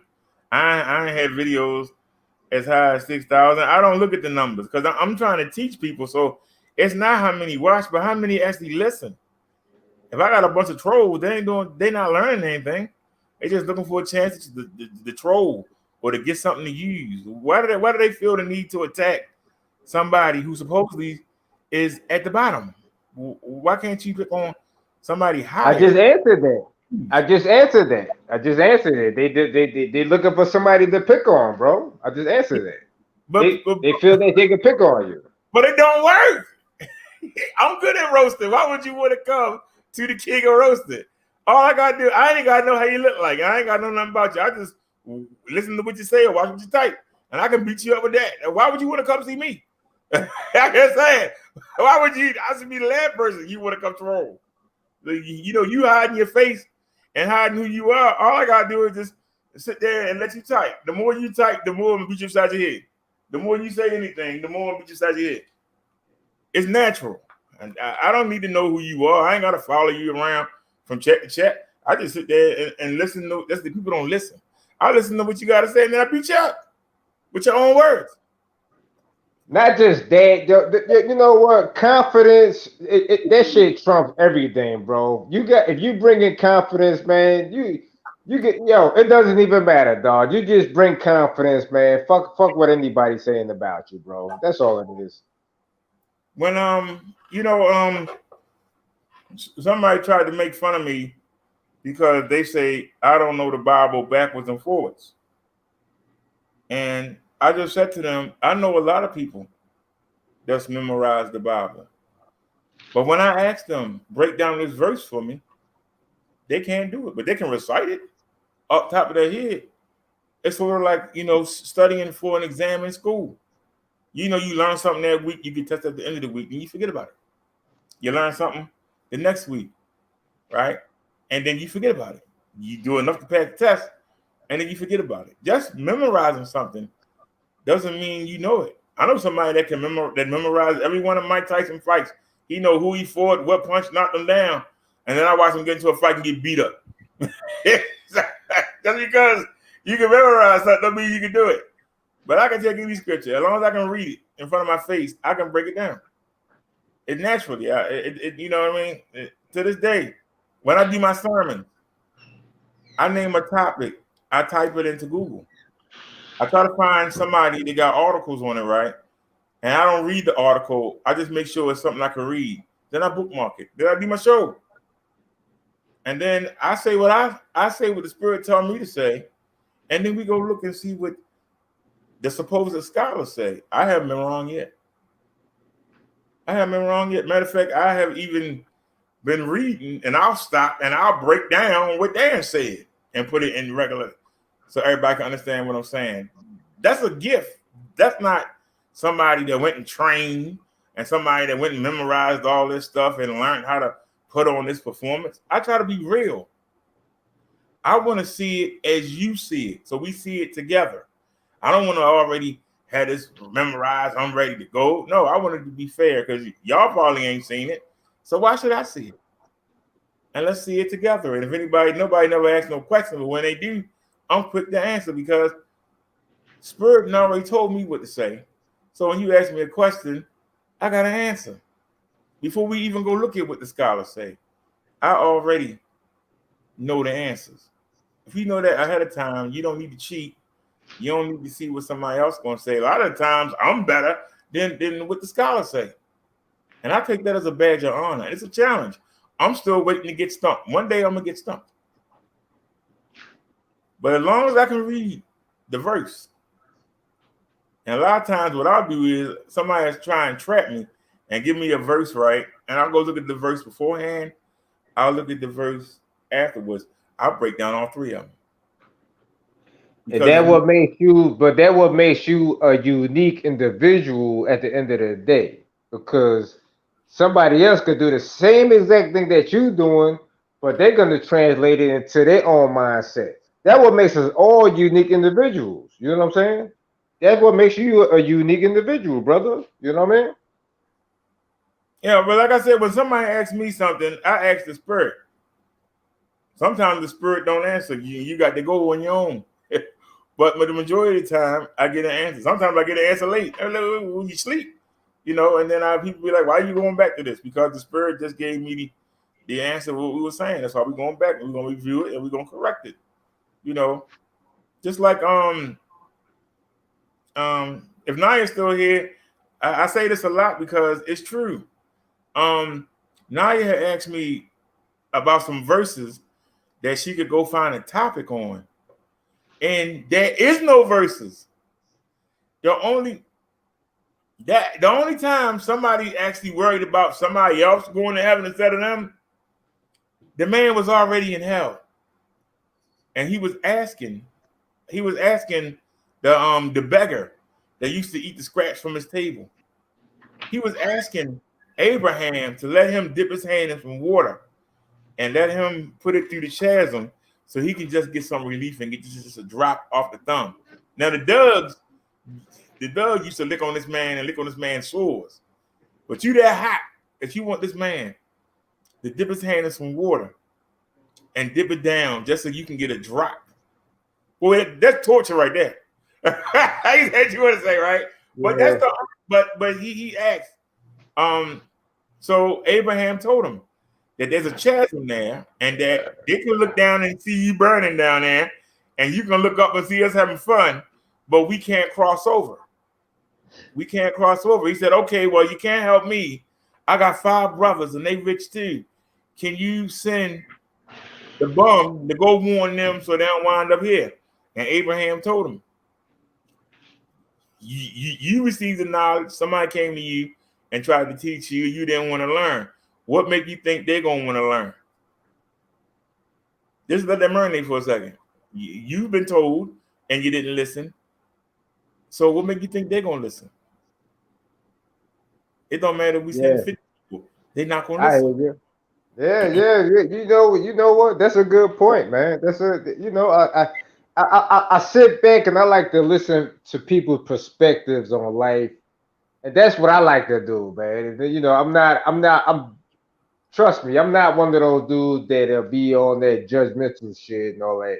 I like to, because I learn something every day just by listening to what other people got to say, man. You know what I'm saying? All right, hold on 1 second, because I don't want to lose the point. So the point was that I did a show. The Spirit said do a show on do people actually care about their relatives going to heaven?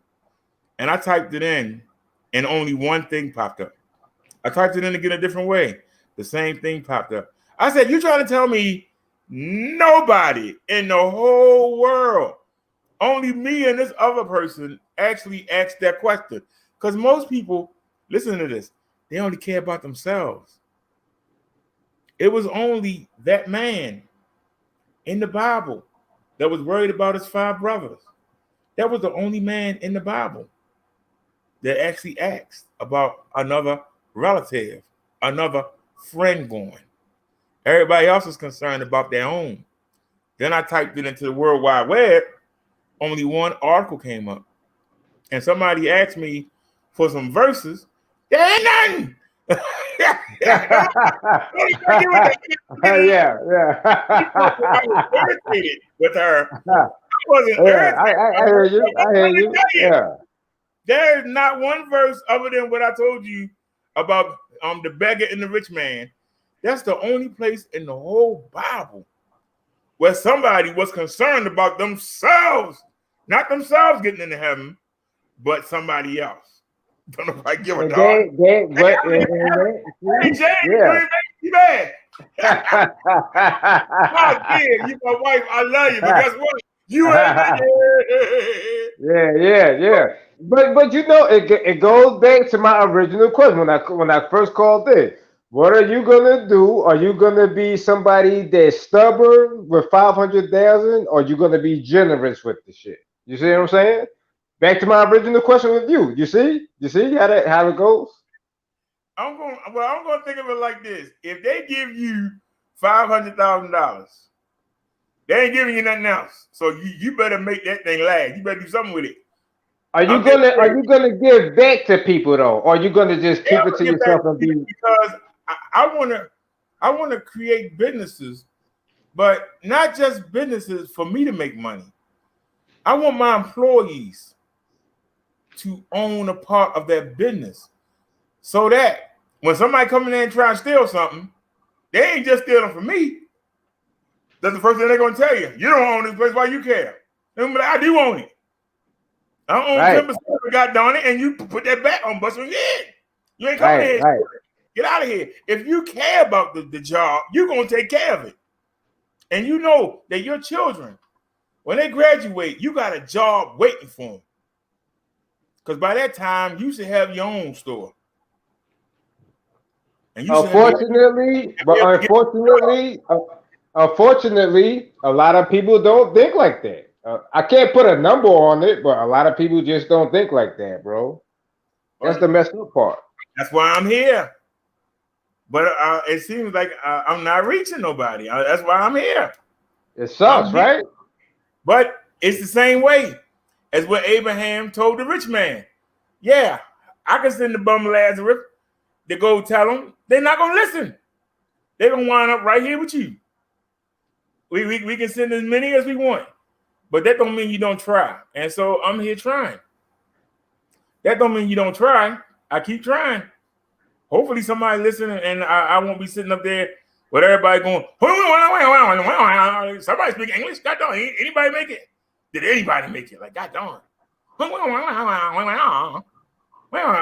at to learn some new languages.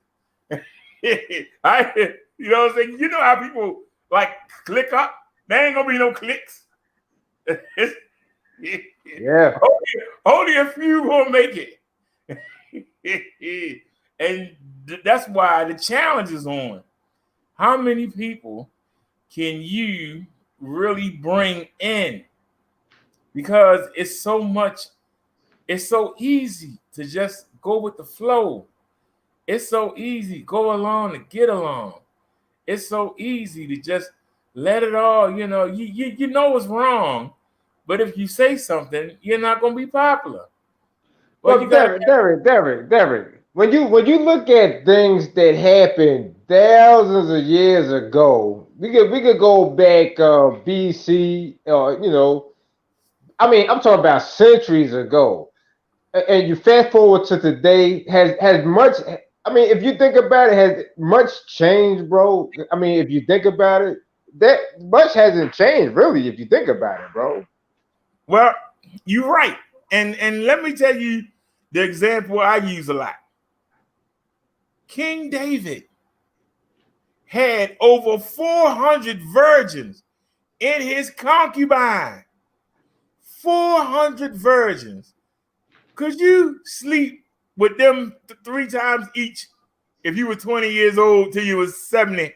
Could you sleep with all 400 3 times? Well, that explains a lot of the children that look like that nigga right there. So, but what I'm saying to you is, he sat there and was looking out his window, and he saw the general of his army, his best friend, wife, out there bathing.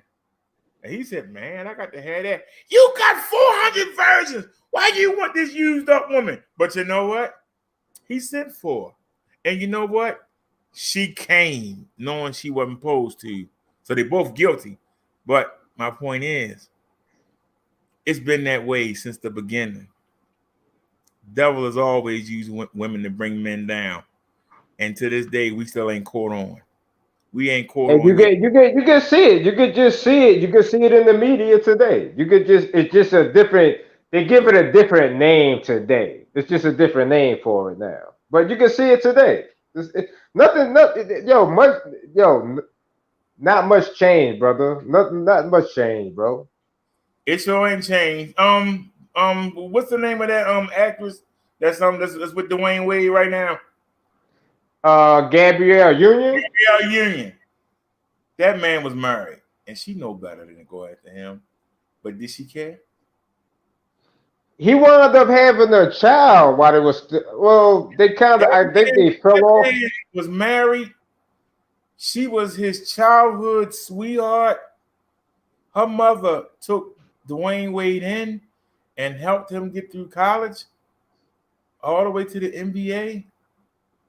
And Gabrielle Union went and took that woman's husband. That tell you how devious some women are. You got to watch them, man. They devious. Because she wouldn't want nobody to do that to her. She wouldn't want nobody to do that to her mother. Well, problem doing it. That's a story for another day, because one of his sons, to my understanding, is an open homosexual. So, we'll just leave it at that, man. So, but what I'm saying is, just think of how devious that is. It's hard enough for a black woman to get married, and this woman was actually the childhood sweetheart and got married. That so very seldom happens nowadays. That you actually. Hey, well, let me ask you something. Yo, would you if you saw Gabrielle Union in the club, would you holler at her? If she was married, no. Hold on. Wait. If she was, well, hold on. If I found out she was married, no, I'll leave her alone. No, if she wasn't married, if she was single. If she was single. If she was single, I'd try and make her my wife. If I can't do it, I can't do it. Okay, yeah. But if I can't make her my wife, man. Yeah, she's a cutie, bro. Hell yeah, she's a cutie. A whole lot of cute women. See, you think King David didn't have 400 cute women? Have you heard about that damn trick that was out there? You know what? He probably had 400 Gabrielle Unions and shit. All right, you got 400 and you threw them to the side to go get, what I mean? And then you messed up with God, and you could have been the greatest thing in the world, and then you sat there and you gave it up for a piece of butt. Imagine back centuries ago, and you had 400 Gabrielle Unions, bro. Man, I need to figure out, man, how am I going to take care of this one tonight? I had 3 of them today for 6 weeks, man. I don't know, and to sit there and you worrying about somebody else. He got 1. You got 400. You got 1. Now, what I would have done? You know what I would have done? You know what I would have done? I would have had my soldiers go beat up another country, and bring me back 50 of the prettiest women. They gotta be virgins though. Bring me 50 of them, and I marry them, and then that's how I would have took care of it. That's how I would have been. Just bring me 50 more prettier than she is, and then I wouldn't have gave her another thought. But not him. He's like, he was good. My best friend, though. No matter. I gotta get it. And then he sat there and had the man killed because he got her knocked up. See, back then we were perfect. Back then, we was a lot more perfect than we are now. You had sex one time. That was a child. I don't believe that they had sex like that back because the children pop out as soon as you have sex. You gotta take care of all them damn children. I just said, I don't believe that like that. Yeah, I hear you. Did you lay down? And I'm like, did you just have a baby last year? I thought you were rich. You had a baby every year. Like I thought we're gonna have our own town. we're gonna have our own football team and basketball team. God darn. Yeah, shit. You had your own coliseum and shit. Motherfucker. Every time you lay down, damn baby pop up. It was like crazy. You know? Yo, dude, you gotta understand, bro. If you had think about it, think about this shit. You know, if you had 400 women, don't you know the sperm that we have in our bodies can produce a small country in the matter of a month, bro? Just just to insert your seed inside a woman every fucking day and get her pregnant every day. Can you imagine how much you would populate a country, bro? Well, you have to realize that when the Pharaoh that didn't know about Joseph, because Joseph was a great man, but the generations go by, children don't listen to their adults. The Pharaoh of that time didn't know Joseph. He started looking at these people and going, wait a minute, it's so many of them. Suppose they decide to take us over. We ought to enslave them. So they started enslaving the people. But they kept growing. And he said, okay, well, we're going to have to start killing the firstborn males. And they thought that killing off the firstborn males was actually going to slow them down. What he didn't realize was he made a market. Because back then, a woman wanted to get married. You start cutting down the men, that makes the women compete. So whereas you had to pay a whole lot of money to get a bride, you had brides that was willing. So you had somebody that maybe could have only afford 1 or 2 wives. Now they can afford 8. And guess what? All they got to do is lay with them. And guess what? You got 8 children every damn year. How you going to get rid of them? That's crazy, right? That's crazy, bro. Yeah.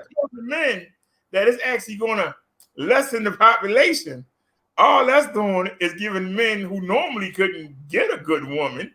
Now he can get the best of the best cheap or for free and knock them up. And the people, it kept growing. The nation kept growing. They were trying to stump the nation. It kept growing. And now you got abortion, you got the next day pill, you got the shot in the arm. All these things was to keep us from growing. And it ain't working, is it? Yeah, damn. Yeah. I see where you coming from, bro. Yeah, that's crazy, man. It didn't work back then. It ain't working now. Yeah, man. Crazy, bro. And, yo, listen. And you don't have any kids, huh? No, sir. Unfortunately. I guarantee, yo, if you were fucking skied up in some chick, you would probably have triplets right now, shit. So, They'd probably put me in the grave.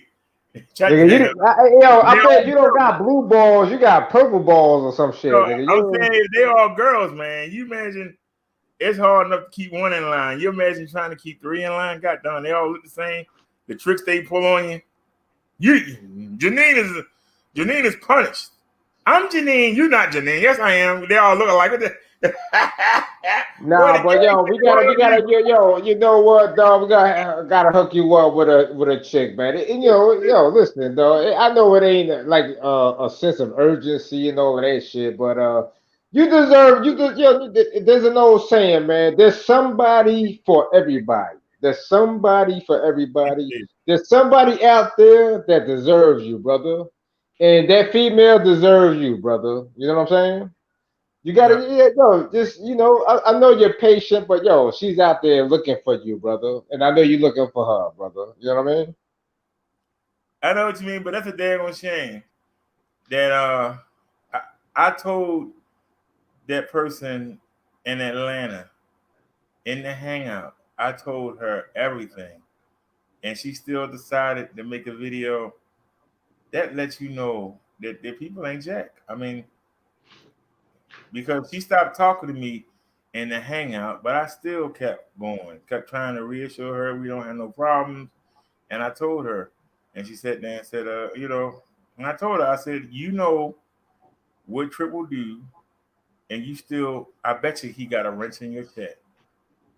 Because that's what him and RE beefing about right now. You don't tell me how I can do with my check. I said, I didn't tell you anything. All I said was, he probably got a wrench in your check. Now, I showed you that he sicked me on you, and yet you still are worried about him. That let me know something wrong with you. But that's a reason for you to go make a video when I'm looking out for you. Whether you like me or not, I'm looking out for you.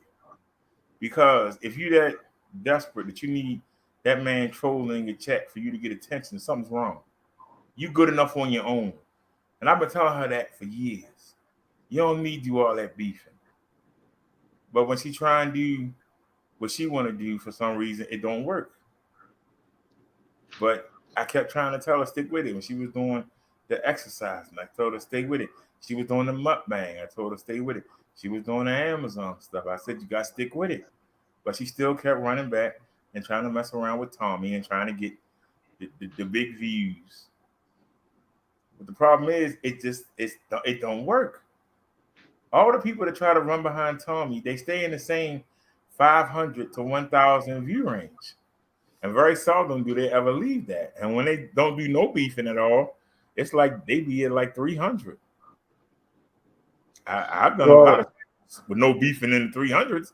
So why did you go make a fool out of yourself and go run behind somebody, and then you still be in the same spot once they get tired of you? I don't get it. I just don't get it. Let me. As far as let me just say this about numbers, and I'm not really like a YouTuber. I call in and chop it up just like I'm chopping up with you now. Now, my lady, she's chilling. She watch what she watches and shit, and I come across some things that she watches. She showed me some shit. I'm not really familiar with dolls or whatever, but there's like a Shih Tzus, these little ass dogs, little ass dogs, and they get like they get manicures and get sponge baths and all that shit. Yo, don't you understand? Yo, don't you know the live streams? It'd be like five. I'm talking about live streams. It'd be like 2,000, 3,000 people watching this shit live. A fucking little ass dog getting fucking a bath. These motherfuckers bragging about 50 people watching them and shit. Are you kidding me, bro? I can tell you something right now. Everybody say that don't talk about politics and religion. You go to any one of these politician videos, whether it ain't gotta be Trump, it could be Cuomo or whatever. You look at that chat and see the people talking, it makes you scared of the sick people that's in this damn world. Seriously. We're talking about views. We're talking about views, right? You're talking about people bragging about the amount of views that they're getting. Well, yo, that shit is not impressive, bro. It's not. That shit is not impressive when you seeing. I'm trying to make a point, but these motherfuckers these can't be killing me when you get. Oh shit! I got 100 people watching me, motherfucker. You got 50 crackheads and the rest is meth heads and shit. So what the fuck are you bragging about? I got somebody that made troll accounts on me and harassed me for the better part of the earlier part of this year because I tried to make I didn't try, I did. I made 5 wrestling videos. And I got more views on them videos, and he been doing it for a while. And he calls himself, but JD from New York. You ever watched him, JD from New York, 206? This dude do a live stream and it be 2,000-3,000 people in there talking about the wrestling, and he be making like 2,000 or 3,000 a night in donations. Oh, you talking about wrestling, like wrestling? Yeah, we're wrestling, and he got shirts and people. Oh, so you know what though? You know what? And yeah, you know what is funny? Oh yeah, go ahead. Finish what you were saying. Go ahead.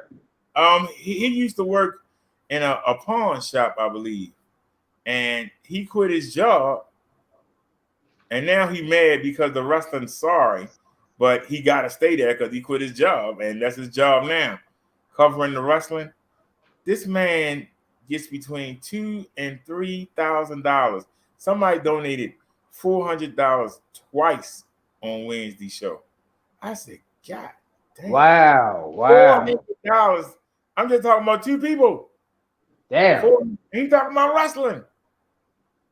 400. Yo, and you know what? I'm in the wrong business. Yeah. That 400 could go a long way with somebody that actually needs that 400. That could go a long way, bro. And I just sitting there, and then somebody else donated. They said, well, I can do it too. And they donated $400. I was like, whoa, that's $800 in like 10 seconons. Like, man, you imagine? Oh wow! So that's what you're pretty much missing. You're missing those type of donations over here where you at. You make $800 in 10 seconds. Yeah, I said 10 seconds. Well, yo, it's possible. People make way more money than that on this shit. Way more money. I'm talking about in 10 seconds. They have to pay back, that cut or whatever. But I'm just saying, just imagine this dude came on for an hour and probably made $3,000 or $4,000. I said, man, I can't believe. And some of the people in the chat, I know them, and I go in there and say hi, and somebody will say, hey, Minister Brother Derek, and I just be like, damn, how the hell? Hey, so I think you're a wrestling fan. So you're a wrestler. Are you an old school wrestling fan? I've been watching wrestling since 1982. All right, so we're gonna play a game then. I don't know. You might beat me, but it's gonna be interesting, man. I think I'm gonna play a game. So basically, how the game goes, I throw out a wrestler. You got 3 seconds to throw out another wrestler. You know how this game goes. You got to throw out a wrestler. I throw out a wrestler. You throw out a wrestler. I throw out a wrestler. You know how the game goes, right? Until you get stumped, and then you lose. Now, I have to come back with a wrestler that knows them, or just a wrestler that's better? No. No. What I'm doing is the game. This is how the game is played, right? The game is played like this. I'm going to throw out a wrestler's name. It doesn't matter what year or genre or whatever the fuck. You got to come out with another name. It doesn't matter. But if you get stumped in 3 seconds, you lose. You lose. Hey, don't forget I stutter. I'll start it off. You ready? I'm handicapped. All right, I'm ready. Are you ready? I'm ready. I'm gonna start it off. You ready? I'm ready. The Iron Sheik. Hulk Hogan. Tony Atlas. Rocky Johnson. Paul Orndorff. Yeah, Bob Orton. Senior. It's a junior and a senior and a Randy. Come on, John Cena. Yeah, CM Punk. Fucking oh, hold on, fuck that. Fuck that. You ain't gonna beat me like that.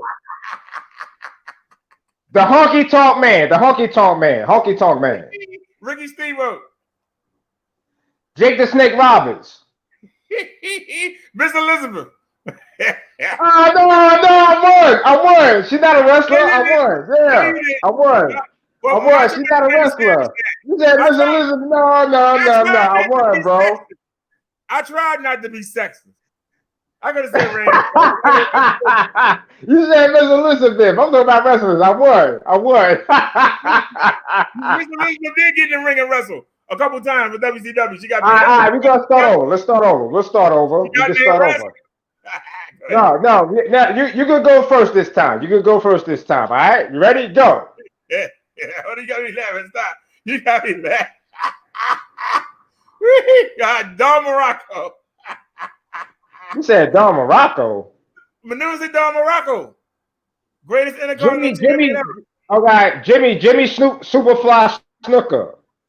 Tito or Chico Santana. The Junkyard Dog. Morales. You said Pedro Morales? Pedro Morales. WWE World Champion, Intercontinental Champion, and Tag Team Champion. Ivan Putski. Kim Patura. Oh, damn, you got me on that one. Fuck.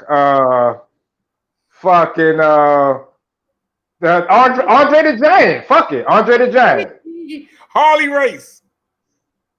Oh, damn. Harley, damn. Motherfucking, shit. Fuck it. I'll go with Ric Flair. Fuck it. Ric Flair. Terry Funk. You said who? Terry Funk. Oh, Terry Funk. Oh, yeah, he was a Terry Funk, and he got brother Dory Funk Jr. Yeah, that's what I'm saying. It was a tag team. Fuck it. You want to go tag teams? The Killer Bees. The Road Warriors. Oh, fuck. The goddamn, the demolition cats. Demolition. Marty Jannetty and Shawn Michaels, the Rockers.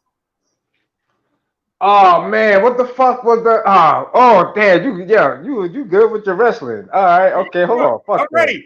Rick and Scott Steiner. Rick and Scott.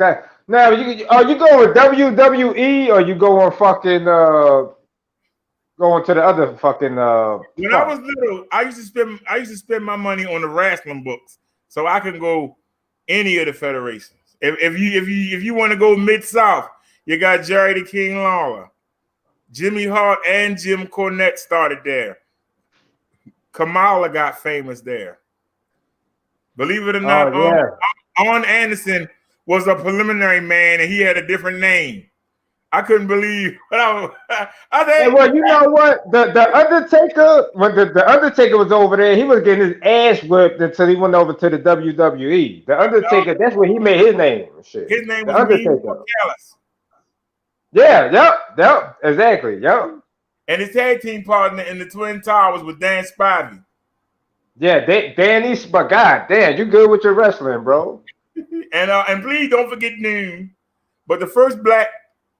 Wait a minute, who was first? Was it Rocky Johnson, the Rock Father, and Mr. USA Tony Atlas in WWE, or was it Doom under the mask, Butch Reed and Ron Simmons? Nah, they didn't wear no mask. Who had the mask? They didn't wear no mask. They used to be managed by a woman named there was a named woman. she was married to that she was married to the crazy. I remember that motherfucker, Mr. Slick or some shit like that. I remember him. Yeah, I remember Slick.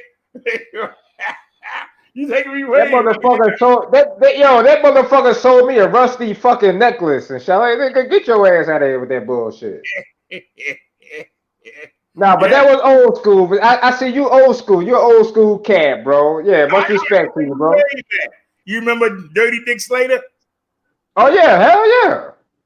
You know what? Hey, listen, back then, these motherfuckers, when they wrestle, it would be actual blood, bro. It would be actual blood, bro. It would be those cage matches, motherfuckers be DDTing and throwing the motherfuckers out and just it would be actual blood, bro.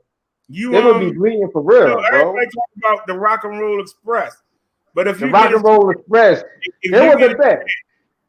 I'm serious. If you get a chance, Google Rick Steamboat and Jay Youngblood. That was a great team. It's too bad that the racism was hot in, but that was a great tag team. Yeah. Unfortunately, man, there was a lot of good groups, man. A lot of good. But back then, Tony Atlas, I don't know if as far as to a extent where if he actually took steroids, but that motherfucker was jacked, He bro. was Tony yeah, Atlas. his legs was messed up. You ever see how he walked? It seemed like if I had the rats on him, I'd go after the kneecap. I'm sorry, I would kneecap his Yeah, shit. that motherfucker was big. I think he was like 6'4", 6'5", right? Yeah, and then he was bow-legged as I don't know what. I'd have tore them legs up. I wouldn't even try to hit him in the head. I'd have tear them legs up. Yeah, man. I mean, dude. It'd be the most boringest match. All you see me doing is having him in leg locks and beating on his leg until he gave up. And people fall asleep during the match. He still got him in that leg like, I ain't letting it go. That man ain't gonna put his hands on me. Shit. But I know as long as I got his leg, he can't do nothing. All them muscles ain't no good. That shit was crazy, bro. Especially if you got that me. Shit was crazy. But even back then, Hulk Hogan wasn't Hulk Hogan. Hulk Hogan had to make a name for himself. He had to earn his stripes too, bro. He went by Blair. What the fuck? He didn't go by Hulk Hogan back then. He went by another name. His name was Tony Balea. That's his real name. Yeah, Balea. No, that was I think that was his government name though. Wasn't that his government name? Tony Balea, but he was Hulk Hogan for a minute because he was in Mid-South. He was in World Class for a minute, and then he went to the AWA, and that's when he got famous. When he was in the AWA, Vern Gagne didn't want to give him the world title. They thought that people would keep paying money to see him fight for it. And Vince McMahon came in and said, I'll let you beat the Iron Sheik and let you win the world title. Yeah. The Iron Sheik was the man. Yeah. I think the Iron Sheik was the first cat that beat fucking Hulk Hogan. The Iron Sheik. He put him in the Cobra Clutch. The Cobra Clutch was fucking deadly, bro. The Cobra Clutch. Yo, that shit was crazy, bro. I think that was the first cat that beat Hulk Hogan back then. Nobody don't remember that though. No, he had the camel clutch. The camel clutch. I'm talking about not the Cobra Clutch. What the fuck? Who had the Cobra Clutch? Sergeant Slaughter. Sergeant Slaughter. There you go. My bad. I got the name there. The camel clutch and the fucking there you go. Yeah, you know you're wrestling, bro. You know you're wrestling, bro. I tell you a match that I'll never forget. And if I had the money, I'd have been there. Andre the Giant and Hulk Hogan in that stadium. What was it? WrestleMania 3? The one when they had the Andre the Giant versus Hulk Hogan. That was. And he body slammed him. That was the greatest. I mean, see, the thing is, for Hulk Hogan, you were scared for Hulk Hogan. I always ask my brother, who were the three people that ever body slammed Andre the Giant? We already know that Hulk Hogan was one of them. Who were the other two people that body slammed him? Do you know? Kamala? No. Yes, he did. Yes, he did. No, he did. Kamala did not body slam. No, he did. Kamala body slammed Andre the Giant. No. And Kamala got him all the way up. No, way up. I might stand corrected, but there's one cat that you might be right, but I'm gonna tell you one cat that you won't even think about. And they fought 3 times. These dudes fought 3 times, bro. I seen it. No, I just saw it. Madison Square Garden. They had a fucking epic match, bro. He fought Andre the Giant. They fought 3 times, bro. You don't even think. This before he even made a name for himself, and he was fucking the man back then. No, it's a lot of people. Wait a minute, give me 1 second. Let me pull it up real quick because I know I don't want to get flagged. Let's see how I can do this. I'll make it easy for you. The Ultimate Warrior. Yep, you're right. That's what I couldn't think of. Men that have slam. I never really liked the Ultimate Warrior. I ain't gonna lie to you. But hold on, man. It's somebody else too. What's his name? The man from Japan, the one that boxed Muhammad Ali. What the hell's his name? You know what I'm talking about? The man Muhammad Ali. Yeah, he boxed Muhammad Ali. That body slam fucking Andre the Giant? I think it's Antonio Inoki. Nah. I don't think so. It was a Japanese man. He body slammed Andre the Giant, bro. Yep. One of those I don't Japanese know. men body slammed Andre the Giant, and Hulk Hogan body slammed him in Japan too. All right, here we go. Now I gotta make sure you can see it. Wait a minute. Yeah, I can see it. Oh, it's on the screen already. All right, good. So, Ken Patera? Let's take a look. That's Ken Patera. God damn it! That's what I'm trying to think of. But there was more than motherfucking. Okay. And Bobby Duncan, the Wild Samoans, Stan Hansen, Hulk Hogan, Harley Race, Butcher Vassan, Strong Kayabashi. I told you it was a Japanese man. Yeah, 1972. God damn. That's what I say. You gotta give us something new. Now hold on, but you know what though? Andre the Giant in 72, he wasn't fucking 400 pounds in 72 though. You know what I'm saying? He wasn't as big back in 72. I'm talking about his later career when he was huge. He wasn't. Yeah. It was impossible to body slam him, dog. Back in those days. When Hulk Hogan body slammed him, the man was dying. He was old. So, I know. Yeah. That shit don't count. That shit back in 70. Yo, Andre the Giant was slim back in 72, bro. That shit don't count. That don't count. All right. So somebody just asked the question. Who was the first? They said was Hulk Hogan the first person to body slam Andre the Giant. Nah, he wasn't the first. He wasn't the first. Body slammed a number of times throughout his career. Among the more famous body slams of Andre was by the legendary Harley Race. Andre was also slammed in Japan by Inoki. I told you, Antonio. But dude, he wasn't the Andre the Giant back then though. He was a slimmer. He wasn't as big back then though. Stan Hansen. You gotta understand when he had his back problems and he had the back problems, he had a lot of back problems, and he started putting on a lot of weight back then. But like in his prime in his career, of course, it was easy to slam him back then because he was like 300 something pounds. Yeah, this is right here. Are you saying it? Andre sold more early in his career and could even throw the occasional drop kick before his gimmick and style was completely ironed out. So a lot of this happened early in his career. When he was like a bum. The same way I told you that if you go back and you watch Mid-South Wrestling, if you go back and you watch Mid-South Wrestling, you would be surprised.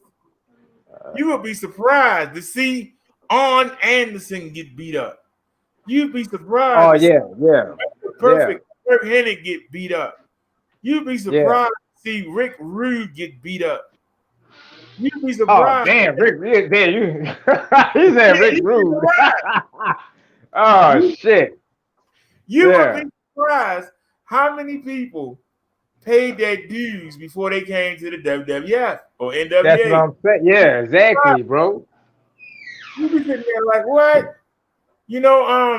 I remember. You ever heard of Tommy Wildfire Rich? Who? Tommy Wildfire Rich. Nah. Who was that? He was a young blonde-headed dude, and he wasn't muscular. He was kind of chunky, but the ladies still liked him. But he won the NWA championship from Harley Race. But if you go watch him, his feuds with Jerry Lawler in Mid-South, and he's known for his cage matches with Buzz Sawyer. They would bleed all over the arena. But dude. Yo, I'm telling you, man. See, listen, I was a little dude, man. I would never forget this. The Piper's Pit. You remember Piper's Pit? Roddy Piper. Piper's Pit. You remember that? You stopped. That was my next name, but you stopped. Roddy Piper. Yo, He had Jimmy Superfly Snook up there and Paul Orndorff. Now he was in the prime of his career. Paul Orndorff, you know, he was a big ass Irish motherfucker. He was like, fuck all you motherfuckers. Superfly Snooker and pile drived him 3 times in the Piper's Pit and made him bleed, bro. I never forget. I was a little dude. I was like 7, 8 years old watching that shit, bro. I'm like, oh man, yo, stop pile driving them. I'm like, yo, stop. You're gonna kill him. You're gonna kill him and shit. I was like, yo, I was a little dude watching that shit, bro. Wait a minute. Oh, wait a minute. Roddy Piper hit Jimmy Snooker with a coconut and threw the set on him. You talking about Ray the Crippler Stevens that power dropped him twice on the No.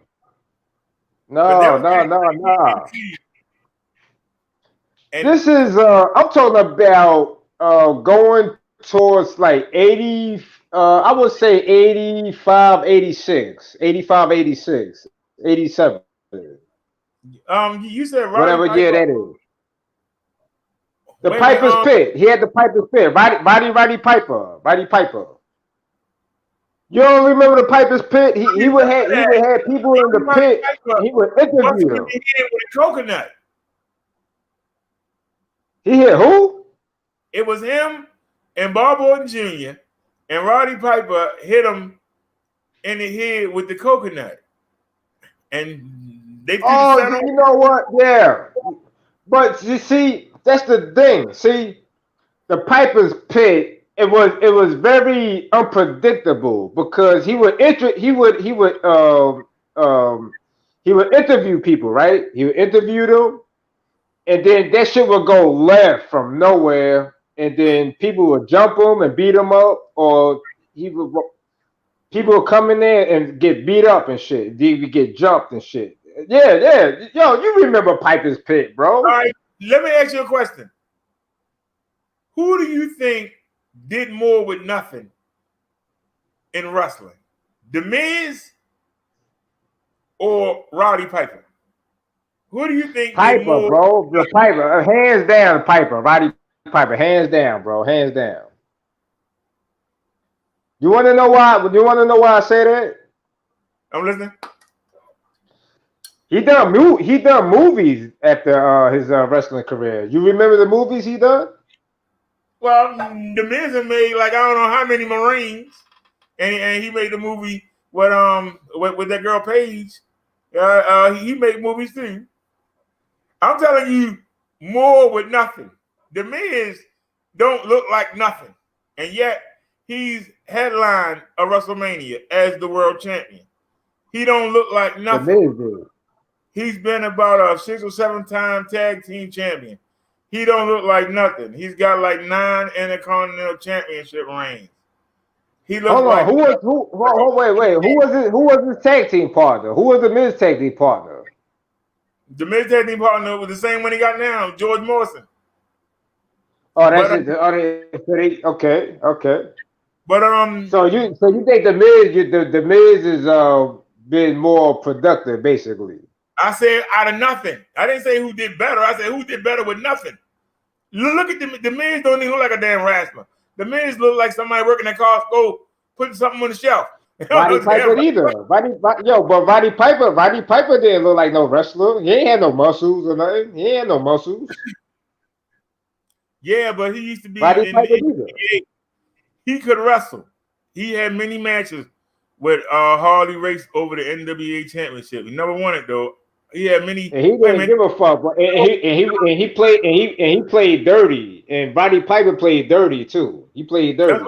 That's why I said, who had nothing and turned it into something? That's what I'm asking you. Who took nothing and turned him into something? If you look at the Miz and you saw him walk down, you wouldn't even pay him any attention. If you saw Roddy Piper walking down the street and he had that scowl on, you wouldn't pay him no attention. These two men made careers out of nothing. Because if you watch Roddy Piper matches, when he came to WWF, he didn't know how to wrestle anymore. I don't know what happened when he learned in Mid-South and NWA. When he came, all he knew how to do was poke you in the eyes and punch you and put the sleeper hold on you. And the Miz. With that, okay. With that being said, then I give it a tie because with Roddy Piper, he did his thing in the 80s and 90s, and the Miz did his thing in the early 2000s and 2000. You know, he did it. It was a different genre. You know, a different era. It was a different era. So you know, I would give him a tie. I give him a tie. You know, when you talk about the blood and the guts, all the cage matches that he had with Dusty Rhodes and trying to get the belt from Ric Flair and Harley Race, Piper has a long history. But it just seemed like the Miz just won that reality show and came to the WWE, you know, and they trained him. And the Miz offense is awful. I mean, when you have to make yourself believe. The stuff he do, you got to make yourself believe. You really do. Even with the cheating, you got to make yourself believe. Just the Miz doing anything. I was watching him against Big E a couple weeks ago. You watched that match? I had to make myself. You know what? I don't. Now I don't watch wrestling now. You know what? Kind of turned me off ever since the brother, the guy that killed his son, man. Oh, you talking about the crippler Chris Benoit? Chris Benoit, man. You know, and because of you know how many concussions he had throughout the years, and he was one of the best wrestlers. He had so many concussions. Yeah, and steroids too. Yeah. And for him to kill his son like that, and you know, it just turned me off, bro. It just turned me off to wrestling. So I don't watch it I don't really watch it anymore, man. Well, man, you can't let one person, you know, make you stop watching something you enjoy. You know, I didn't like. I really didn't care much for Owen Hart. I always wanted Bret Hart. Oh yeah, he died too. Yeah, you remember how he died, right? See him fall from that skyline. That was fucked up, man.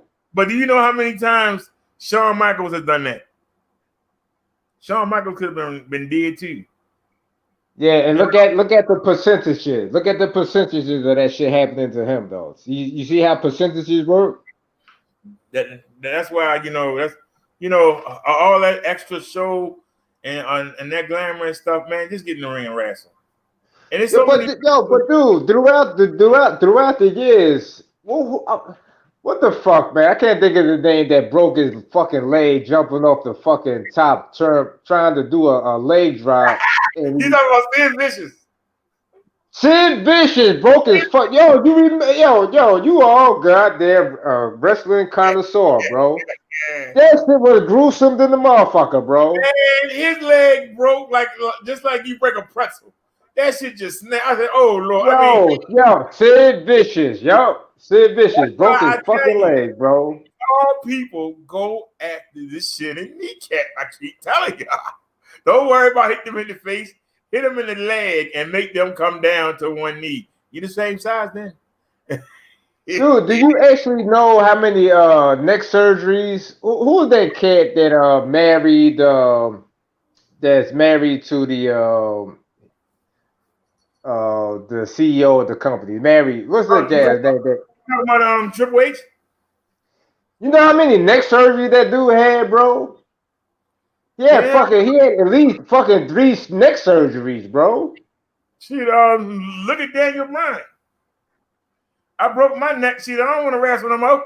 Fuck that, dude. It's just not worth it, bro. These guys, man, the injuries and the drugs that they gotta take and you gotta understand, these dudes would have to wrestle every fucking week, bro. Every week they would have to go and wrestle and shit. Now, I'm going to tell you something. There's no way that Daniel Bryan is really religious. You know why? No, I don't agree with that. And it's not because he is vegetarian. That's not it. And he's not religious because he married the bad twin. He married the bad twin. The bad twin is not Nikki. The bad twin is the other one. She's known as the alcoholic. And when you hear her do that yell, everybody know that Yall means she getting drunk, and she's laid up with every damn body. When I say everybody, I mean she laid up with everybody. All she did was get drunk, and Daniel Bryan married the drunk. That's all Yo, she I'm did. gonna tell you, man. Her wrestling was so terrible. Yo. You know, she's almost killed people in the ring. She was a raging alcoholic. And Daniel Bryan, who probably could have had his pick of women, he picked the raging alcoholic to marry. And now she's pregnant. They already got one little child, Birdie, I think, and they got another child on the way. And I mean, you know, you on the road all that time, and you leaving your children with an alcoholic. That's just crazy. Yeah, that's crazy. But yo, you keep in touch with all of that shit, man. I lost track of all of that stuff, man. Like I said, I kind of just the older I got, I just kind of just lost touch with it. But I'm gonna tell you one thing, my brother, boy, he would go toe to toe with you because you know I got older brothers, man, and they hardcore wrestling fans, man. He would love to talk to you, bro. You want to know what? You remember the it was I mean years ago they would have this a cage a wrestling ring and you had Andre the Giant, Hulk Hogan. It was a couple other wrestlers. I think I think it was Ricky Steamboat. It was at least 8 wrestlers, and you would have them in this ring fighting each other and shit. I don't know if you remember that shit years ago, bro. Like in the yeah, but my brother, it's a collector's item. It's a collector's item. My sister used to get mad because before they started making action figures, because you know, before they started making like, you know, Marvel comics like the Incredible Hulk or Captain America, you know, all they gave us was army men. You remember the little army men? Yeah, and yeah. They was stuck together. You couldn't wrestle with them. They were all stuck together. So my sister would get mad because I would take her Barbie dolls, and you know how their arms stick out. I had them smack chopping each other. She was like, "You can't do that, my dolls." And I sit there, and I used to actually make little rings. And then finally, when they came out with action figures, I was young, like about 8 or 9 years old. When they finally came out with action figures for boys, I used to have my little wrestling leagues, and then I would actually go outside. And I would set up little wrestling leagues. I had my little belts, and I would defend them. And you know, I used to take cardboard, and I would cut it in the shape of a belt. And then, I got my mother to buy me a book of flags. You know, all the flags in the world, and I would cut them out, and I would glue them on, and I would actually make championship belts. Like I say, I did that for like 8 years, and then I finally retired at 99 and 0. I never wanted nobody to be my 100. I is at 99 and 0. I retired at 99. I didn't want nobody to be my 100 victory. He's at 99 and 0. Yo, you know, because you mentioned in the army figures and shit, you know what I would do with them shits? Like, when the 4th of July would roll around, you know, before the 4th of July, we'd get some M80s, and we would fucking put them shits in like a shoebox and blow them fuckers up, and just to see what would happen to them and shit. Like, all the rest of it, the army men and all that shit, we would blow them up and shit. That's better than what I would do, because I would have them, I would paint them different colors. I would have them fight the war, and then whoever lost the war, we would just burn their whole side of the cardboard up that they were fighting on, and then we would just burn them all up. So blowing them up sounds a lot better. We never thought to blow them up. We just set them on fire and watch them melt. You know, all right, bro. Pour a little bit of lighter fluid on them, and then strike that match and step back and just sit there and just watch them melt. I'm gonna be like, I pay all that money for them men, and you gonna sit there. I'm like, you pay what money? You could get like 100 for 99 cents. What the hell you pay all that money? Go give me some more. Yeah, I used to say, give me some more. Yeah, bro, yo, hey, yo, shout out to you, brother. You know, You're very skilled in your knowledge, man. You go way back, and your knowledge is very supreme to me because that wrestling shit. I gotta talk to my brother tomorrow. I gotta let him know. Hey, yo, man, I got this dude on YouTube, man. He will blow you out the water when it comes to this wrestling shit, man. I'm gonna let him know about you and shit. Cause he's a wrestling fanatic, bro. He's a wrestling fanatic. And he's older than me. I can admit something to you. I might lose respect from everybody in this chat right now, and there's 6 people still here. Do you know that I was a Hulkamaniac? And everybody was. Everybody was. You know, Hulk Hogan with the main event, and after he put that leg drop on and got the 1, 2, 3, everybody would start running. You know, to go get their cars from the hurry them get out there and get their cars out of the parking garage. I was one of the people still in there. I was one of the people that was still in the audience. Say nothing about right and wrong. And I don't Dude, let me tell you something, though. Like, hey, I'm gonna tell you how big time Hulk Hogan was back then. When I was a youngster, they would have prime. It was prime time wrestling events where he would be the main event. Like it would just be prime time main events, and it would be somebody like Coco Beware, some scrub that he would fight or some shit. You know what I'm saying? But he would be the main event, and Hulk Hogan was the man back then, bro. He would come in with it was him and Hacksaw Jim Duggan too. Hacksaw Jim Duggan was big time too. He would have the American flag and shit with the 2x4 and all that shit. Before he came to the WWE, he just was in smaller federations. If you go watch some old, just type his name in. Watch him in old Mid-South. Watch him in the UWF. He been in some battles. The stuff he did in the WWF, go look at his old stuff. Go see him bleeding every daggone way. Go see what he had to do. This man, the matches he had with Kamala and the one-man gang. Let's go look at them old matches. Steve Dr. Death Williams. You would be surprised. And he's been a villain. Dude, trust me, dog. I saw all of those matches. It was cringe. It was cringing to watch the shit because when you think about a steel cage match, those was actual steel cage matches, bro. Those was actual steel cage. When they was in that steel cage match, it was fucking bloodshed, bro. All that shit. The steel cage matches, that shit was crazy, bro.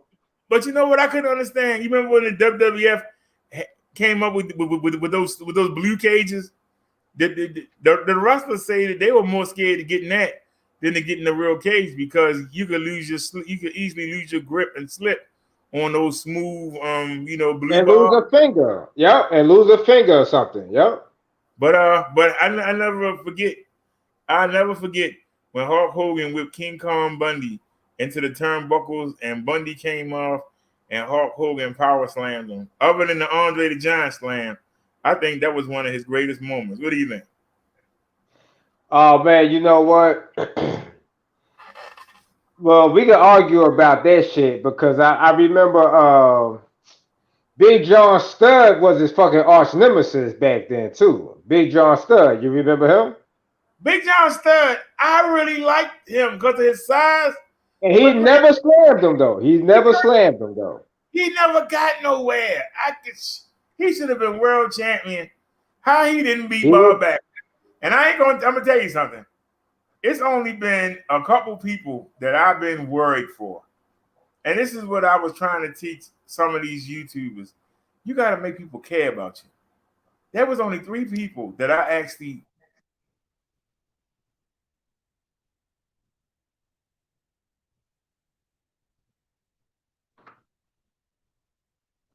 Shit, is that me? Down there, and I didn't want no cheap seat. I wanted to be up front. The Rock's father, Rocky Soul Man Johnson, he had to take on superstar Billy Graham. And I ain't talking about the man Hulk Hogan copied with the tie-dye. He was the Karate Man, superstar Billy Graham. And I was like, oh no, he was hitting everybody and cutting them up with them chops and kicking them. I said, oh no, he's going to tear him up. I got to go down there. And I went down there and I was sitting there and I was ready to go run in the ring to help him. And superstar Billy Graham got in the ring and Rocky Johnson gave him a 4-finger thrust to the throat. And he ran out the ring and wouldn't get back in and he went back to the dressing room. I said, man, I did all that work for nothing. I was literally gonna go in there and help Rocky Johnson whoop his butt. Wasn't superstar Billy Graham? Wasn't he one of the original? I think he set the record as far as undefeated streak until like Steve Austin came in and he broke his record. I think it was superstar Billy Graham was the originator for that undefeated streak, bro. I believe it was him, right? I had to go look that up. That undefeated streak, like not getting beat. It was superstar Billy Graham, wasn't it? Which era? Because that's the thing. That's the thing because he went undefeated. What I'm saying to you is, I'm from '82 on, but I know that I seen, even though I wasn't a wrestling fan, my stepfather took me to go see Bob Backlund versus superstar Billy Graham. I didn't know who he was. You know what? I think it was Bob Backlund that beat him, actually. It was Bob Backlund that actually beat him because Bob Backlund from I think it was the Iron Sheik that beat Bob Backlund back then. That's what happened. He beat Bob Backlund beat the Billy Star Graham, and then the Iron Sheik. It was devastating, bro, because he put him in the camel clutch, and he tapped out. I'll never forget that. You could YouTube that, bro. Bob Backlund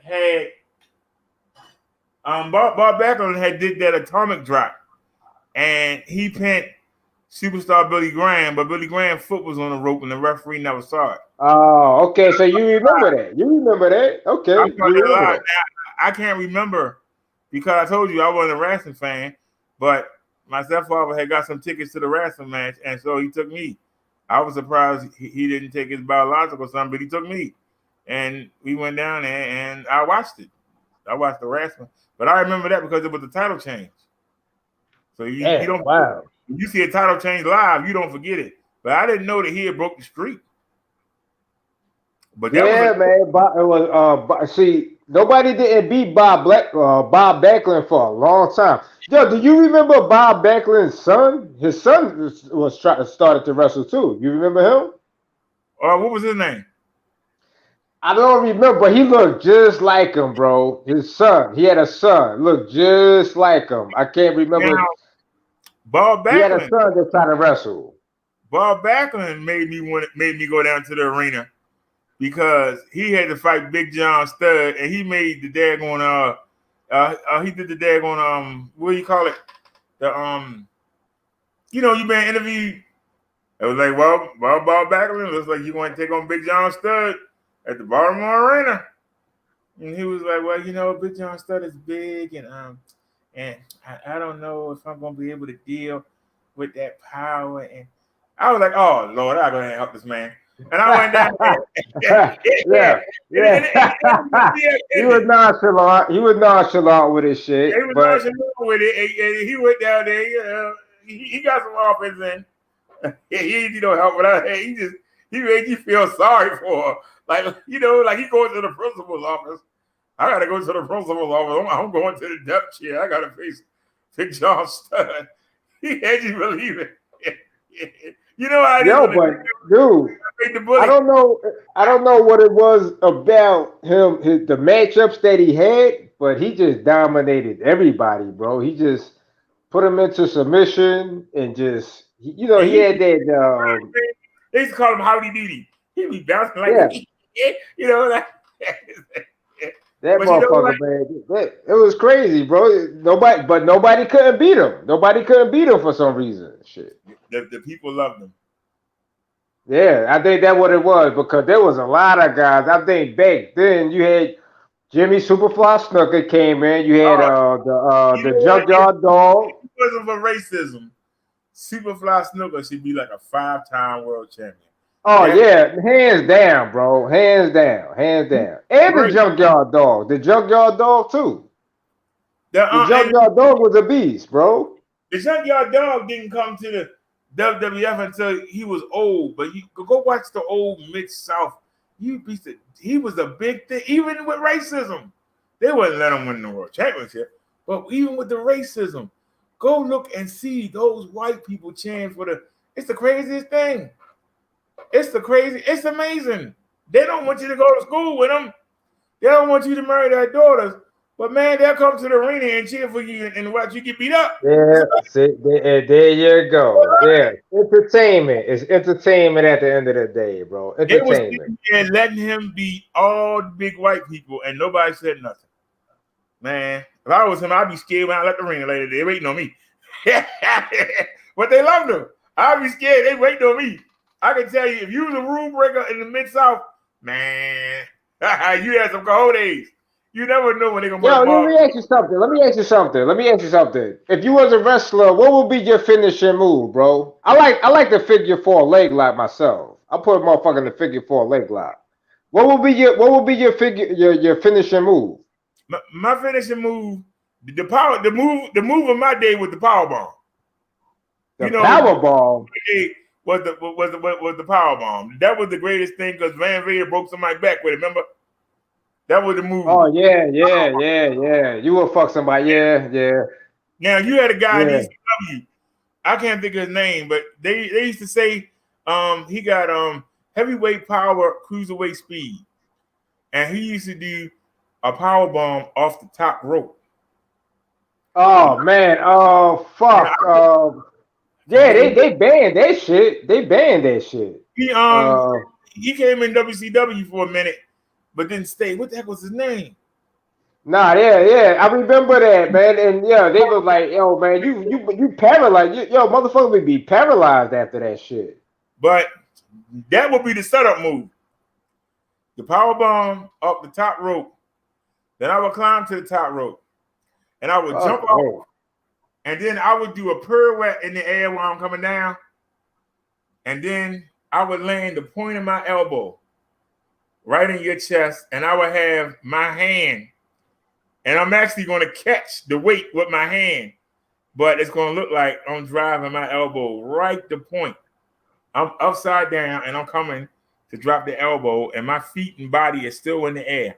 The elbow going. Hey yo, you wanna know what move that they done away with that nobody don't do anymore?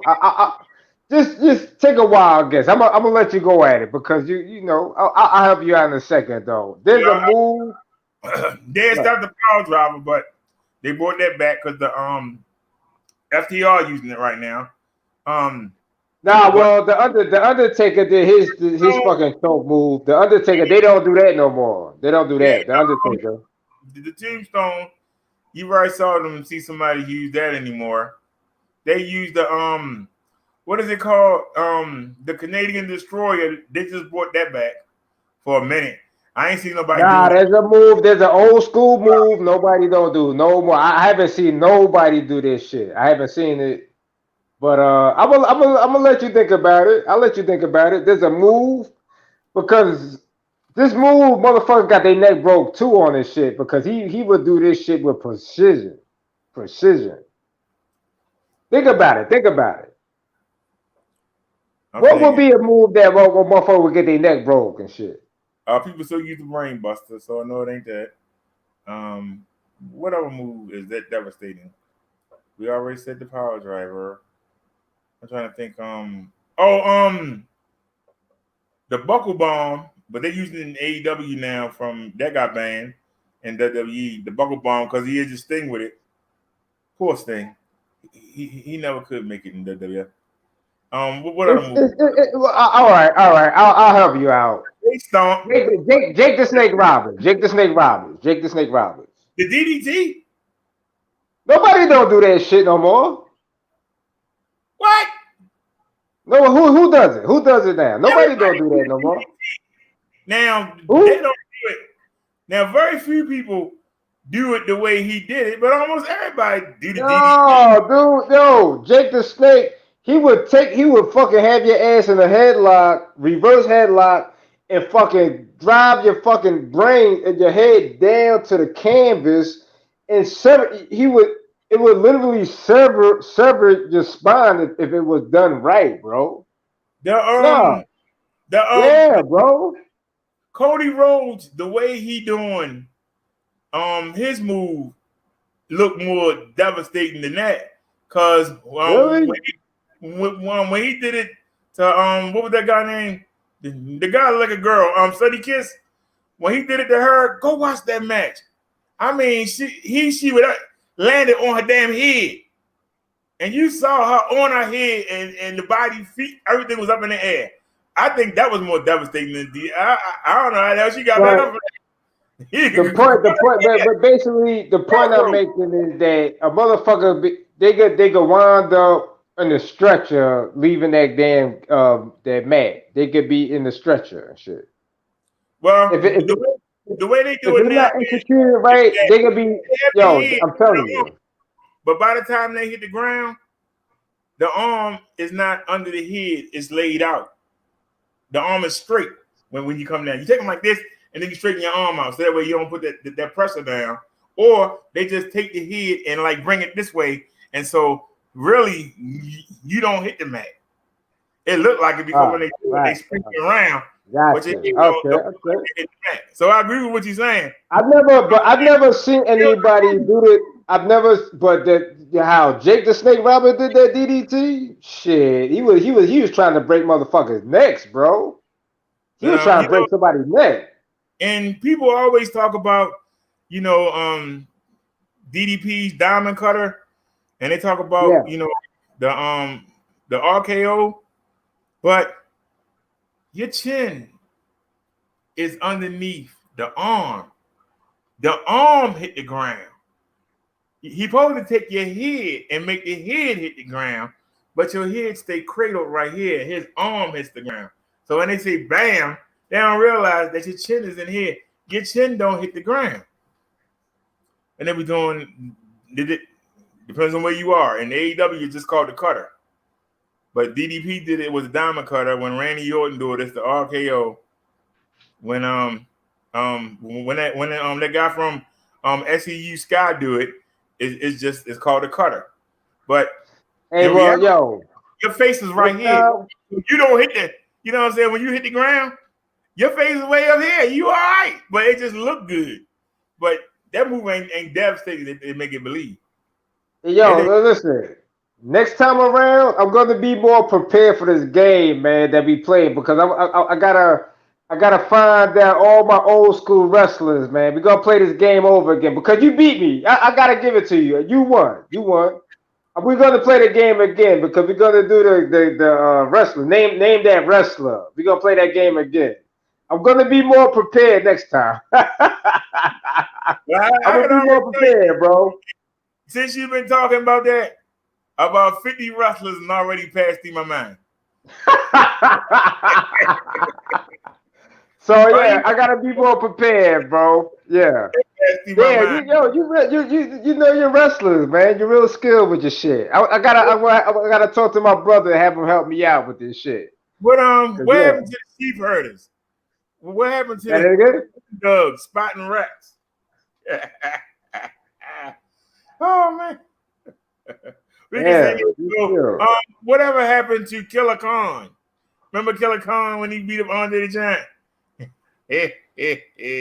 Killer Khan. How about you think about Killer Khan? What the fuck is that one big ass dude, man? I can't think of his name, but he will slap a motherfucker in their chest. He will slap the fuck out of him in their chest.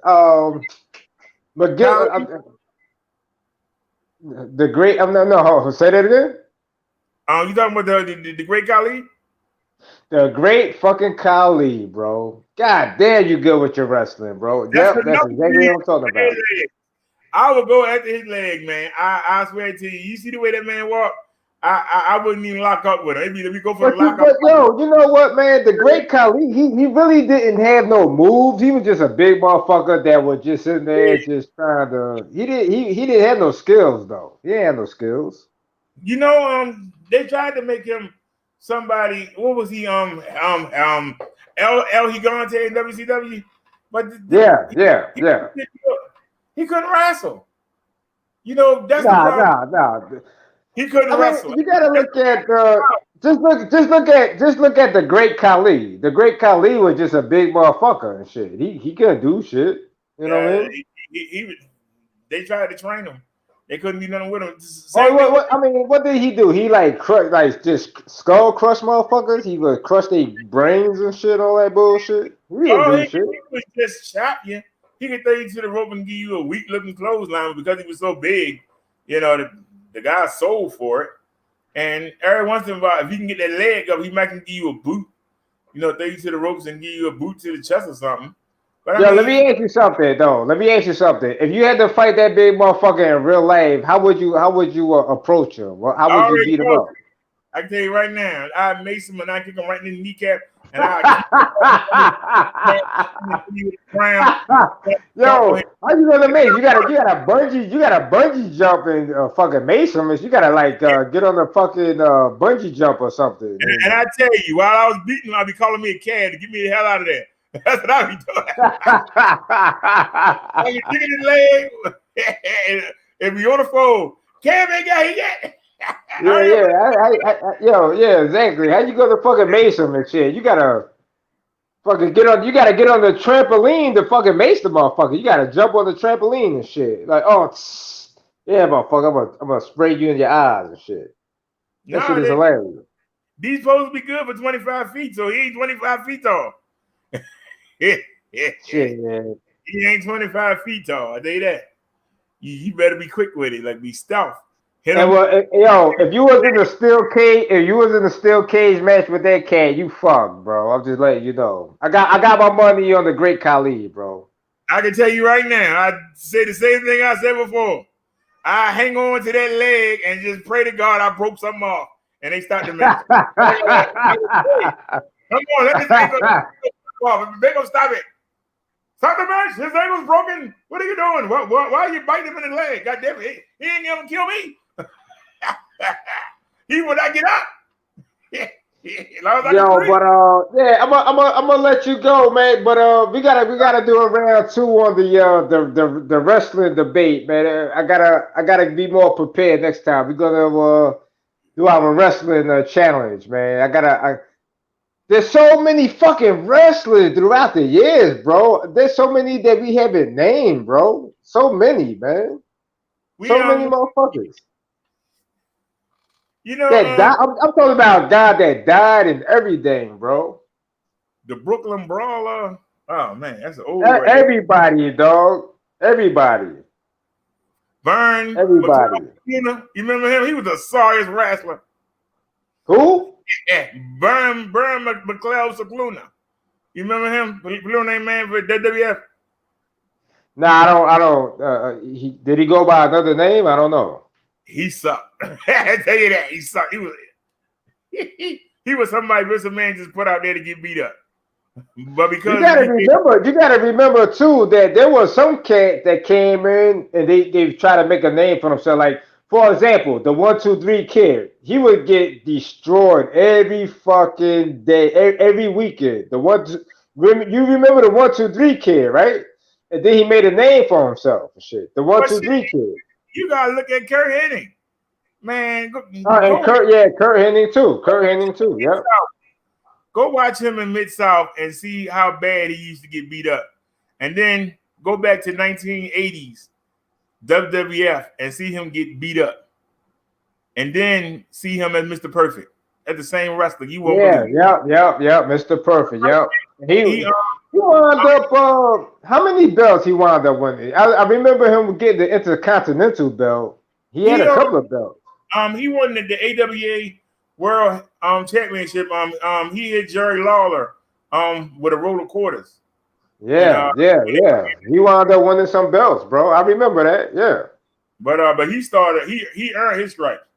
I mean, he took his beating. You had to look at him like in Florida and in Mid-South and just see. You'd be surprised. If you go watch some of them old Mid-South tapes, you'd be surprised how many people were there honing their skills before they went to the WWF. That's why, like a guy like him, it just reminds me of the Undertaker. I remember the Undertaker, how he started out. Nobody didn't know who he was, and he's an icon now. The Undertaker is a fucking icon. That's one of my brother's favorite wrestlers of all time. The Undertaker. Icons because you grow up with them. You see them getting beat up every week on TV, and then one day you see the transformation. Yeah. You see them go someplace else, and then they're not that bum that lose every week on TV. They actually, and that's why I say it really makes you have to use your disbelief, because let's look at it. Stone Cold Steve Austin, one of the greatest draws ever. Did you know that before he went to WWF, he was in WCW? Jim Duggan beat him. Yeah, Hacksaw Jim Duggan, right. You remember that? Yeah. And then when he became the sensation, a lot of the commentators in the wrestling books, Inside Wrestling, Pro Wrestling Illustrated, Bill Acton, all of them, they would sit there and say, how can you say Stone Cold, the #1 wrestler in the world, when he lost in like 3 seconds to Hacksaw Jim Duggan? Sometimes that stuff follows you. And so, he really had to get the respect of the reporters, even though they know that was a script that was wrote for him. He laid it down for Hacksaw Jim Duggan. But Hacksaw Jim Duggan was never the world champion. But see, they want to throw that one loss, but Jim Duggan was never a world champion. So how can you sit there and say, the person was that bad? I can tell you something. I'm somebody who was sick of Ric Flair. That he had the belt too much. I was just sick of him. And it wasn't because he was good. Nobody else wanted it. Because first of all, you had to pay $25,000 down for them to trust you with the belt. And then you had to show up. The NWA wasn't like the WWF back then. WWF was just Northeast. Maybe some things in Canada. But if you were the NWA champion, you had to go to Texas. You had to go to Louisiana. You had to go to Mississippi. You had to go to Florida. You had to go to the UWF. You had to go to Mid-Atlantic. You had to cover half the whole bottom of the have to go there, and you would have to either wrestle a bum. Like you remember George South? George South has been wrestling since I was little. That man still wrestle. George South. That man older than dirt. He still wrestled. Ric Flair liked him. And Ric Flair fought that man all over the country. That man was a bum, and he made a career out of being Ric Flair's bum. Ric Flair fought that man like, I don't know how many times, maybe thousands of times. But Ric Flair was comfortable with him. And so, we got the world champion here. Yeah, that's right. Here on Mid-South, we ain't small. We got the world champion here. He's going to be fighting against George South. They're like, again? Oh, man. That's always George South. Because that's who Flair wanted to wrestle. Oh, Jay from Jersey said his phone died. I'm sorry, Jay. I got my eyes closed. I didn't even realize it. It's all good. Holla. All righty, y'all. Is anybody still here? Let's check our CV numbers. Let's check the old CV numbers here. I know I ain't held y'all up. Y'all got things to do. But I appreciate you rocking with me. I appreciate it. Nobody else do. I appreciate it. We at 5,612,027 deaths in the United States. I mean, cases. Woo, it was 5 million deaths. Boy, Trump would have been out of here. 173,716 people dead in the USA. Closed cases, 3,147,303. 94%, 2,973,587 have recovered. that we know of. Deaths, 6%, 173,716. All right. The numbers reset, we know. So hit yesterday. And let's see, did we do better today, y'all? Did we do better? California, 6,925 new cases. 99 people died in California today. Florida, 2,678 new cases. 83 people died today in Florida. Texas, 6,446. 117 people died today. Looks like Texas is trying to make a run for it, y'all. Less than 5,000 difference between Florida and Texas. Who's going to be number 2? New York, 520 new cases. 10 people died. Georgia making that run. 238,861 total cases. They picked up 1,831 today. 25 people died in Georgia today. Illinois, 1,773. 12 people died today. Arizona picked up 468. They didn't lose anybody. New Jersey picked up 425. They lost 31. North Carolina picked up 425. They lost 1. Louisiana picked up 567. They lost 19. Tennessee picked up 1,036. They lost 21. Pennsylvania picked up 611. They lost 3. Massachusetts picked up 248 new cases. They lost 4. Ohio picked up 763. They lost 6. They held off Alabama. Look at that, y'all. 81-4. That's like, what, 77 cases? Ohio held off Alabama by 70-something cases. Look at that, 763-571. Ohio lost 6. Alabama lost 27. Virginia, they picked up 734. They lost 4. And they hanging on. South Carolina, they held them off. South Carolina only picked up 456. They lost 19. Michigan picked up 490. Lost none. Maryland, my state of Maryland, we ain't hit 100,000, y'all. We picked up 503. We lost 2. Indiana picked up 591. They lost 2. M-I, a crooked letter I, crooked letter I, humpback I. They picked up 276, lost 11. We had a good day today, y'all. Washington picked up 652 and lost 4. Missouri picked up 1,903 and lost 28. Wisconsin picked up 455 and lost none. Minnesota picked up 564 and lost 6. Nevada picked up 662 and lost 5. Colorado picked up 194, no deaths. Arkansas picked up 412, 4 deaths. Iowa picked up 282, 6 deaths. Connecticut picked up 370, 3 deaths. Oklahoma, 369, 4 deaths. Utah, 242, 1 death. Kentucky, 376, 5 deaths. Kansas, 1,128, no deaths. Nebraska, 191, 1 death.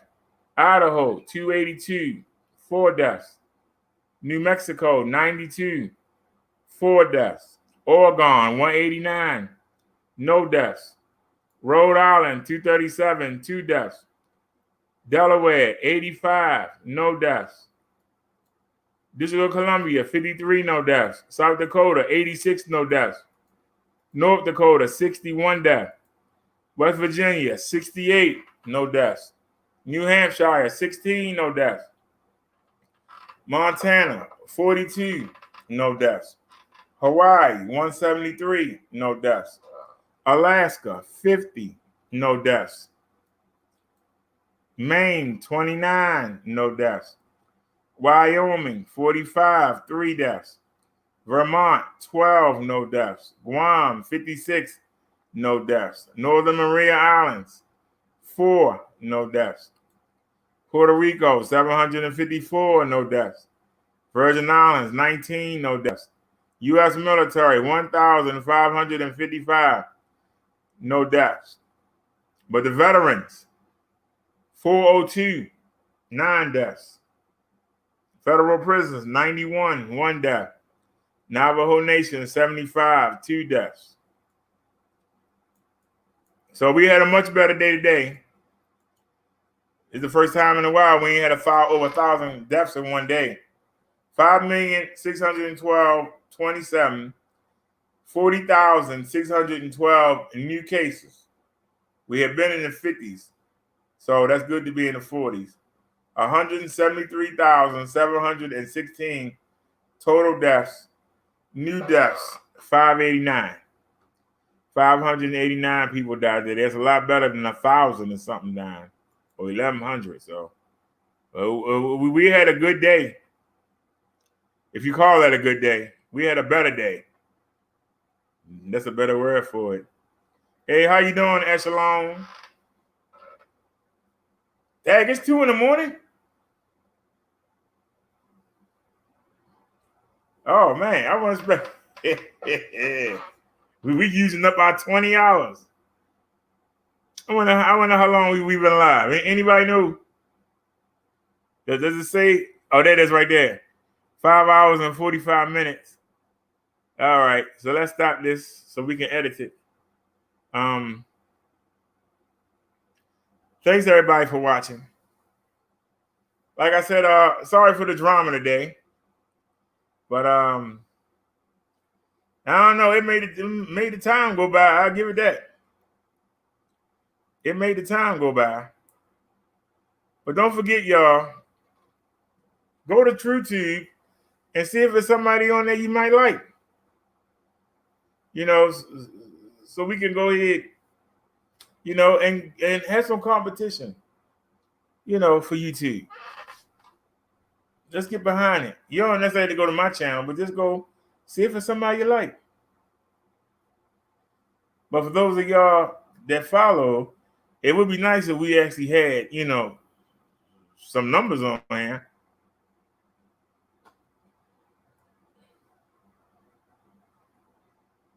Yeah, that's pretty bad. But like I say, you know, it's the same videos that we have on this channel. But like I said, you don't have to just go watch my channel. Just go support the YouTubers over there so that they'll make more videos. You know, and if ain't nobody watching, you know, if ain't nobody watching, they're not gonna grow.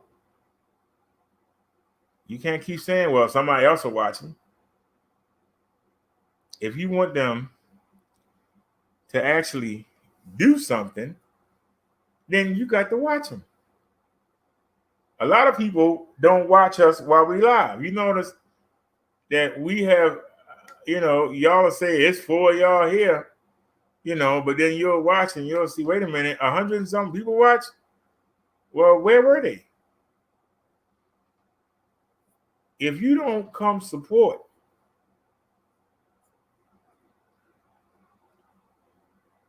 most people are going to give up. But you got to support them. I know it's hard. You know, we got a lot of subs. You know, we built this channel. Unfortunately, we built this channel up on roasting to get the subs we did.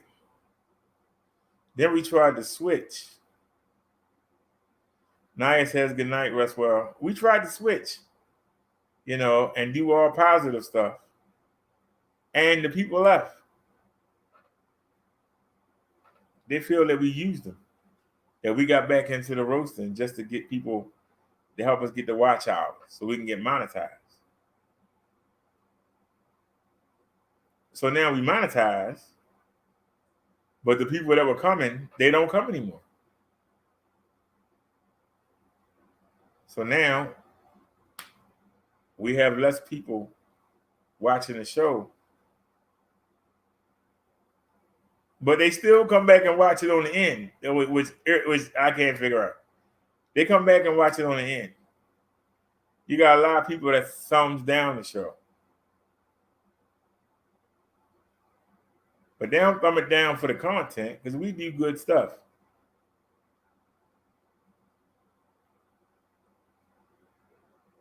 They're just mad because we don't do the roasting.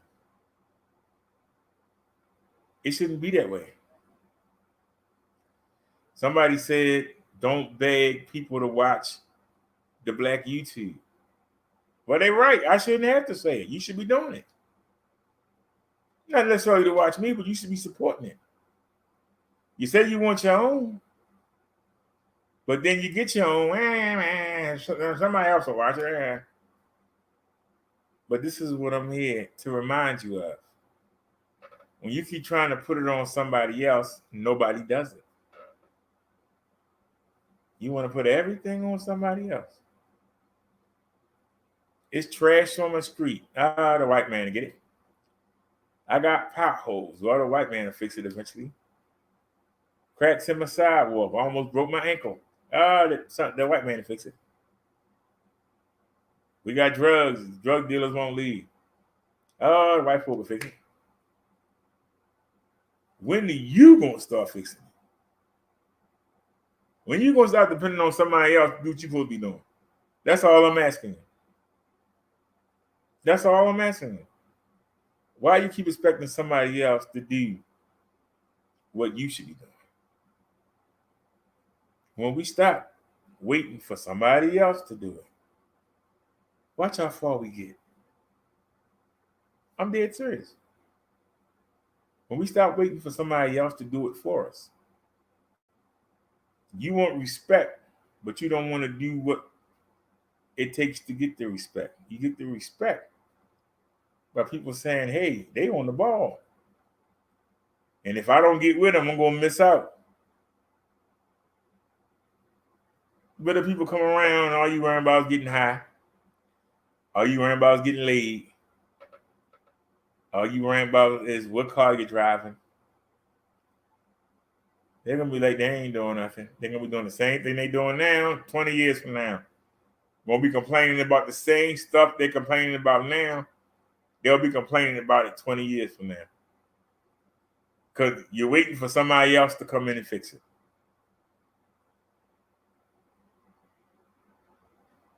Why don't we fix it?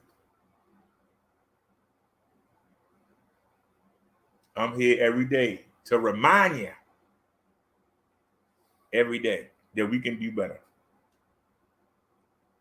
Whether you like me or not, you can't deny that. We can do better. And we just lost 2 people while I was saying that, and that proves it.